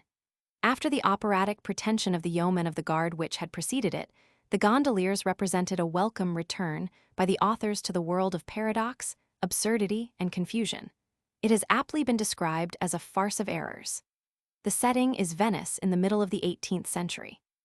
The Duke and Duchess of Plazzatoro come to Venice accompanied by their daughter, Casilda, and a drummer boy, Lewis, who loves her. In her childhood, Casilda had married the infant heir to the throne of Barataria. This heir had then been stolen and entrusted to the care of a gondolier who raised him as one of his two sons. In time, the gondolier himself has forgotten which of his two boys is of royal blood. To complicate matters even further, the two gondolier boys, Marco and Giuseppe, are married. Thus, it seems impossible to solve the problem as to who really is the heir to Barataria's throne, and by the same token Casilda's husband. But when this problem is finally unscrambled, it turns out that the heir is neither Marco nor Giuseppe, but none other than Lewis. The following are the principal selections from the Gondoliers, Antonio's song, "For the merriest fellows are we." The duet of Marco and Giuseppe were called Gondolieri. The autobiographical chant of the Duke of Plazzatoro, the Duke of Plazzatoro. The duet of Casilda and Lewis, There Was a Time. The song of the Grand Inquisitor, I Stole the Prince. Tessa's song, When a Merry Maiden Marries. The duet of Marco and Giuseppe, For Everyone Who Feels Inclined. Giuseppe's patter song, Rising Early in the Morning. Marco's serenade, Take a Pair of Sparkling Eyes. And the song of the Duchess, On the Day That I Was Wedded. Iolanthe, introduced on November 25, 1882, carried Gilbert's love of paradox, confusion, and absurdity into the fairy kingdom. To Isaac Goldberg, this comic opera, both as words and as music, is a peer among its kind. It is surprisingly complete. It is, indeed, of Gilbert and of Sullivan, all compact.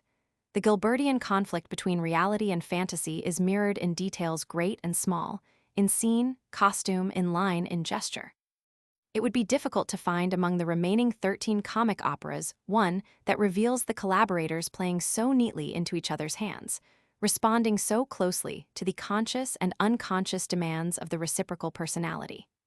The heroine Iolanthe is a fairy who has married a mortal and thus has been banished to the bottom of a stream by the queen of her kingdom. But the queen eventually forgives Iolanthe. Upon returning to her fairy kingdom, Iolanthe discovers she is the mother of a son, Strephon, who is half fairy and half mortal, and Strephon is in love with the mortal, Phillis, who, in turn, is being pursued not only by her guardian, the Lord Chancellor, but even by the entire House of Peers. When Phillis finds Strephon with Iolanthe, she suspects him of infidelity, since she has no idea that Iolanthe is Strephon's mother. Immediately, she begins to bestow her kindly glances upon two members of the House of Peers. Summoned for help, Iolanthe reveals that Strephon is, indeed, her son, and that his father is none other than the Lord Chancellor. By this time, the other fairies of the kingdom have succumbed to the charms and appeal of the peers. Iolanthe is saved from a second punishment when the Lord Chancellor helps change fairy law to read that any fairy not marrying a mortal is subject to death. Leading numbers from Iolanthe include the following: the opening chorus of the fairies, Tripping Hither, Tripping Thither; Strephon's song, Good Morrow, Good Mother; the love duet of Phillis and Strephon, Thou the Tree and I the Flower; entrance, chorus, and march of the peers, Loudly Let the Trumpet Bray, followed immediately by the Lord Chancellor's monologue, The Law is the True Embodiment; the Lord Chancellor's personal credo, When I Went to the Bar; the Song of Willis the Sentry, When All Night Long a Chap Remains; Lord Mount a Rat's chauvinistic hymn, When Britain Really Ruled the Waves; the Fairy Queen's song, Oh, Foolish Fay; the Lord Chancellor's patter song about a nightmare, When You're Lying Awake; the trio of the Lord Chancellor, Mount Ararat and Tololer, If You Go In; Strephon's song, Fold Your Flapping Wings; and the finale, Soon as We May. The Mikado was a sensation when first performed in London on March 14, 1885, and with many it is still the favorite of all Gilbert and Sullivan comic operas. By 1900, it had received over 1,000 performances in London and 5,000 in the United States. Since then, these figures have multiplied. It has been adapted for motion pictures, and in New York it has been given in 2 different jazz versions, the Hot Mikado and Swing Mikado. In 1960, it was presented over television with Groucho Marx as the Lord High Executioner. In its own day, much of its appeal was due to its exotic setting of Japan and strange Japanese characters. Such a novelty for the English stage was the strong spice that endowed the play with much of its succulent flavor. Gilbert's inspiration had been a miniature Japanese village set up in the Knightsbridge section of London, which aroused and stimulated the interest of the English people in all things Japanese. Gilbert was one of those who became fascinated by this Oriental exhibit, and his fascination led him to conceive a comic opera with a Japanese background. But while the Japanese are certainly no longer curiosities in the theater, have indeed become a vogue on Broadway since the end of World War II, the Mikado has never lost its tremendous popularity. For the Mikado represents Gilbert and Sullivan at their creative peak. The whimsical characters, absurd situations, the savage malice of the wit and satire, and the strange and paradoxical deviations of the plot find Gilbert at the height of his whimsical imagination and skill. And at every turn, Sullivan was there with music that captured every subtle echo of Gilbert's fancy. The thought of having to marry the unattractive Katisha proves so distasteful to Nanki-Poo, son of the Mikado, that he puts on the disguise of a wandering minstrel and flees. After coming to the town of Titipu, he meets and falls in love with Yum-Yum, who, in turn, is being sought after by her own guardian, Koko, the Lord High Executioner. The Lord High Executioner faces a major problem. The ruler of Japan has sent a message to Titipu stating that since no execution has taken place there for many years, the office of Lord High Executioner will be abolished if somebody is not executed shortly. When Koko discovers that Nanki-Poo is about to commit suicide, rather than live without Yum-Yum, he finds a solution to his own problem. Koko is willing to allow Nanki-Poo to marry Yum-Yum and live with her for a month, if at the end of that time, he allows himself to be beheaded. The wedding takes place, but before the beheading can be consummated, the Mikado arrives on the scene with Katisha. Only then is the discovery made in Titipu that Nanki-Poo is the Mikado's son and that anyone responsible for his death must boil in oil. The news that Nanki-Poo is alive saves Koko from this terrible fate, but he soon confronts another in the form of Katisha, whom he must now marry to compensate her for her loss of Nanki-Poo. Many of the excerpts from the Mikado are known to anyone who has ever heard or whistled a tune. These are the most significant, the opening chorus of the Japanese nobles, If You Want to Know Who We Are, Nanki-Poo's self-introductory ballad, A Wandering Minstrel I, Pishtush's description of the Mikado's decree against flirtation, Our Great Mikado, Koko's famous patter song, I've Got a Little List, the song of Yum-Yum's companions, Three Little Maids, the affecting duet of Nanki-Poo and Yum-Yum, Were You Not to Koko Plighted, Yum-Yum's radiant song, The Sun Whose Rays, Koko's allegorical song, Titwillow, the madrigal of Yum-Yum, Pity Sing, Nanki-Poo and Pish-Tush, Brightly Dawns Our Wedding Day, the sprightly trio of Yum-Yum, Nanki-Poo and Koko, Here's a Howdy-Do, the song of the Mikado, My Object All Sublime, the duet of Nanki-Poo and Koko, The Flowers That Bloom in the Spring. Patience in 1880, one directed its well-aimed satirical pricks and barbs at the pre-Raphaelite movement in England with its fetish for simplicity and naturalness, and with equal accuracy at poets and aesthetes like Oscar Wilde and Algernon Swinburne, leaders of an aesthetic movement that encouraged postures, poses, and pretenses. 20 maidens are turned into aesthetes through their common love for the fleshly poet, Bunthorne. Because of this love they hold in disdain their former sweethearts, the officers of the Heavy Dragoon. Bunthorne, however, is in love with the simple, unselfish milkmaid Patience, who dotes after the idyllic poet of heavenly beauty, Grosvenor. Since Patience is unselfish, she cannot hope to win Grosvenor's love, for to be loved by one so beautiful is the most selfish thing in the world. She decides to accept Bunthorne. Now the 20 lovesick maidens fall in love with Grosvenor, and through his influence abandon aestheticism for simplicity. Unaware of this new direction in their loved ones, the dragoons desert their uniforms for aesthetic garb, substitute their former practical everyday behavior for extravagant postures and poses. Weary of the demands made upon him by the doting maids, Grosvenor, with a push from Bunthorne, becomes commonplace.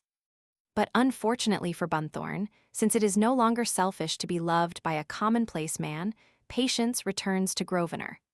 The maidens, now interested in the commonplace, can now return to their dragoons. But poor Bunthorne is left alone with nothing but a lily in his hand to console him. The following are the principal selections from Patience. The opening female chorus, 20 lovesick maidens we, Patience's simple query about the nature of love, I cannot tell what this love may be. The chorus of the dragoons, the soldiers of our queen, followed immediately by the colonel's patter song, If you want a receipt. Bunthorne's recipe for success in the business of being an aesthete, If you're anxious for to shine.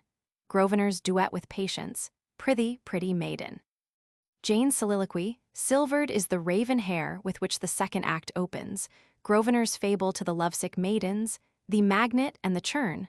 Patience's ballad, Love is a plaintive song, and the gay duet of Bunthorne and Grosvenor, When I go out of doors. Pinafore was the first of the successful Gilbert and Sullivan comic operas in which we encounter that strange topsy-turvy world over which Gilbert and Sullivan ruled, that we confront the accidents, coincidences, paradoxes, and mishaps that beset its hapless inhabitants. Pinafore is a devastating satire on the Admiralty in general and William H. Smith, its First Lord, in particular. But it also makes a mockery of social position. Ralph Rackstraw, a humble seaman, is in love with Josephine, daughter of Captain Corcoran, commanding officer of the HMS Pinafore. But the First Lord of the Admiralty, Sir Joseph Porter, is also in love with her. Since Josephine's father would never consent to have his daughter marry one so lowly as Ralph, the lovers decide to elope. But the plans are overheard by the seaman, Dick Deadeye, who reports them to the captain with the result that Ralph is put in irons. An impasse is thus reached until Little Buttercup, a Portsmouth bumboat woman, reveals an incident of the distant past. Entrusted the care of 2 infants, she mixed them up with the result that the lowly-born child, Corcoran, was mistaken for the one of high station, and was thus able to rise to the station of captain. But the child of high station, believed to have been of lowly origin, Ralph, had been forced to become a seaman. By order of Sir Joseph, Ralph now becomes the master of the ship and can claim Josephine as his bride. The proud captain, now reduced to a seaman, must content himself with Little Buttercup. Pinafore was a sensation when introduced in London in 1878, enjoying 700 consecutive performances. But it proved even more sensational in the United States, following its premiere there at the Boston Museum on November 25 of the same year. 90 different companies presented this comic opera throughout the country in that first season, with 5 different companies operating simultaneously in New York. Pinafore was given by colored groups, children's groups, and religious groups. It was widely parodied. Some of its catchphrases, what never, no never, and for he himself has said it, entered American argot. As a bountiful source of popular melodies, the score of Pinafore is second only in importance to that of the Mikado.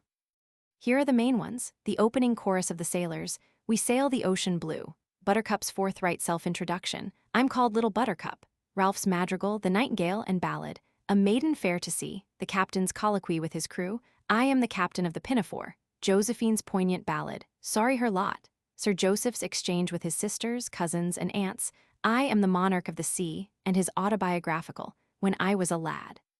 The captain's sad reflection, Fair moon to the eye sing, the choral episode, Carefully on tiptoe stealing, followed by the tongue-in-the-cheek paean to England and Englishmen, He is an Englishman. The Pirates of Penzance was the only Gilbert and Sullivan comic opera to receive its world premiere outside England. This took place in New York at the Fifth Avenue Theater in 1879. There was a single hastily prepared performance in Paynton, England, on December 30, 1879, but this is not regarded as an official premiere. The reason why The Pirates was introduced in New York was due to the presence there of its authors. Numerous pirated versions of Pinafore were then being given throughout the United States in about 100 theaters, and Gilbert and Sullivan decided to come to America for the dual purpose of exploring the conditions under which they might protect their copyright and to offer an authorized version of their opera. In coming to the United States, they brought with them the manuscript of their new work, The Pirates of Penzance, and arranged to have its premiere take place in New York. The Pirates of Penzance is a blood relative of Pinafore. Where Pinafore made fun of the British Navy, the Pirates concentrates on the British Army and Constabulary. In Pinafore, two babies are mixed up in the cradle for a confusion of their identities. In the Pirates, it is the future professions of babies which are confounded in the cradle. In Pinafore, the secret is divulged by Buttercup, in the Pirates by Ruth.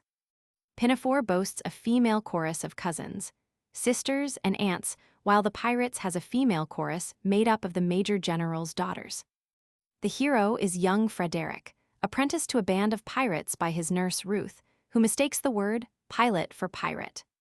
Frederick falls in love with Mabel, one of the many daughters of Major General Stanley, and looks forward eagerly to his freedom from his apprenticeship to the pirate band, which arrives on his 21st birthday. But Frederick discovers that, since he was born on leap year, the year of his freedom, his 21st birthday is many, many years off, that by the calendar he is still only a little boy of 5. As a pirate, he must join his confederates in exterminating Mabel's father and the constables attending him.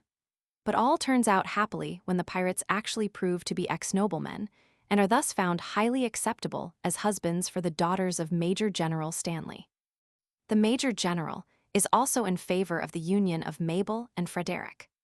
The following are the leading musical selections: the opening chorus of the Pirates, Pour, O Pour, the Pirate Sherry; the Pirate King's hymn to his profession, For I Am a Pirate King; the chorus of the Major General's daughters, Climbing Over Rocky Mountain; Frederick's plaintive plea for a lover, Oh, Is There Not One Maiden Breast; the Major General's autobiographical patter song, I Am the Very Pattern of a Modern Major General; the rousing chorus of the Constabulary, When the Foeman Bares His Steel. The tripping trio of Ruth, Fred, and the Pirate King on discovering Fred is only a child of 5. A paradox, a most ingenious paradox. Mabel's haunting ballad, Oh, Leave Me Not to Pine. The police sergeant's commentary on his profession, when a felon is not engaged in his employment. The Pirates' chorus, Come Friends Who Plow the Sea. A melody expropriated by an American, Theodore Morse, for the lyric, Hail, hail the gang's all here. And the general's idyllic ballad, Sighing Softly to the River. Ruddigore, a travesty on melodrama, was first performed on January 22, 1887. Because the Murgatroyd family has persecuted witches, an evil spirit had fated it to commit a crime a day. Ruthven Murgatroyd tries to flee from this curse by assuming the identity of simple Robin O'Capple. He meets and falls in love with Rose, who is being sought after by Ruthven's foster brother, Richard. Since Ruthven as Robin O'Capple has the upper hand with Rose, Richard avenges himself by revealing the fact that his brother is really a member of the Murgatroyd family, and like all of them, is the victim of the ancient family curse. Back in his ancestral home, Ruthven must fulfill his quota of crimes, a job he bungles so badly that his ancestors suddenly come alive out of the picture frames on the wall to condemn him. But after numerous convolutions of typically Gilbertian logic and reasoning, the curse is broken and Ruthven can live happily with his beloved Rose.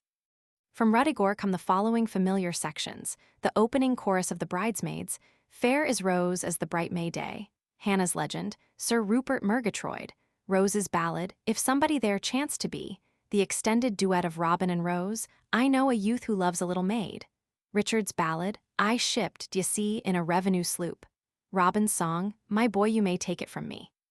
The chorus of the Bridesmaids, Hail the Bride of 17 Summers, followed by Rose's Madrigal, Where the Buds Are Blossoming; the duet of Robin and Adam, I Once Was as Meek as a New-Born Lamb; Rose's Ballad, In Bygone Days; the chorus of the family portraits, Painted Emblems of a Race; Sir Roderick's Patter Song, When the Night Wind Howls; and Hannah's Ballad, There Grew a Little Flower.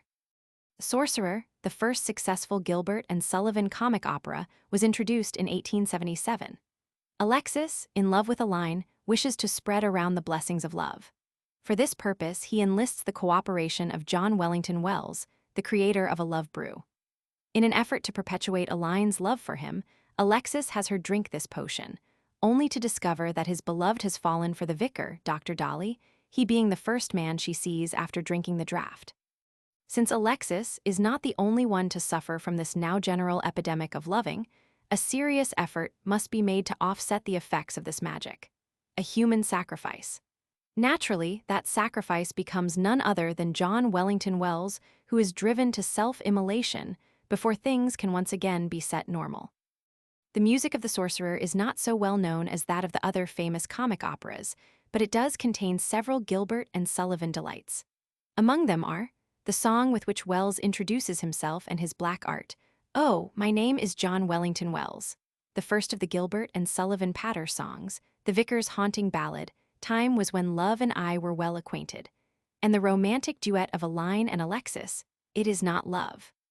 In The Yeoman of the Guard, produced on October 3, 1888, the topsy-turvy world of Gilbert and Sullivan is temporarily sidestepped for another of operatic pretensions. Of all the Gilbert and Sullivan plays, this one comes closest to resembling an opera. The immediate stimulus for the writing of the text came to Gilbert from an advertisement in a railway station depicting a beefeater. Out of this acorn grew the oak of Gilbert's play, in which Colonel Charles Fairfax is falsely accused by his kinsman, Poltwhistle, of sorcery.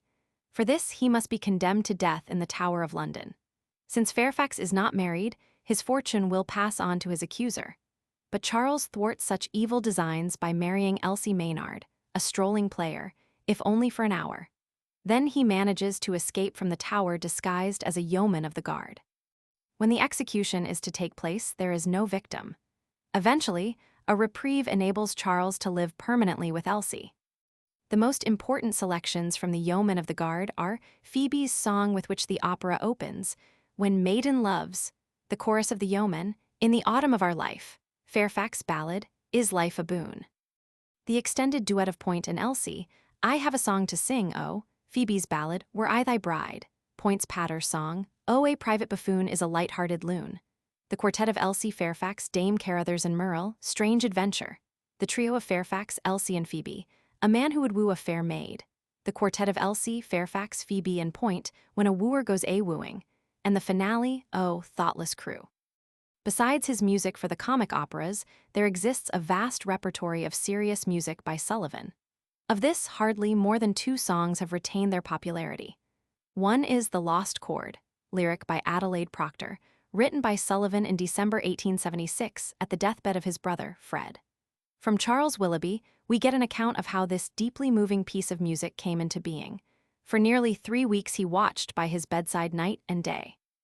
One night, the end was not very far off then, while his sick brother had for a time fallen into a peaceful sleep, and he was sitting as usual by the bedside, he chanced to come across some verses by Adelaide Proctor with which he had some 5 years previously been struck.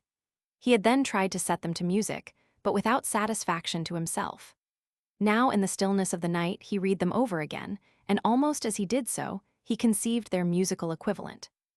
A stray sheet of music paper was at hand, and he began to write. Slowly the music took shape, until, becoming quite absorbed in it, he determined to finish the song.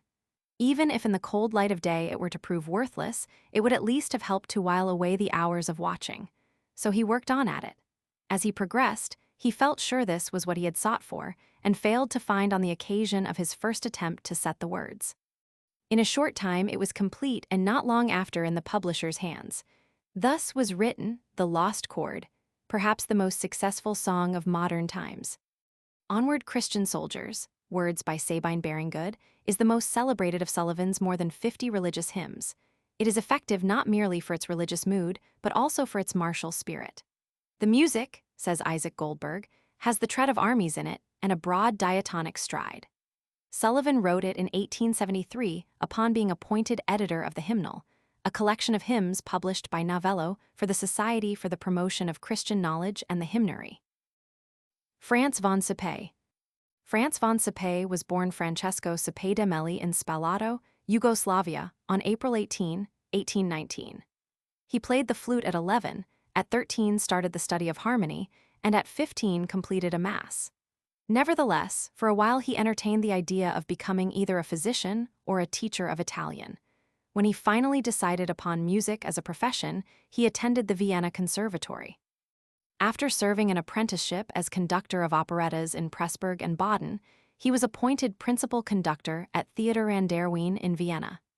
In 1862, he assumed a similar post with the Karlstheater, and from 1865 until his death at the Leopoldstadt Theater. While absorbing the influence and traditions of the Opera-Bouffe of Offenbach, he began writing operettas of his own in a style uniquely his, setting and establishing many of the traditions and clichés which would henceforth identify the Viennese operetta.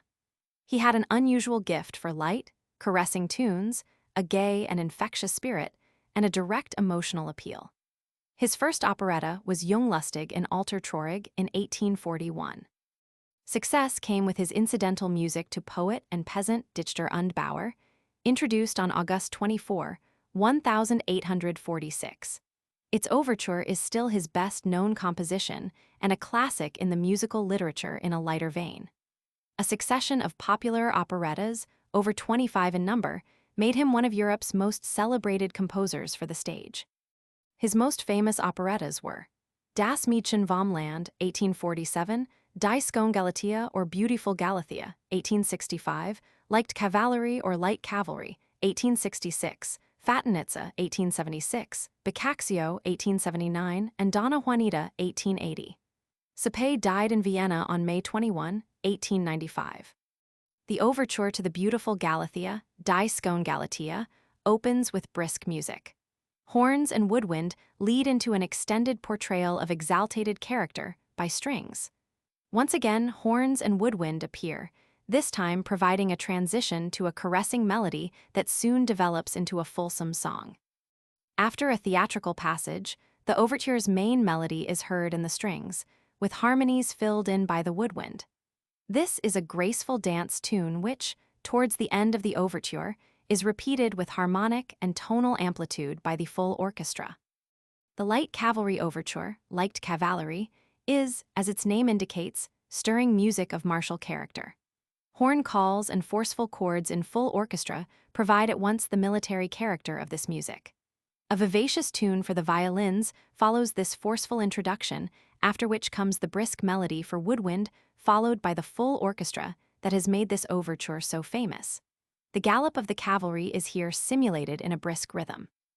The agitation is dissipated by a sensitive transition in strings and clarinet to a spacious melody in strings in a sensual Hungarian style. The brisk military music and the open horning calls then give the overture a dynamic conclusion. Morning, noon, and night in Vienna, Ein Morgen, Ein Mittag, Ein Abend in Wien, is one of the composer's famous concert overtures. A dramatic introduction, with forceful chords in full orchestra, leads to a beautiful and fully realized song for solo cello against plucked strings, one of Sapé's most inspired flights of melody. The song ended, the dramatic opening is recalled to serve as a transition to two buoyant and graceful Viennese tunes in the strings, the second repeated vigorously and amplified by full orchestra. The overture ends in a robust rather than lyrical vein. The Pique Dame, Queen of Spades overture begins with a murmuring passage for strings that grows in volume and changes character, before an expressive melody unfolds in lower strings against an accompanying figure borrowed from the opening passage. A vigorous interlude of strong chords and a vigorous pronouncement by the brass lead into the most famous theme of the composition, a vivacious and jaunty melody for strings and woodwind. This subject is developed at some length before a melodic episode is offered by the lower strings as a preface to a soft idyllic interlude for the woodwind. The conclusion of the overture is in a vigorous manner, with an energetic restatement of earlier thematic material. Of all the Sapé overtures, whether for the stage or the concert hall, the most famous undoubtedly is the Poet and Peasant Dichter und Bauer. After a stately introduction, there arrives a gentle song for the strings. This is succeeded by a more robust theme. The main melody of the overture is a pulsating melody in time. Indicative of the enormous popularity of this overture in all parts of the world is that it has been adapted for almost 60 different combinations of instruments. Johan Svensson. Johan Svensson was born in Oslo, Norway, on September 30, 1840. The son of a bandmaster, he dabbled in music for many years before receiving formal instruction. When he was 23, he embarked for the first time on a comprehensive musical education by attending the Leipzig Conservatory, where he was a pupil of Ferdinand David, Rieneck, and others. After that, he toured Europe as a concert violinist and lived for a while in Paris, where he played in theater orchestras. In 1870, he visited the United States, where he married an American woman whom he had originally met in Paris. Following his return to his native land, he was the conductor of the Christiana Musical Association from 1872 to 1877, and again from 1880 to 1883. In 1883, he settled in Copenhagen, where for 16 years he was court conductor, and part of that time conductor at the Royal Theatre as well. As a composer, Svensson distinguished himself with major works for orchestra in a pronounced Norwegian style, the most famous being 4 Norwegian rhapsodies and the Carnaval des Artistes Norvégiens, in all of which Norwegian folk melodies are used extensively. He also produced many works not of a national identity, among which were symphonies, concertos, chamber music works, and the highly popular Carnival in Paris, for orchestra. Svensson died in Copenhagen on June 14, 1911. The Carnival in Paris, Carnaval à Paris, for orchestra, Op. 9, 1873, is one of Svensson's best-known works, even though it is not in his characteristic Norwegian style. His early manhood in Paris had been one of the composer's happiest experiences in life, and some of that joy and feeling of excitement is found in this music describing a Mardi Gras in Paris. The full orchestra enters after a swelling trumpet tone over drum rolls. There is then heard an exchange among the wind instruments and a quickening of the tempo to lead into the first main theme, a delicate subject for flutes and clarinets. This theme is twice repeated, after which the music becomes stormy. Divided violins then bring on the second theme, which, like the first, is quiet and gentle. In the development, in which much is made of the first subject, there are effective, frequent alternations of tempo. A rhapsodic section, with a subject for divided strings, followed by extended drum rolls and calls for muted horns, precede the concluding section. Deems Taylor. Joseph Deems Taylor was born in New York City on December 22, 1885. He received his academic education in New York at the Friends School, Ethical Culture School, and New York University. All the while, he studied music with private teachers. Following his graduation from college, Taylor appeared in vaudeville, worked for several magazines, and from 1921 to 1925 was the music critic of the New York World. He first distinguished himself as a composer in 1919 with the orchestral suite, Through the Looking Glass. In 1925, he resigned from the World to concentrate on composition. In the next half-dozen years, he completed 2 operas, each successfully performed at the Metropolitan Opera. The King's Henchman, with libretto by Edna St. Vincent Millay in 1927 and Peter Ibbetson in 1931. Since 1927, Taylor has followed several careers besides that of one of America's most important serious composers. He was editor of Musical America, music critic for the New York American, master of ceremonies on radio and television, program annotator, intermission commentator for broadcasts of opera and orchestral music, and author of several best-selling books on music. A highly sophisticated composer with a consummate technical skill, Taylor's works are not for popular consumption. But he did write one composition in a popular style, Circus Day, and a second of his works, Through the Looking Glass, while intended for symphonic concerts, has enough wit and charm to fall gracefully into the semi-classical category. Circus Day is a fantasy for orchestra, Op. 18-1925, written on commission from Paul Whiteman and his orchestra. When Whiteman and his orchestra introduced it that year, the work was orchestrated by Ferd Griffet, but since then Taylor has prepared his own symphonic adaptation. Subtitled 8 Pictures from Memory, this fantasy strives to convey one's early impressions of a day at the circus. The composer has provided his own program notes for the 8 movements. The first, entitled Street Parade, describes the circus parade as it passes on down the street. The playing of the band grows fainter and dies away in the distance. The Big Tops tells in musical terms about peanuts, popcorn, pink lemonade, bawling sideshow barkers. This is followed by bareback riders. As the ringmaster cracks his whip, the riders perform the miraculous feats that make horseback riders the objects of such awe and admiration. The fourth movement is in 3 parts. The first is devoted to the lion's cage. The roar of the lions is blood-curdling, but they go through their tricks with no damage to any of us. The second speaks about the dog and the monkey circus. Into the ring dash a whole kennel full of small dogs guised as race horses, ridden by monkeys dressed as jockeys.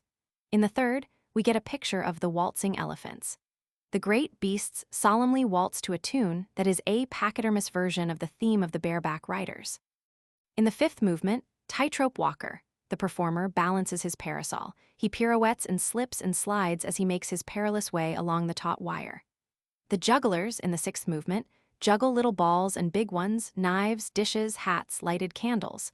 Even the orchestra is seized by the contagion and finally juggles its main theme, keeping 3 versions of it in the air. In Clowns, 2 of them come out to play us a tune. Finally, after a furious argument, the entire clown band manages to play the tune through, amid applause. The finale, the composer goes on to explain, might better be called Looking Back.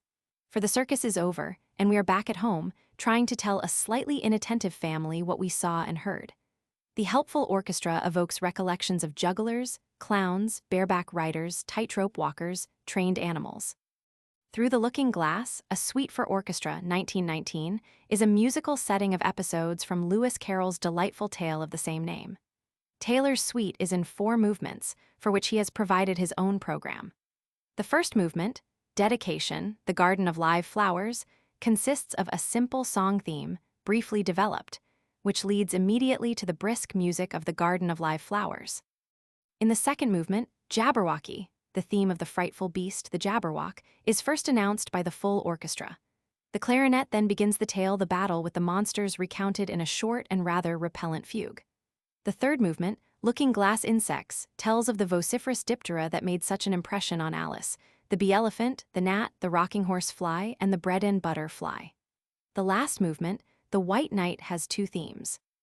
The first is a sort of instrumental prance, being the knight's own conception of himself as a slashing daredevil.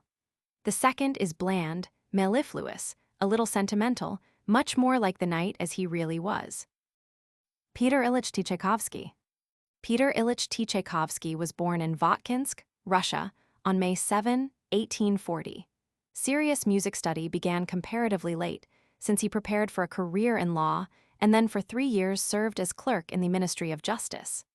He had, however, revealed unusual sensitivity for music from earliest childhood, and had received some training on the piano from the time he was 5. Intensive music study, however, did not begin until 1861, when he became a pupil of Nicholas Zermba, and it was completed at the St. Petersburg Conservatory. His professional career began in 1865, the year in which he was appointed professor of harmony at the newly founded Moscow Conservatory. This was also the year when one of his compositions was performed for the first time. Characteristic dances for orchestra, introduced by Johann Strauss Roman II in Pavlovsk, Russia. Tchaikovsky's first symphony was introduced in Moscow in 1868. His first opera, The Voivode, in Moscow in 1869, and his first masterwork, the orchestral fantasy Romeo and Juliet, in Moscow in 1870. During the next half-dozen years, he reached maturity as composer with the completion of his second and third symphonies. First 2 string quartets, famous piano concerto No. 1, and the orchestral fantasy, Francesca da Rimini. In 1877, Tchaikovsky embarked precipitously on a disastrous marriage with Antonina Miliukova. He did not love her, but was flattered by her adoration of his music. In all probability, he regarded this marriage as a convenient cloak with which to conceal his sexual aberration, which was already causing some talk in Moscow, and of which he was heartily ashamed. In any event, this marriage proved a nightmare from the beginning. Always hypersensitive, he now became a victim of mental torment, which led him to try suicide. Failing that, he fled from his wife to find refuge in his brother's house, where he collapsed physically. For a year after that, he traveled about aimlessly in Europe.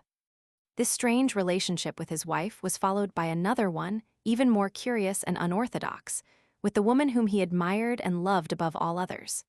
She was the wealthy patroness and widow, Nadezhda von Meck, with whom he maintained a friendship lasting 13 years. But during all that time, he never once met her personally, their friendship being developed through an exchange of often tender, at times even passionate letters. She had written him to speak of her admiration for his music, and he had replied in gratitude. Before long, she endowed him with a generous annual subsidy to allow him full freedom to write music. From then on, they wrote each other frequently, with Tchaikovsky often bearing his heart and soul. The reason why they never met was that Mme. Von Meck had firmly established that condition for the continuation of their friendship and her financial generosity. Why this strange request was made, and why she adhered to it so tenaciously, has never been adequately explained. She may have been influenced by their different stations in life, or by her excessive devotion to her children, or even by a knowledge of the composer's sexual deviation. Now financially independent, and strengthened by the kindness, affection, and sympathy of his patroness, Tchaikovsky entered upon one of his richest creative periods by producing one masterwork after another. The Fourth and Fifth Symphonies, the opera, Eugene Onegin, the violin concerto, the Capriccio Italian for orchestra, a library of wonderful songs. Inevitably, he now assumed a rank of first importance in Russian music. In 1884, he was honored by the Tsar with the Order of St. Vladimir, and in 1888, a life pension was conferred upon him by the Russian government. In 1890, while traveling in the Caucasus, Tchaikovsky heard from Mme. Von Meck that she had recently suffered financial reverses and was compelled to terminate her subsidy. The composer replied that he was no longer in need of her financial help, but that he hoped their friendship might continue. To this, and to all subsequent letters by Tchaikovsky, Mme. Von Meck remained silent. Upon returning to Moscow, Tchaikovsky discovered that his patroness was in no financial difficulties whatsoever, but had used this as an excuse to terminate a relationship of which she had grown weary. The loss of his dearest friend, and the specious reason given for the termination of their relationship, was an overwhelming blow, one largely responsible for the fits of melancholia into which Tchaikovsky lapsed so frequently from this time on. In 1891, Tchaikovsky paid his only visit to the United States, where he helped open Carnegie Hall in New York by directing a performance of his own Overture 1812. After returning to Russia, he became so morbid and succumbed so helplessly to fits of despair that at times he thought he was losing his mind. In such a mood, he wrote his last symphony, the Pathétique, one of the most tragic utterances in all music.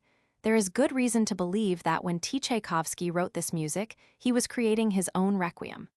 He died in St. Petersburg on November 6, 1893, a victim of cholera contracted when he drank a glass of boiled water during an epidemic. The qualities in his major serious works that made Tchaikovsky one of the best-loved and most frequently performed composers in the world are also the traits that bring his lesser works into the permanent semi-classical repertory. An endless fund of beautiful melody, an affecting sentiment that at times lapses into sentimentality, a lack of inhibitions in voicing his deepest emotions and most personal thoughts. The Andante cantabile is a gentle, melancholy song in three-part form which comes from one of the composer's string quartets in D major, Op. 11, 1871. This is the second movement of the quartet, and the reason why this work as a whole is still occasionally performed. This famous melody, however, is not original with the composer, but a quotation of a Russian folk song, Vanya Sat on the Divan, which the composer heard a baker sing in Kamenka, Russia. Tchaikovsky himself adapted this music for orchestra. In 1941, this melody was adapted into the American popular song, On the Isle of May. Chanson Triste is another of the composer's soft, gentle melodies that is filled with sentiment. This is the second of 12 children's pieces for the piano of moderate difficulty, Op. 40, 1870-1877. Humoresque Op. 10, No. 2, 1871, a humoresque being an instrumental composition in a whimsical vein, finds Tchaikovsky in a less familiar attitude, that of grotesquerie. This sprightly little tune is almost as celebrated as the very popular humoresque of Dvorak, and like that of Dvorak, it originated as a composition for the piano, a companion to a nocturne which it follows. Fritz Kreisler made a fine transcription for violin and piano, while Stokowski was one of several to adapt it for orchestra. The Marquis Slav for orchestra, Op. 31, 1876, was intended for a benefit concert in St. Petersburg for Serbian soldiers wounded in the war with Turkey. At that performance, the work aroused a whole storm of patriotic enthusiasm, as the composer himself reported. The work opens with a broad Slavic march melody, which Tchaikovsky borrowed from a Serbian folk song. The middle trio section is made up of two other folk tunes. The composition ends with a triumphant restatement of the opening march melody, now speaking for the victory of the Serbs over the Turks. The melody in E-flat major, Op. 42, number 3, 1878, is a simple and haunting little song that originated as a piece for violin and piano. It appears in a set of 3 such pieces entitled Souvenir d'un Loup-Cher, of which it is the closing number. This melody was used in 1941 for the American popular song, The Things I Love. The month's Op. 37b, 1876, is a suite for piano out of which come several compositions exceedingly popular in transcriptions. Each movement of this suite is devoted to a month of the year. The 6th movement is June, a little barcarolle or Venetian boat song. The 10th for October is Autumn Song, a gentle melody lightly touched by sadness. The 11th for November is by contrast a lively piece entitled Troika and Trainox, or the Troika. None But the Lonely Heart is one of Tchaikovsky's most famous songs, a melancholy setting of Goethe's poem. This is the last of a set of 6 songs, Op. 16, 1872, which is extensively performed in transcriptions of all sorts. The Nutcracker Suite, or Casse-Noisette, Op. 71a, 1892, is a suite for orchestra adapted from a ballet score. The ballet, introduced in St. Petersburg in 1892, tells about a nutcracker, received as a Christmas gift by a little girl, which in her dreams becomes a handsome prince. He leads toys into battle against mice, and conducts the little girl to Jam Mountain, Arabia, where she is delighted with all kinds of games and dances. Those accustomed to associate the name of Tchaikovsky with lugubrious music will find this suite a revelation, for it is filled with the most enchanting moods and is consistently light of heart and spirit. The highly popular suite for orchestra is made up of 8 little movements. Miniature Overture is built from 2 lively tunes. The main subject of the march is a pert melody for clarinet, horn, and 2 trumpets. The trio section consists of a vivacious staccato melody for the woodwind and strings. The Dance of the Sugarplum Fairy is a sensitive melody for the celesta. The Trepak is a vigorous, rhythmic Russian dance. The Arabian Dance is an exotic melody for the clarinet, and the Chinese Dance, an oriental subject for flute and piccolo. The 2 last movements are the Dance of the Flutes, in which a sensitive melody for flutes is contrasted by a more robust section for trumpets, and the Waltz of the Flowers, where the waltz tune in horns and then in clarinets is followed by 2 more important ideas, the first in the strings and the second in flutes and oboe. The Overture 1812 is a concert overture for orchestra, Op. 49, 1880, commissioned for the consecration of a temple built as a memorial to Napoleon's defeat in Russia in 1812. This overture was intended by the composer to describe the historic events of Napoleon's invasion of and flight from Russia. An introductory section quotes the well-known Russian hymn, God Preserve Thy People. In the main body of the overture, the Battle of Borodino is dramatically depicted, the 2 opposing armies represented by quotations from the Marseillaise and the Russian national anthem. A climax is reached with a triumphant restatement of the Russian national anthem. The Polonaise is one of 2 celebrated dance episodes in the opera Eugene Onegin. The other is the waltz discussed below. This 3-act opera is based on a poem by Pushkin, adapted by Konstantin Chaikovsky and the composer himself, and was introduced in Moscow on March 29, 1879.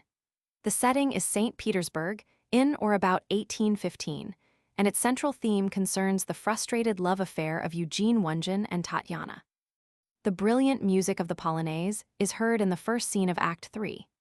In the palace of Prince Gremin, there takes place a reception during which the guests dance to the vital strains of this courtly Polish dance, its vigor derived from sharp syncopations and accents on the half-beat.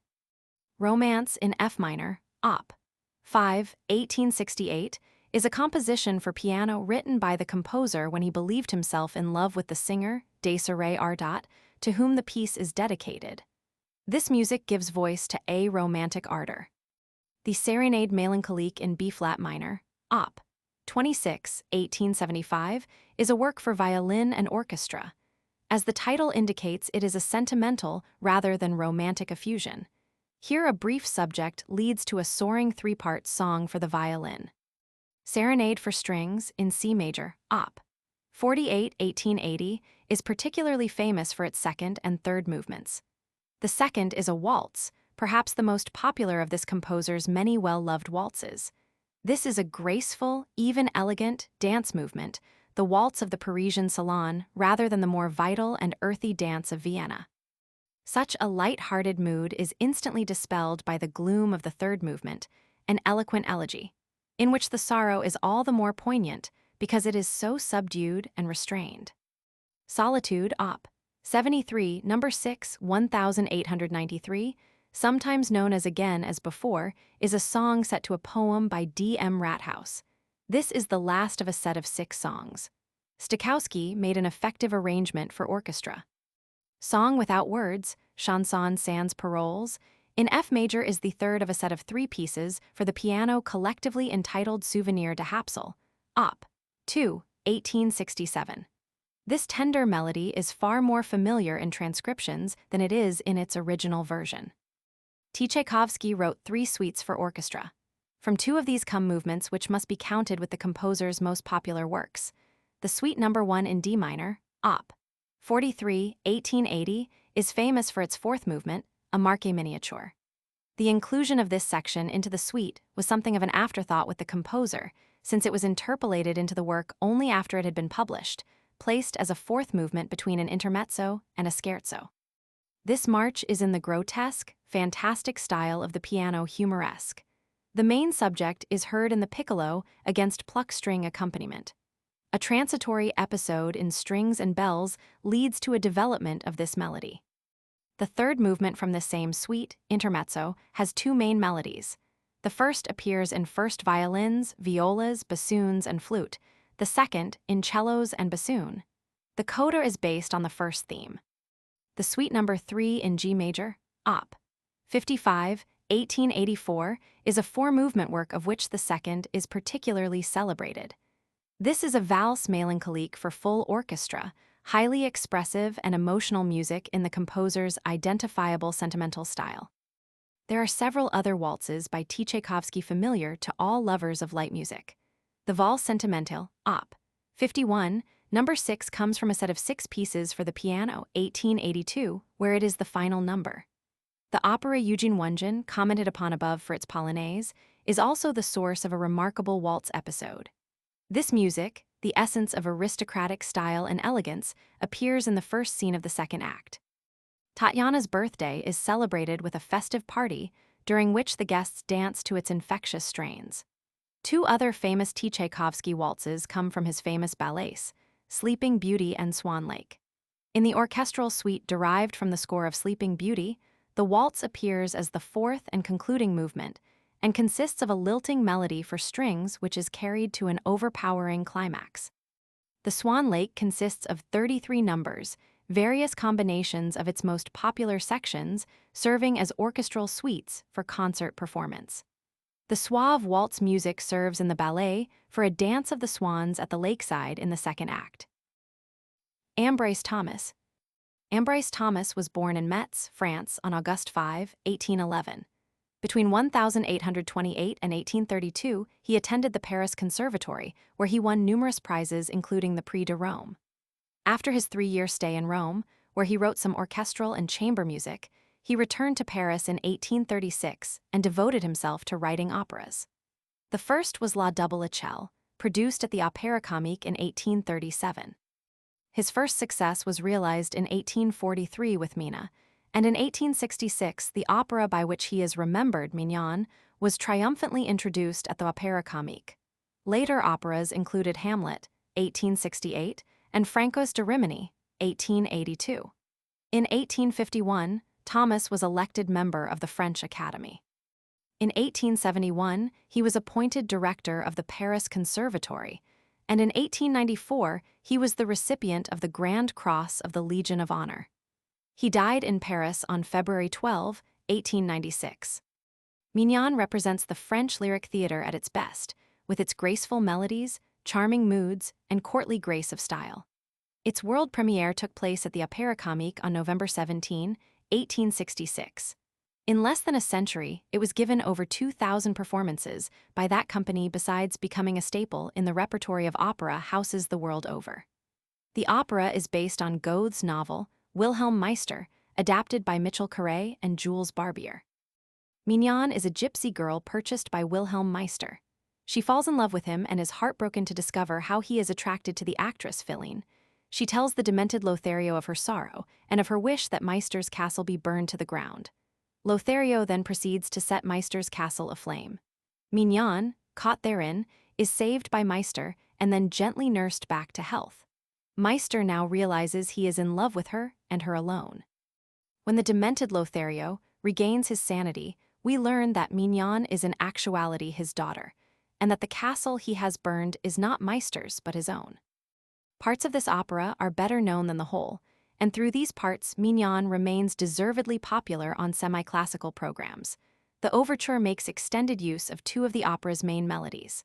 The first is Connais tu le pays? Knowest thou the land?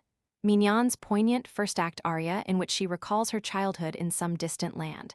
The melody is given in the wind instruments after a brief introduction. The second aria is Philine's Polonaise, Je suis Titania, I am Titania, from the second scene of the second act. Another delightful orchestral episode from this opera is a suave, graceful little gavotte heard as entr'acte music just before the rise of the second act curtain. The Raymond Overture is even more popular than that to Mignon. Raymond was first performed at the Opéra Comique on June 5, 1851. The overture opens with a spirited section punctuated with dashing chords. A serene transition, highlighted by a passage for solo cello, brings on a light, tuneful air in the violins against sharply accented plucked strings. A graceful countermelody for the woodwind follows. This appealing material is repeated at some length with embellishments and amplifications until a new thought is asserted. A brisk, march-like melody that slowly gains in sonority and tempo until a climactic point is reached in which this march melody is forcefully given by the full orchestra. The strings then offer a sentimental melody by way of temporary relief, but the overture ends in a dramatic and spirited mood with a finale statement of the march tune. Enrico Ticelli. Enrico Ticelli was born in Florence, Italy, on March 13, 1883. After studying with Sgambati and Martucci, Ticelli toured Italy as a concert pianist, but he achieved renown not on the concert stage but with the writing of several romantic songs. One of these is the Serenata, No. 1 Op. 6, through which his name survives. He also wrote some orchestral music and an operetta, La Principessa Bizzarra, 1913, whose libretto was the work of the former Crown Princess Louisa of Saxony, whom he married in 1907, thereby creating an international sensation. Ticelli died in Florence, Italy, on January 15, 1926. The Serenata, Rimpianto, with Italian words by Alfred Silvestri and English lyrics by Sigmund Spieth, was published in the United States in 1923. This romantic, sentimental Italian melody, as well loved in this country as in Europe, was for many years used by Gertrude Berg as the theme music for her radio and television program, The Goldbergs. It was also used as the theme music for an early talking picture, The Magic Flame, in which Ronald Colman and Vilma Banky were starred. Sir Paolo Tosti. Sir Francesco Paolo Tosti, one of Italy's best-known song composers, was born in Ortona sul Mare, Abruzzi, Italy, on April 9, 1846. His musical education took place at the Royal College of San Pietro a Maiella in Naples. He left Naples in 1869 after serving for a while as teacher of music. Returning to his native city, he now initiated his career as a composer of songs. Though a few of these early efforts became popular, he failed for a long time to find a publisher. Success first came to him in Rome at a song recital in which he featured some of his own compositions. He scored an even greater success as singer-composer in London in 1875. He now settled permanently in London, serving as a singing master to the royal family and as professor of singing at the Royal Academy of Music. In 1908, he was knighted. In 1913, he returned to his native land. He died in Rome on December 2, 1916. Tosti had a remarkable lyric gift that was Italian to its very core in the ease, fluidity, and singableness of his melodies. This talent was combined with an elegant style and a sincere emotion. His best songs are among the most popular to emerge from Italy. The most famous and the most moving emotionally is without question Addio, Goodbye Forever. Almost as popular and appealing are Ideal, My Ideal, Mercure, Mattinata, Segreto, La Serenata, and Vorrei Morire. Giuseppe Verdi.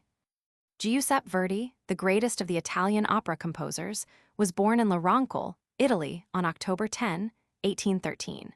He demonstrated such unmistakable gifts for music in his boyhood that his townspeople created a fund to send him to the Milan Conservatory. In 1832, he appeared in Milan. Finding he was too old to gain admission to the conservatory, he studied composition privately with Vincenzo Lavagna. For several years, Verdi lived in Busseto, where he conducted the Philharmonic Society and wrote his first opera, Oberto, produced in Milan in 1839. Now settled in Milan, he continued writing operas, achieving his first major success with Nabucco in 1842.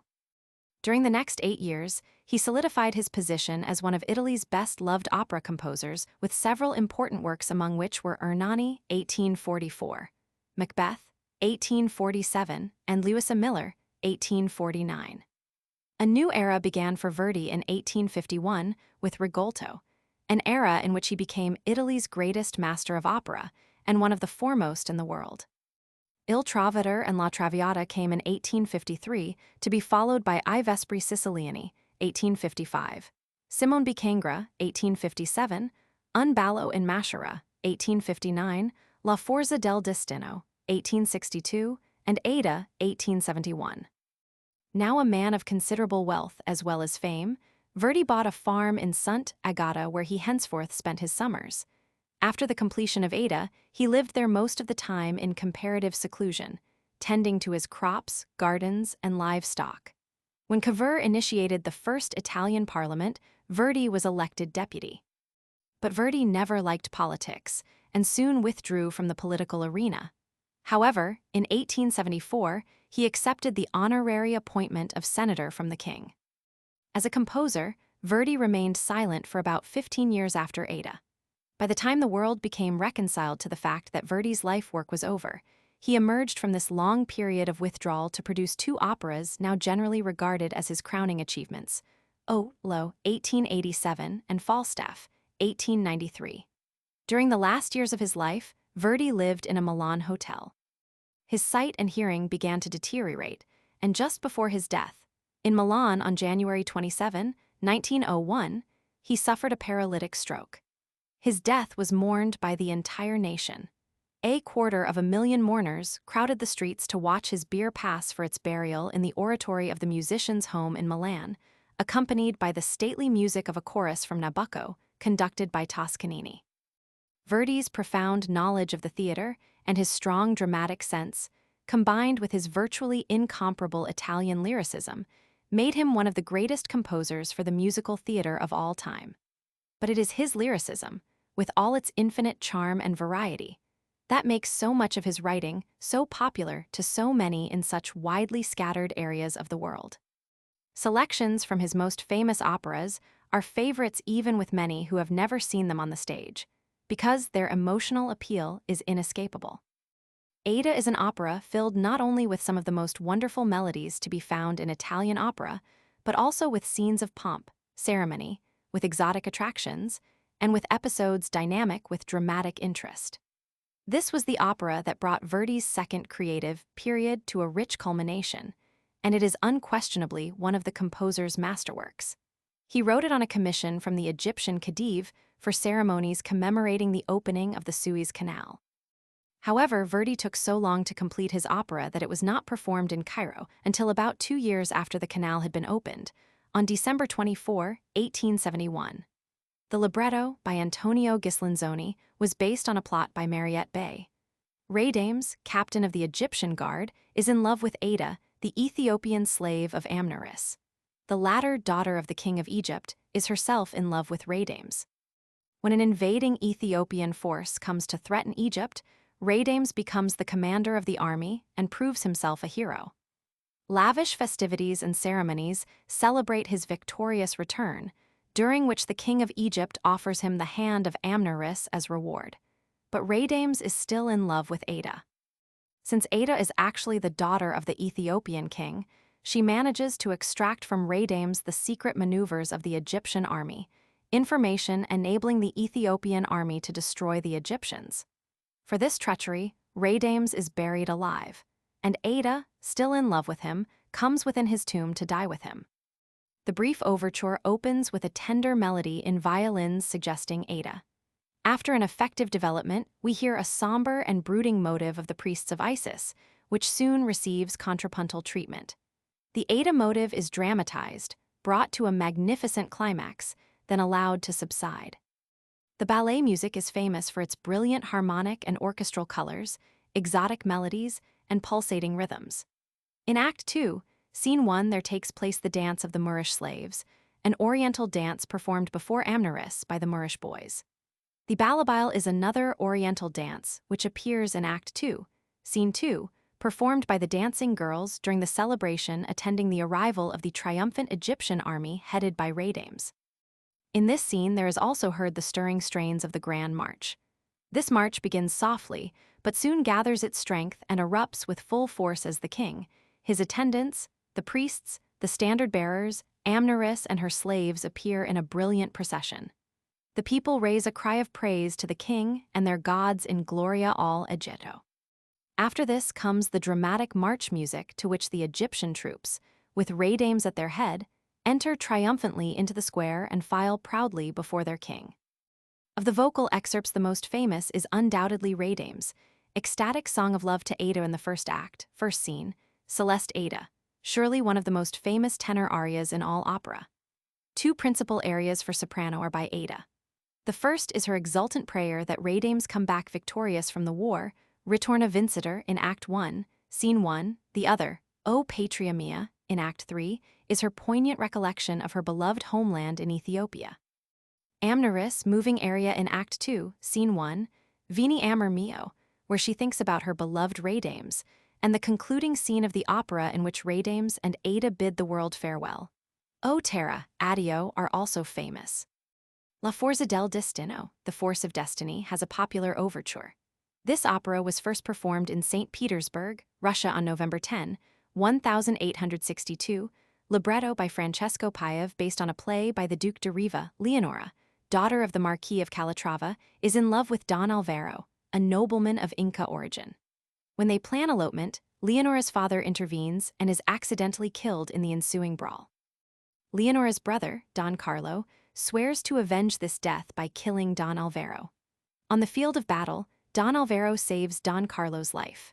Not recognizing Don Alvaro as his sworn enemy, Don Carlo pledges eternal friendship.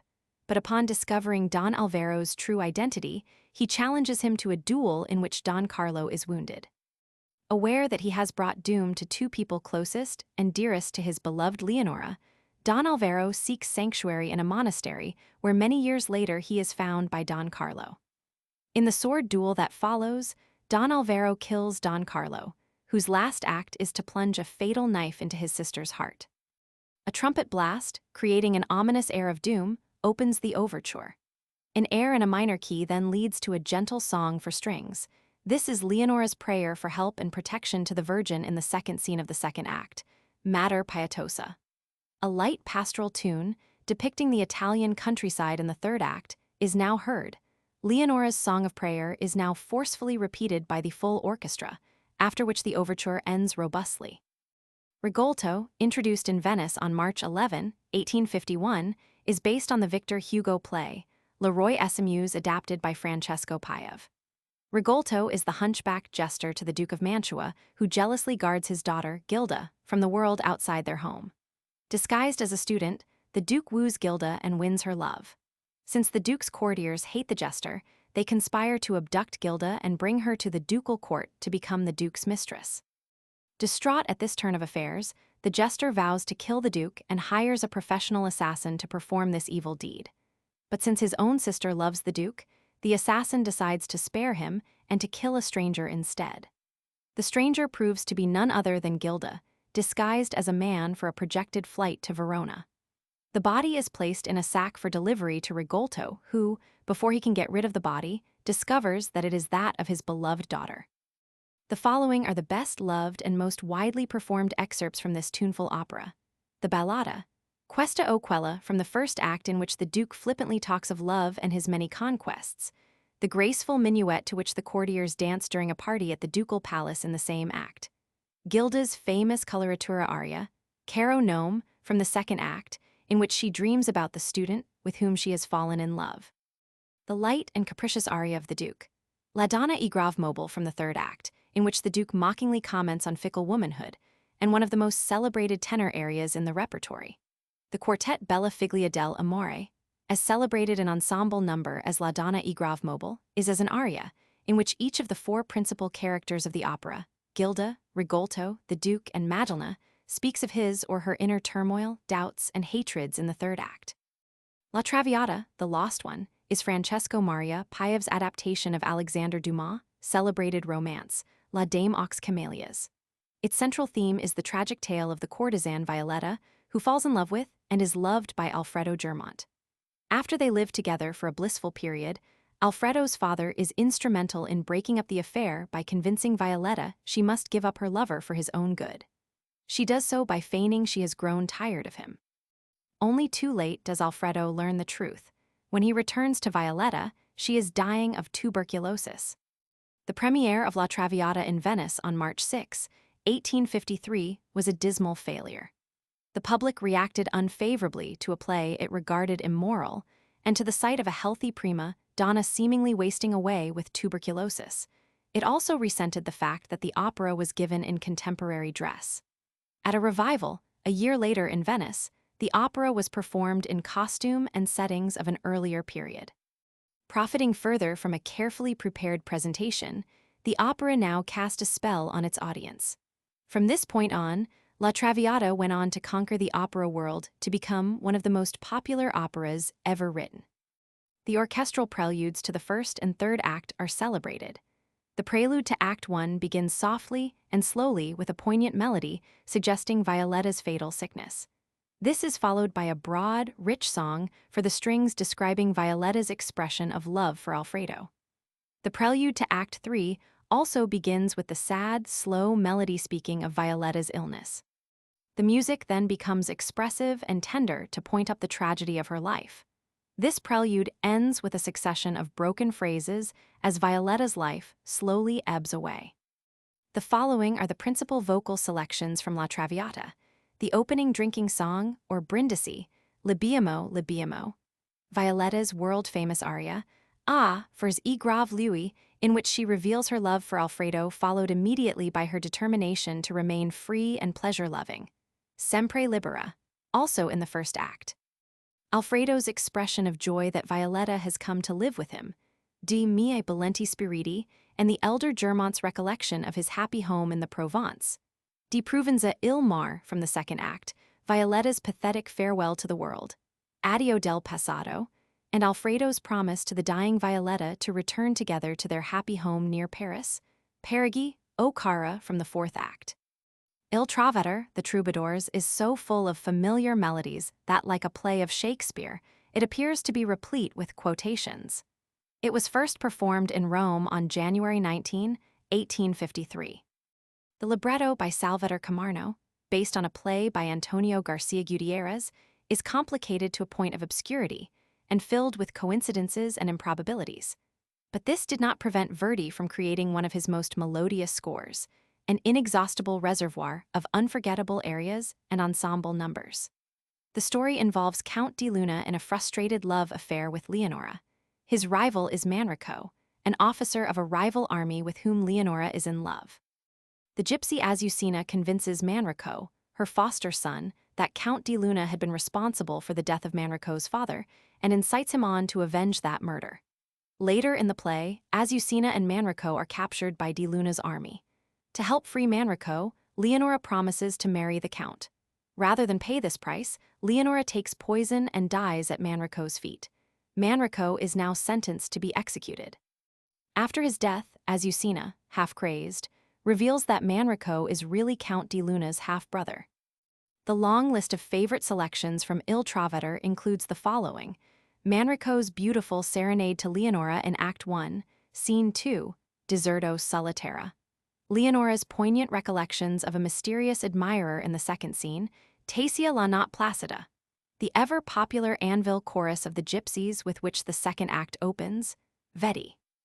La Fauche, Azucena's stirring recollection of the time long past when her mother had been burned as a witch, Stride la Vampa, and Count di Luna's expression of love for Leonora. Il Balin also in the second act. In the third act, Manrico's dramatic aria, Di quella Pira, and the rousing soldiers' chorus of Manrico's troops, Squilli, Echeghi la Tromba Guerriera. Leonora's prayer for her beloved Manrico, Dammer Sul, Ali Rosi, followed immediately by the world-famous Miserere, Ah, Chi la Mort Agnora, a choral chant asking pity and salvation from the prisoners, all in the first scene of the fourth act, and the poignant duet of Manrico and Azucena in the final scene, a fervent, glowing hope that someday they can return to their beloved mountain country in peace and love, Ai Nostri Monti. While I Vespri Siciliani, or Les Vespers Sicilians, Sicilian Vespers, is one of Verdi's less familiar operas, its overture is one of his most successful. The opera libretto by Eugene Scribe and Charles Duvalier was first performed at the Paris Opera on June 13, 1855. Its setting is 13th century Sicily, where the peasants rise in revolt against the occupying French. The overture is constructed from some basic melodies from the opera. The first allegro theme speaks of the massacre of the French garrison. A second melody, a beautiful lyrical passage pianissimo against tremolos, is taken from the farewell scene of the hero and the heroine who are about to die. Richard Wagner. Wilhelm Richard Wagner, genius of the music drama, was born in Leipzig, Germany on May 22, 1813. In his academic studies, at the Kreuzschule in Dresden, the Nikolaischule in Leipzig, and the University of Leipzig, he was an indifferent, lazy, and irresponsible student. But his intensity and seriousness of purpose where music was concerned were evident from the beginning. He studied theory by memorizing a textbook, and then by receiving some formal instruction from Theodor Weinlig. In short order, he completed an overture and a symphony that received performances between 1832 and 1833. In 1834, he completed his first opera, Die Feen, never performed in his lifetime.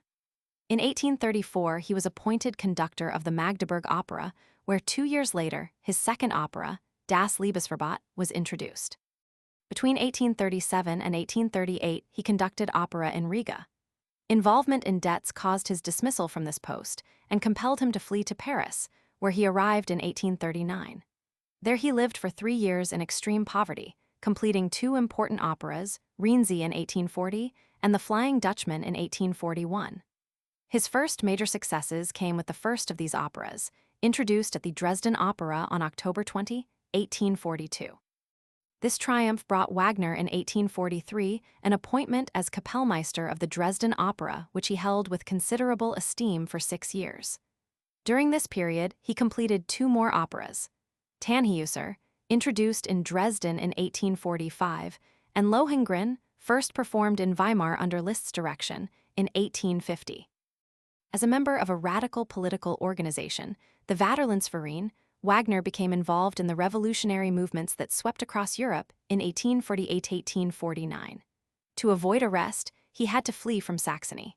He came to Weimar, where he was warmly welcomed by Liszt, who from then on became one of his staunchest champions. After that, Wagner set up a permanent abode in Zurich. He now began to clarify and expound his new theories on opera. He saw opera as a drama with music, a synthesis of many arts.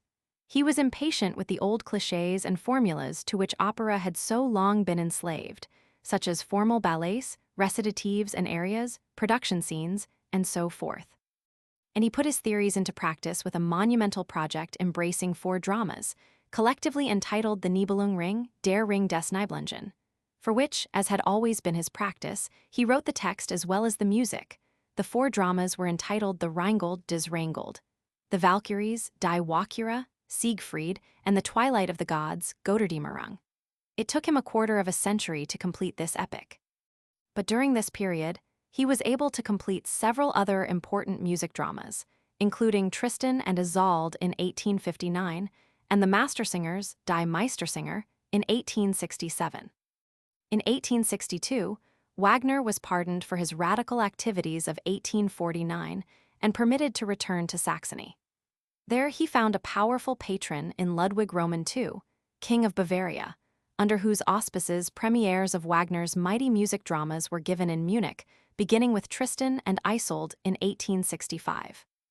In 1876, there came into being one of Wagner's most cherished dreams, a festival theater built in Bayreuth, Bavaria, according to his own specifications, where his music dramas could be presented in the style and manner Wagner dictated. This festival opened in August 1876, with the first performance anywhere of the entire Ring cycle. Since then, Bayreuth has been a shrine of Wagnerian music drama to which music lovers of the world congregate during the summer months. Wagner's last music drama was the religious consecrational play, Parsifal, first performed in Bayreuth on July 26, 1882. Wagner died in Venice on February 13, 1883, and was buried in the garden of his home, Wanfried, in Bayreuth. Of his turbulent personal life, which involved him in numerous and often complex love affairs, mention need here be made only of his relations with Cosima, daughter of Liszt, and wife of Hans von Bülow. Wagner and Cosima fell in love while the latter was still von Bülow's wife. They had 2 illegitimate children before they set up a home of their own at Lake Lucerne, and one more, Siegfried, before they were married on August 25, 1870. Wagner's creative career divides itself into 2 phases. In the first, he was the composer of operas in more or less a traditional style. To the accepted formulas of operatic writing, however, he brought a new dimension, immense musical and dramatic power and invention. In the second phase, he was the prophet of a new order in music, the creator of the music drama. It is from the works of his first phase that salon or pop orchestras derive selections that have become universal favorites, sometimes overtures, sometimes excerpts. For these earlier works abound with such a wonderful fund of melody, emotion, expressiveness, and dramatic interest that they have become popular even with those opera-goers to whose tastes the later Wagner is perhaps too subtle, complex, elusive, or garrulous. From The Flying Dutchman, Der Fliegende Holländer, comes a dramatic overture. This opera text by the composer based on an old legend adapted by Heinrich Heine was first performed at the Dresden Opera on January 2, 1843. The Flying Dutchman is a ship on which the Dutchman must sail until he achieves redemption through the love of a faithful woman. Only once in every 7 years is he permitted to go ashore to find that love. He finally achieves his redemption through Senta. They both meet their final doom together in a raging sea which swallows up the ship. Turbulent music, intended to describe a storm at sea, opens the overture. We then hear the theme of the Dutchman in the horns and bassoons. The stormy music returns and subsides as a motive from Senta's beautiful second-act ballad, Traft Iher des Skiff, is presented. This motive brings up the image of Senta herself. A vigorous sailor's chorus is followed by a return of the Senta motive in full orchestra. 3 selections from The Flying Dutchman are of particular appeal: Senta's spinning song, Some und Brum, and her famous ballad, both from the second act, and the chorus of the sailors in the third act, a rousing chanty, Stürmen, Last Die Whacked. Lohengrin was Wagner's last opera. After that, he confined himself to music dramas. He completed it in 1848. After its premiere in Weimar on August 28, 1850, it became one of the most successful operas in Germany of that period. The text, by the composer, was adapted from medieval legends. Lohengrin is a knight of the Holy Grail who becomes Elsa's champion against Telramund when Elsa is unjustly accused of having murdered Gottfried. Lohengrin arrives on a swan and extracts from Elsa the promise that she must never try to uncover his true identity. After defeating Telramund, Lohengrin marries Elsa who, provoked by Telramund's wife, cannot stifle her curiosity about her husband's background and source. He finally must reveal to her that he is a knight of the Holy Grail. Having made that revelation, he must leave her forever. The 2 familiar orchestral preludes, from the first and third acts, are opposites in mood, texture, and dynamics. The prelude to Act 1 has spiritual content, a portrait of a heavenly vision wherein the Holy Grail is carried by angels. The main theme is heard quietly in the upper registers of the violins, then repeated by other instruments. This theme is developed into a crescendo and culminates in an exultant statement by trumpets and trombones. Now the theme is given in a decrescendo, and the prelude ebbs away pianissimo, once again in the strings in the upper register. The prelude to Act 3 is more robust in character, since it depicts the joy of Elsa and Lohengrin on the eve of their wedding. A forceful melody is pronounced by the full orchestra, succeeded by a second strong theme for the cellos, horns, bassoons in unison. A march-like episode for the wind instruments follows. What is probably the most famous wedding march ever written comes out of Lohengrin. Its strains are heard after the rise of the curtain for Act 3, Scene 1, as a procession enters the bridal chamber. The chorus hymns a blessing to the marriage couple, Trulich Jeffwert. From one side, ladies conduct Elsa, while from the other, the king and his men lead Lohengrin. The two processions then meet midstage, and Elsa joins Lohengrin to be blessed by the king. The two columns of the procession then refile and march out of the two sides of the stage. The Mastersingers, Die Meistersinger, while written after Wagner had set forth on his operatic revolution, is the only one of his music dramas with a recognizable operatic ritual. Big arias, huge production numbers, even dances. For the Mastersingers is a comedy, the only one Wagner ever wrote.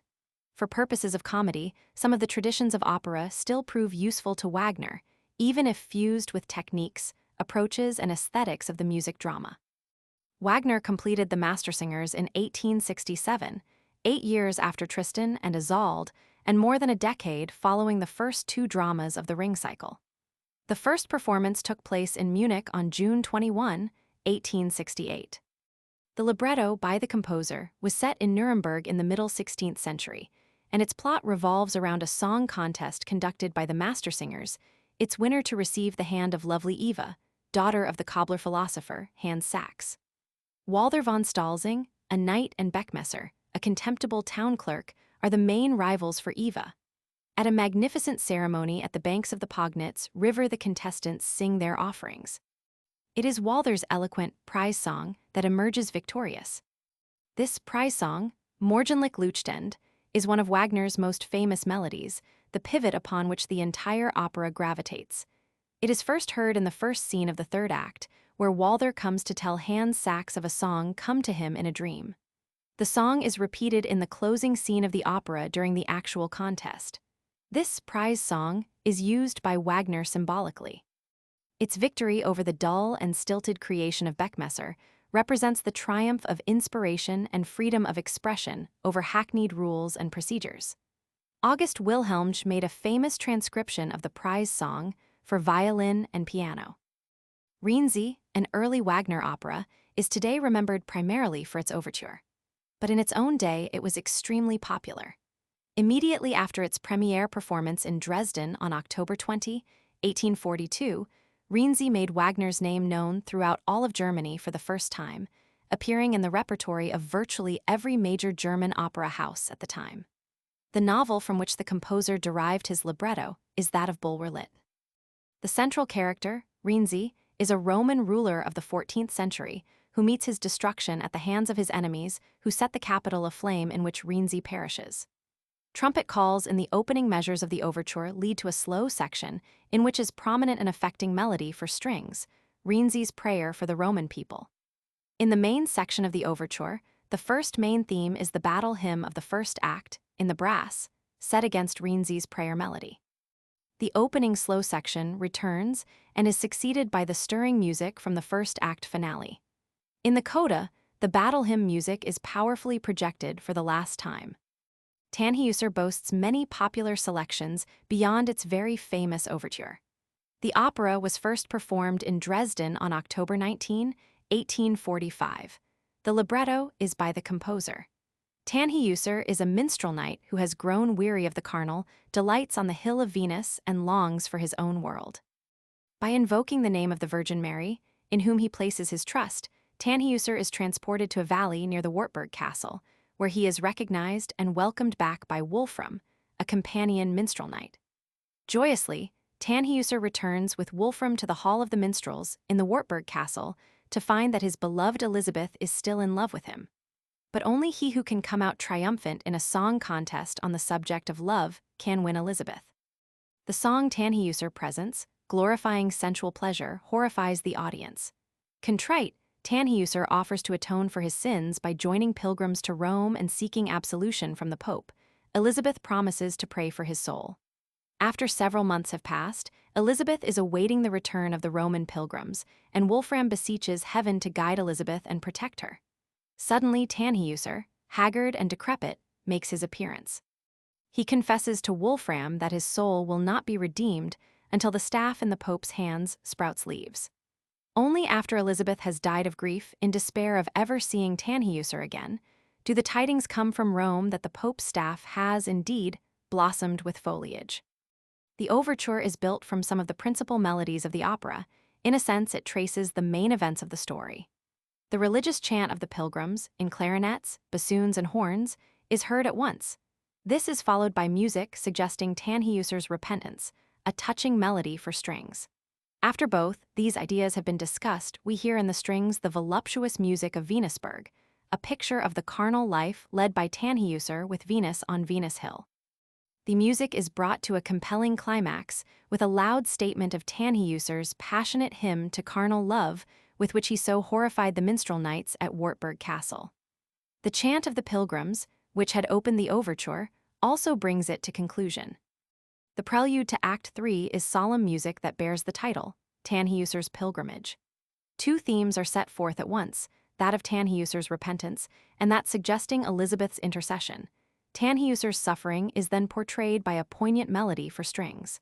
Suggestions of the Pilgrim's chorus and a motive known as Heavenly Grace are then offered. The prelude ends quietly and sensitively, as Tannhäuser at long last achieves salvation. The sensual, even lascivious, music of the Bacchanale in the opening scene, recreating the revelry enjoyed by Tannhäuser and Venus on Venus Hill, is often performed in conjunction with the overture, sometimes independently.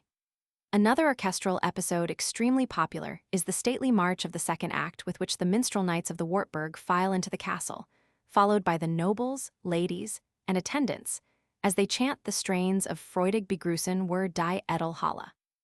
The most popular vocal excerpt from Tannhäuser is Wolfram's Ode to the Evening Star, O du mein Holder Abenstern, in the last act. This atmospheric music, a hymn to the mystery and beauty of the night, is Wolfram's prayer to the evening star that it guide and protect Elizabeth. Elizabeth's second-act song of praise to the hall of Wartburg Castle, in which she speaks of her joy in learning of Tannhäuser's return, Dich, Tura Halle, and her eloquent third-act prayer for Tannhäuser's forgiveness, Allmächtige Jungfrau, are also deservedly celebrated for their affecting lyricism. Wagner did not write much music not intended for the stage. Of this meager repertory, one or two items deserve attention in the semi-classical repertory. One is Trium, Dreams, a song often heard in transcriptions, particularly for orchestra. This is one of 5 poems by Mathilde Wessendonck, which Wagner set to music in 1857-1858, and it appears as the last song of the cycle. This gentle nocturne derives some of its melody from the famous love duet of the second act of Tristan and Isolde, O Sink Herneter, Nacht der Liebe, but the overall effect of the song is one of gentle reverie rather than sensual love. Wagner himself arranged Trium for small orchestra. On Mathilde Wessendonck's birthday on December 23, 1857, he conducted 18 musicians in a performance of the song under Mathilde's window. The Kaisermarch was another of Wagner's compositions not intended for the stage. He wrote it in 1871 to celebrate Germany's victory over France. A proud, exultant theme is first offered by the full orchestra. A transition in the brasses and timpani brings on a second theme of contrasting character in the woodwind. There follows a brief statement of Martin Luther's famous chorale, Ein Festberg. After dramatic music depicting the fever of battle, the Luther chorale is repeated triumphantly by the brasses. The first theme returns loudly in full orchestra after a fanfare to end the march. Emil Waldteufel. Emil Waldteufel, Waltz King of France, was born in Strasbourg on December 9, 1837. His father, a professor of music at the Strasbourg Conservatory, gave him his first music instruction. After that, Emil attended the Paris Conservatory, but he never completed his course of study there, leaving the schoolroom to take on a job with a piano manufacturer. He published his first waltzes at his own expense in 1860, Joies et Peines and Manola. The latter so enchanted the Prince of Wales that he willingly accepted the dedication of Waldteufel's Next Waltz by N.A. May, a fact that played no small part in establishing Waldteufel's reputation in England. Waldteufel now decided to sidestep all other activities to concentrate on the writing of waltz music. In short order, he became the idol of Paris in the same way that Johann Strauss Roman II was of Vienna. For a period, Waldteufel's fame throughout Europe was second only to that of the Viennese waltz king. Waldteufel made many tours of the European capitals conducting his own compositions, scoring triumphs in Covent Garden in 1885 and in Berlin in 1889. In 1865, he became chamber musician to the Empress Eugenie and director of the court balls. He died in Paris on February 16, 1915. Waldteufel published over 250 waltzes. A comparison with Johann Strauss is perhaps inevitable. The French waltz king never equaled Strauss' remarkable melodic invention, original approaches in harmony and orchestration, and overall inspiration. Most of Waldteufel's waltzes are functional pieces and make far better dance music than concert music, but a handful of his waltzes are classics, and deservedly so. They are buoyant and inviting in their spirit, aristocratic in style, spontaneous in expression. Waldteufel's most famous waltzes include the following: Espana, Op. 236, which utilizes for its waltz melodies the basic themes from Chabrier's Rhapsody of the same name, and the Skaters, Les Patineurs, Op. 183, in which the main elegant melody has the lightness of foot and the mobility of motion of facile figure skaters. Other popular Waldteufel waltzes include the Acclamations, Op. 223, Dolores, Op. 170, Estudiantina, Op. 191, Mon Rêve, Op. 151, Les Sirens, Op. 154, Taugers aux Gemmes, Op. 156, and Violettes, Op. 148. Karl Maria von Weber. Karl Maria von Weber was born in Euten, Oldenburg, Germany, on November 18, 1786. His father, who played the violin in small theaters, was determined to make his son a musical prodigy, subjecting him from childhood on to severe discipline and to intensive study with Karl's stepbrother, J.P. Huschel and Michael Haydn. Weber made public appearances as pianist in early boyhood. His first opera was written when he was only 13, and at 14 his second opera was performed in Chemnitz, Freiburg, and Vienna. An even more comprehensive period of study than heretofore followed in Munich with Abbé Vogler. After that, in 1804, Weber was appointed conductor of the Breslau City Theatre. In 1806, he became music intendant to the Duke of Württemberg, and in 1807, private secretary and music master to Duke Ludwig in Stuttgart. From 1813 to 1816, he was the music director of German opera in Prague, and in 1817 musical director of German opera in Dresden. It was in this last post that he created the first of his unqualified masterworks, the Opera der Freischütz, introduced with phenomenal success in Berlin on June 18, 1821.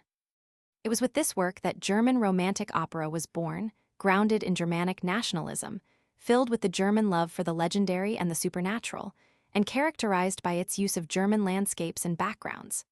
Weber wrote two more masterworks with which his high station in opera was solidified. Euryanthe, introduced in Vienna on October 25, 1823, and Oberon, first heard in London on April 12, 1826. In London, attending the premiere of the latter opera, Weber succumbed to his last sickness on June 5, 1826.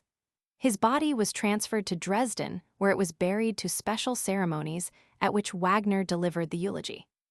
Weber's monumental contributions to opera in general and German opera in particular do not fall within the scope of this volume. Neither do the three masterworks with which he gained immortality. In music in a lighter vein, he was most significant for being one of the first to create waltz music within an extended structure. The most popular of these compositions was the Invitation to the Dance, Aufforderung zum Tanz, written in 1819 as a rondo brilliant in D-flat major for piano solo. It has since become celebrated in several orchestral transcriptions, notably those by Berlioz and Felix Weingartner. This work is one of the first in music history in which several different waltz tunes are combined into a single cohesive composition, preceded by an introduction and concluding with an epilogue. The introduction consists of a subdued, well-mannered melody, simulating the request to a lady by a young man for a dance, and the acceptance. Several waltz melodies follow, to which this couple dance. The epilogue consists of a return of the introduction, this time with the gentleman thanking the lady for having danced with him. The Jubilee Overture, Jubel, Op. 59, for orchestra is another of Weber's more popular creations, this time in a stirring style. He wrote it in 1818 on the occasion of the 50th anniversary of the ascension to the throne by the King of Saxony. A slow introduction leads to the main body of the overture, in which the main theme is forcefully stated by the full orchestra. By contrast, there later appears a light-hearted tune, soon given considerable prominence in the development section. When both ideas have been repeated, a climax is reached with a statement of the English anthem, "God Save the King," in the wind instruments accompanied by the strings. Kurt Weill. Kurt Weill was born in Dessau, Germany, on March 2, 1900. A comprehensive musical training took place first with private teachers in Dessau, then at the Berlin High School of Music, and finally for 3 years with Ferruccio Busoni. Weill started out as a composer of avant-garde music performed at several important German festivals.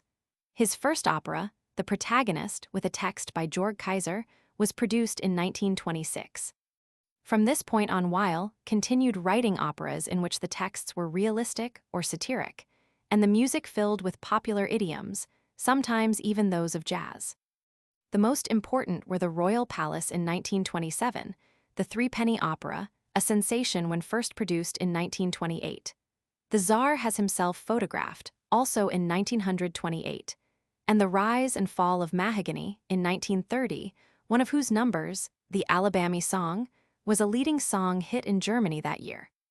With these works, Weill became one of the leading exponents of the cultural movements, then sweeping across Germany under the banners of Zeitkunst, contemporary art, and Gebrauchsmusik, functional music. In the fall of 1935, Weill established permanent residence in the United States, becoming an American citizen in 1943.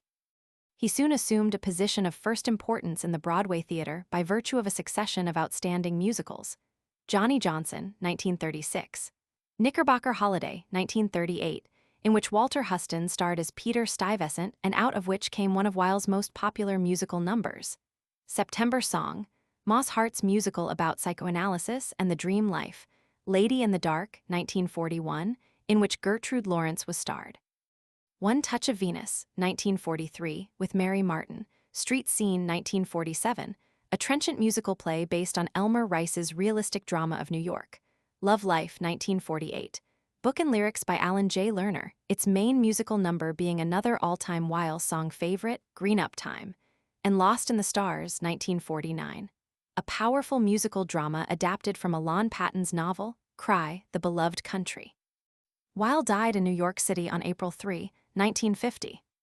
The Threepenny Opera, Die Dreigeschoenoper, is one of the most important musical productions of the post-World War I era in Europe, and since its premiere, it has lost little of its initial popularity. This musical play, or opera, if you will, was based on the historic 18th-century ballad opera of John Gay, The Beggar's Opera. The text was rewritten and modernized by Bertolt Brecht, in whose hands the comic opera became a brilliant, though often bitter, satire of Germany in the late 1920s, with penetrating satirical comments on crime and corruption in this post-war era. Weill's opera was introduced in Berlin on August 31, 1928, and scored a sensation with few parallels in contemporary German theater. Over 100 theaters gave it 4,000 performances throughout Germany in its initial year. It was made into a motion picture by G.W. Pabst, the first of several screen adaptations. It was introduced in the leading theatrical centers of the world. The American premiere in New York on April 13, 1933, was, however, a dismal failure. It has since been revived frequently in all parts of the civilized world. An off-Broadway presentation in 1954 with a new modernized text by Mark Blitzstein, but with the Weil music untouched, made history by accumulating a run of more than 5 years. A national company was then formed to tour the country in 1960.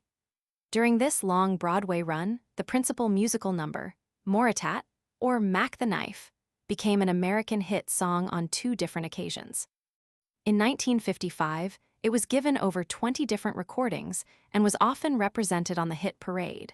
Revived in 1959 by Bobby Darin, it sold over 1 million discs.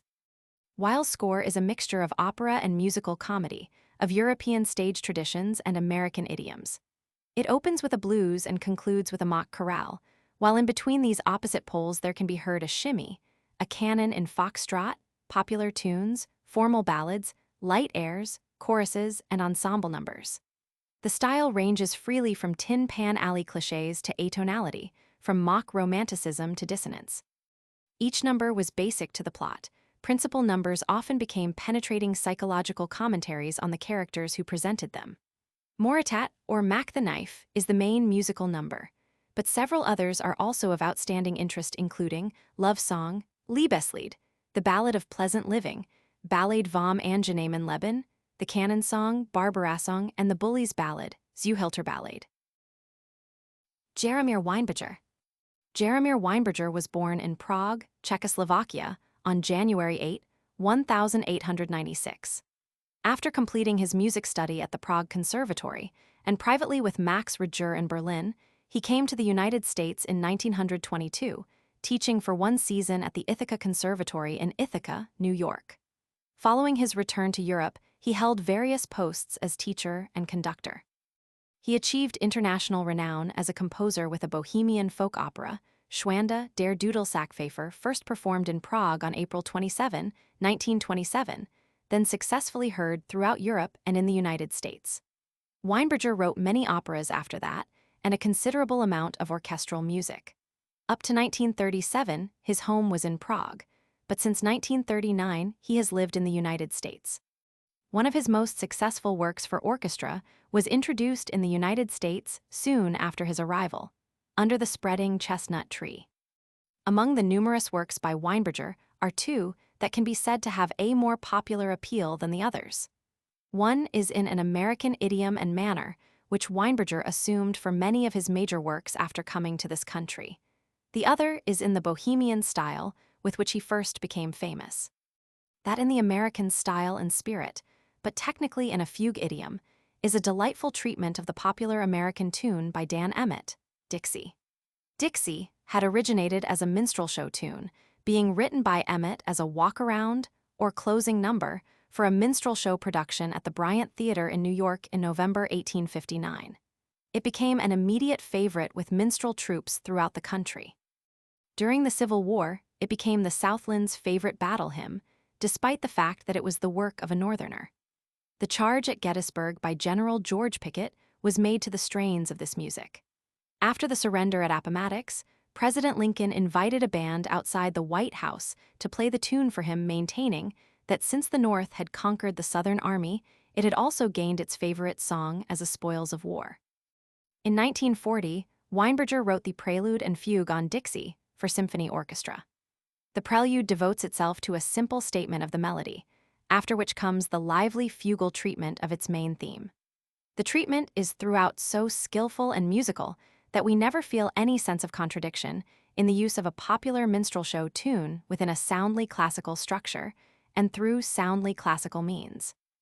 Out of the composer's most famous opera, Schwanda der Dudelsackpfeifer, Schwanda, the bagpipe player, comes a polka and fugue for orchestra that is undoubtedly the most familiar excerpt from the opera. The vivacious polka, which has a lusty peasant vitality in its marked accentuations, comes from Act 2, Scene 2. The fugue, whose main theme is suggested in the polka, is used in the opera's closing scene. Just before the end of the fugue, the polka melody is heard again, set contrapuntally against the fugue tune in a powerful climax in which the full orchestra, as well as an organ, is utilized. Henry Wieniawski. Henry Wieniawski was born in Lublin, Poland, on July 10, 1835. When he was 8, he entered the Paris Conservatory, from which he was graduated 3 years later with first prize in violin playing, the first time this institution conferred such an honor on one so young. Sensational appearances as child prodigy followed throughout Europe. After an additional period of study at the Paris Conservatory between 1849 and 1850, he initiated his career as a mature performer and as one of the world's foremost violinists, with performances in Europe and Russia. In 1872, he toured the United States with the pianist Anton Rubinstein. Meanwhile, in 1859, he was appointed solo violinist to the Tsar of Russia, and from 1862 to 1867, he was professor of the violin at the St. Petersburg Conservatory. In 1874, he succeeded Vieuxtemps as professor of the violin at the Brussels Conservatory, where he remained 14 years. He suffered a heart attack while performing in Berlin in 1878 and died in Moscow on March 31, 1880. Wieniawski produced a rich repertory of music for the violin which is still performed extensively.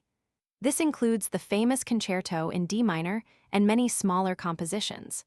Among the latter can be found pieces which have become favorites with salon orchestra in transcription. These, like other major works by the composer, are characterized by broad and expressive melodies and brilliant technical effects. The Kujawiak in a minor, Op. 3, is a brilliant rhythmic number, a spirited mazurka which derives its name from the fact that it has come out of the Kujawski district of Poland. The Legend, Op. 17, on the other hand, is outstanding for its sentimental lyricism. This piece is an eloquent song, originally for violin and orchestra, that seems to be telling a romantic tale. The Polonaise Brillante in D major, Op. 4, like the Kujawiak, is a successful attempt to incorporate within a concert work the characteristics of a popular Polish dance. This composition is appealing for its sharp accentuations on the half-beat, syncopations, and brilliant passage work. The Souvenirs of Moscow, Souvenirs de Moscou, Op. 6, is a fantasia on famous Russian airs, the most important of which is the Red Seraphim. Ralph Vaughan Williams. Ralph Vaughan Williams was born in Down Ampney, England, on October 12, 1872. After attending the Royal College of Music, he studied composition privately with Max Bruch in Berlin. In 1901, he was appointed organist of the St. Barnabas Church in London. For the next few years, he devoted himself mainly to church music. His interest in the English folk songs of the Tudor period, first stimulated in 1904, proved for him a decisive turning point. Besides dedicating himself henceforth to intensive research in English folk music, much of which he helped to revive from neglect and obscurity through his additions and adaptations, he found a new direction as composer. In the writing of music with a national identity, music absorbing the melodic, harmonic, and modal techniques, at times even the actual material, of these old songs and dances. This new trend first became evident in 1907 with his Norfolk Rhapsodies. After an additional period of study with Maurice Ravel in Paris, Vaughan Williams embarked upon the writing of his first major works, which included the famous Fantasia on a Theme by Thomas Tallis, London Symphony, and the opera Hugh the Drover. Subsequent works in all fields of composition placed him with the masters of 20th century music. These compositions included symphonies, operas, concertos, fantasias, choral, and chamber music. For more than 30 years, Vaughan Williams taught composition at the Royal College of Music in London. From 1920 to 1928, he was the conductor of the Bach Choir, also in that city. He paid 2 visits to the United States, the first time in 1922 to direct some of his works at a music festival in Connecticut, and the second time, a decade later, to lecture at Bryn Mawr College. He received the Order of Merit in 1935 and the Albert Medal of the Royal Society of Arts in 1955. He died in London on August 26, 1958. Only a meager number of Vaughan Williams' compositions have popular appeal. One of these is the Fantasia on Greensleeves, for orchestra. Greensleeves is an Old English folk song dating from the early 16th century and mentioned in Shakespeare's The Merry Wives of Windsor. In the 17th century, it became the party song of the Cavaliers. Americans know it best through a popular song adaptation in 1957. Vaughan Williams' delightful Fantasia appears as an orchestral interlude in his opera Sir John in Love, 1929, based on The Merry Wives of Windsor. A brief episode for flute leads to Greensleeves, which is harmonized opulently for strings. 2 brief variations follow.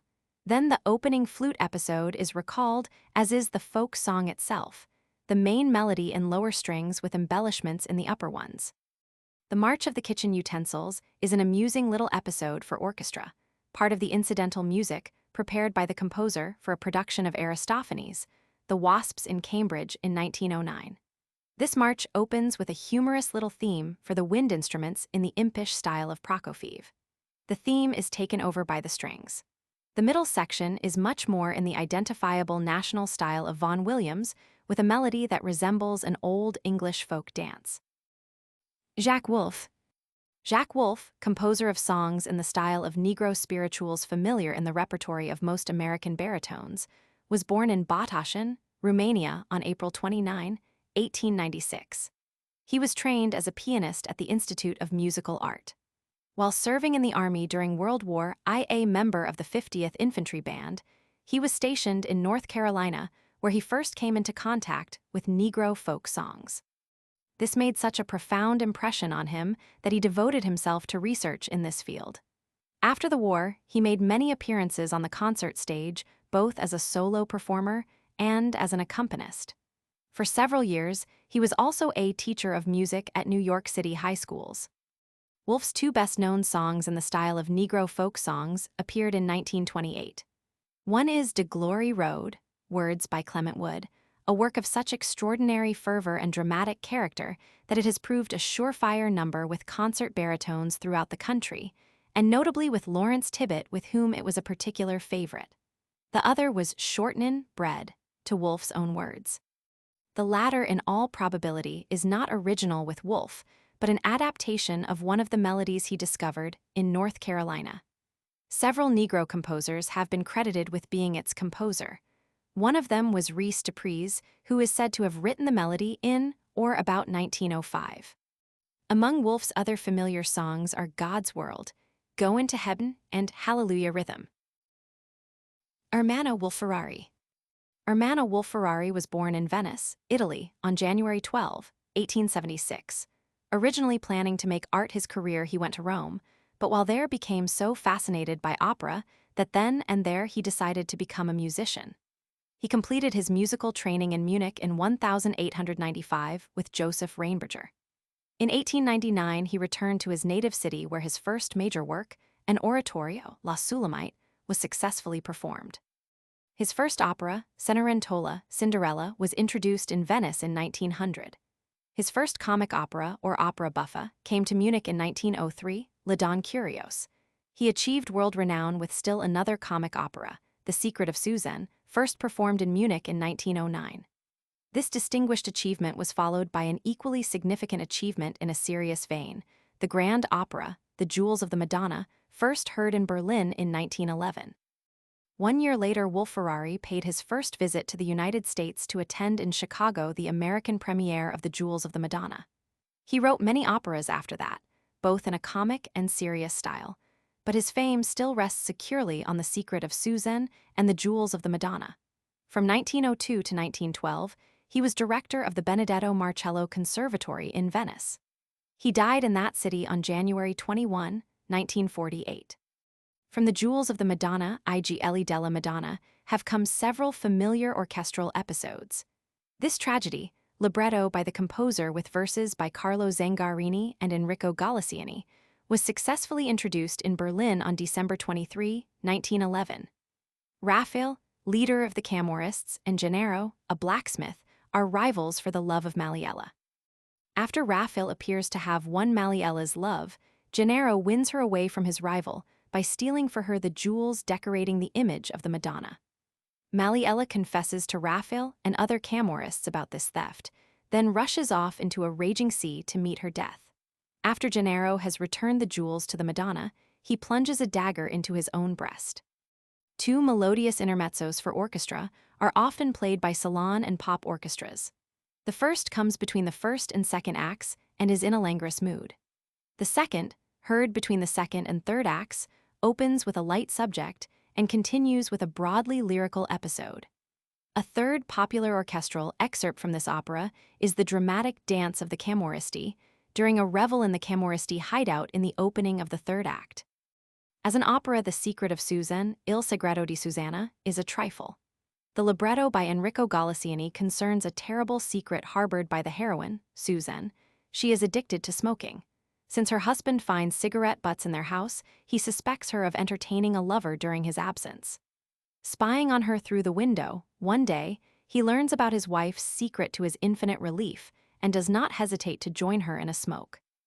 Light, breezy, infectious, and unpretentious, this little opera has been a favorite with opera-goers everywhere since its world premiere in Munich on December 4, 1909. The overture is as gay and as capricious as this merry tale.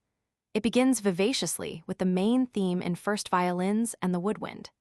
After this idea has been elaborated upon, a second melody is heard in the flute and clarinet accompanied by strings. The two melodies are soon merged contrapuntally, with the first theme heard in woodwinds and trumpet and the second in the strings. Sebastián Iradier. Sebastián Iradier was born in Sasiego, Álava, Spain on January 20, 1809. Little is known of his career beyond the fact that his music instruction took place with private teachers, that in 1851 he was appointed singing master to the Empress Eugenie in Paris, and that for a period he lived in Cuba. He died in Vitoria, Spain on December 6, 1865. He was a successful composer of Spanish songs. The most famous is La Paloma, which is in the habanera rhythm, its melody in the sensual, sinuous style of a flamenco song. El Arreglito, also a habanera, was borrowed by Bizet for his opera Carmen, where it reemerges as the world-famous habanera. Bizet made only minor changes in the melody while retaining Iradier's tonality and accompaniment. A third popular Iradier song, in a style similar to La Paloma, is Ay Chiquita. Karl Zeller. Karl Zeller was born in St. Peter-Rendero, Austria on July 19, 1842. Music, the study of which he had pursued since boyhood with private teachers, was an avocation. He earned his living as an official in the Ministry of Education in Austria. Nevertheless, he managed to write many operettas, two of which were among the most successful written in Austria during his time. Among his first works for the stage were Jocond, 1876, Die Carbonari, 1880, and Der Vagabund, 1886. His first major success came with Der Vogtländer in 1886, still a great favorite on the continent.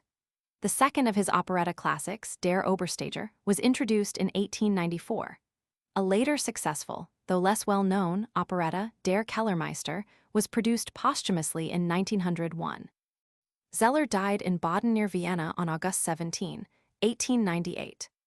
Der Obersteiger, The Master Miner, book by M. West and L. Held, received its premiere in Vienna on January 5, 1894. The setting is a salt mining district of Austria in or about 1840. Martin instigates a strike among the miners, for which he is deprived of his job. To support himself, he organizes a band of musicians from among the miners and tours the country. Eventually, Martin returns to his mining town, where he finally manages to regain his job and to win Nellie, with whom he has always been in love. The most popular song in the operetta is Martin's air with chorus, Wo sei war, die Müllerin, and its most delightful waltz is Treut nie dem bloßen Schein. Der Vogtländer, The Bird Seller, once again with a book by M. West and L. Held, was first heard in Vienna on January 10, 1891. But in 1933, it was presented in a new version in Munich adapted by Quedenfeldt, Brugmann, and Bachner. In the Rhine-Palatinate in the 18th century, Adam, a wandering birdseller, is in love with Crystal, but she refuses to consider marriage unless he gets a permanent job. He gets that job on the estate of the Elector Palatine, at which point Crystal is all too willing to give up a projected marriage with Count Stanislaus for the sake of her beloved Adam. The lovable melodies from this operetta, in the best traditions of Sepe and Johann Strauss Roman II, have made it a favorite not only in Germany and Austria, but also throughout the rest of Europe, in North and South America, and in South Africa. Among the musical highlights of this operetta are the waltz, Schau mir nur recht ins Gesicht, the Nightingale song, Wie mein Onel Zwanzigjahr, the pert march tune Kiempf nie mit Frauen, and Crystal's sprightly air, Ich bin die Christel von der Post. Carl Michael Zira. Carl Michael Zira, beloved Viennese composer of waltzes and operettas, was born in Vienna on May 2, 1843. He was completely self-taught in music. In 1863, he formed a café house orchestra with which he toured Austria and Germany, often featuring his own dance pieces and marches. He later expanded this orchestra into an ensemble numbering 50 players with which he gave a series of successful concerts of semi-classical music in Vienna. In 1907, he became music director of the court balls. After World War I, he suffered extreme poverty, his personal fortune having been lost with the collapse of the Habsburg monarchy. He died in want and obscurity in Vienna on November 14, 1922. Zira wrote more than 500 popular pieces for orchestra, including numerous marches and waltzes. His waltzes were particularly favored, many of these in the style of Johann Strauss Roman II. Some are still extensively played. Probably the most famous of all his waltzes is Wiener Mädchen, Vienna Maidens, which must rank with Lehar's Merry Widow Waltz as one of the most popular such dances produced in Vienna since the time of Johann Strauss Roman II. Its first melody sounds like a Schubert Liedler, with the peasant vigor of its rhythm and its robust tune, but the main subject is a soaring waltz in the finest traditions of Viennese café house music. The following are other famous Zira waltzes: Alt Wien, Old Vienna, Faschingskinder, Carnival Children, and Wiener Bürger, Viennese Citizens, all three of which come closest among his works in assuming the structural outlines and the melodic identity of the Johann Strauss waltz classics. Also popular are the Donauwalzer, Waltzes from the Danube, and Evatakter, Daughter of Eve. Zira's most famous operetta is Die Landstreicher, The Vagabonds, book by L. Kren and C. Lindau, first performed in Vienna on July 26, 1899. In Upper Bavaria, two tramps, Fliederbusch and his wife Bertha, manage to live by their wits. Disguised respectively as Prince Gilka and a dancer, they visit a famous resort hotel and are involved in numerous adventures. By managing to retrieve a supposedly valuable lost necklace for the prince, they finally win his favor and enter his service. Of particular interest is the captivating waltz at the end of the first act, Say Jefferson, Du Lauskage Nacht.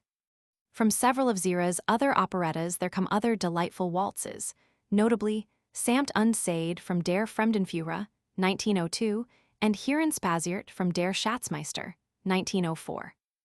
Transcriber's notes: silently corrected a few typos, did not modernize spelling. Retained publication information from the printed edition. This ebook is public domain in the country of publication. In the text versions only, text in italics is delimited by underscores.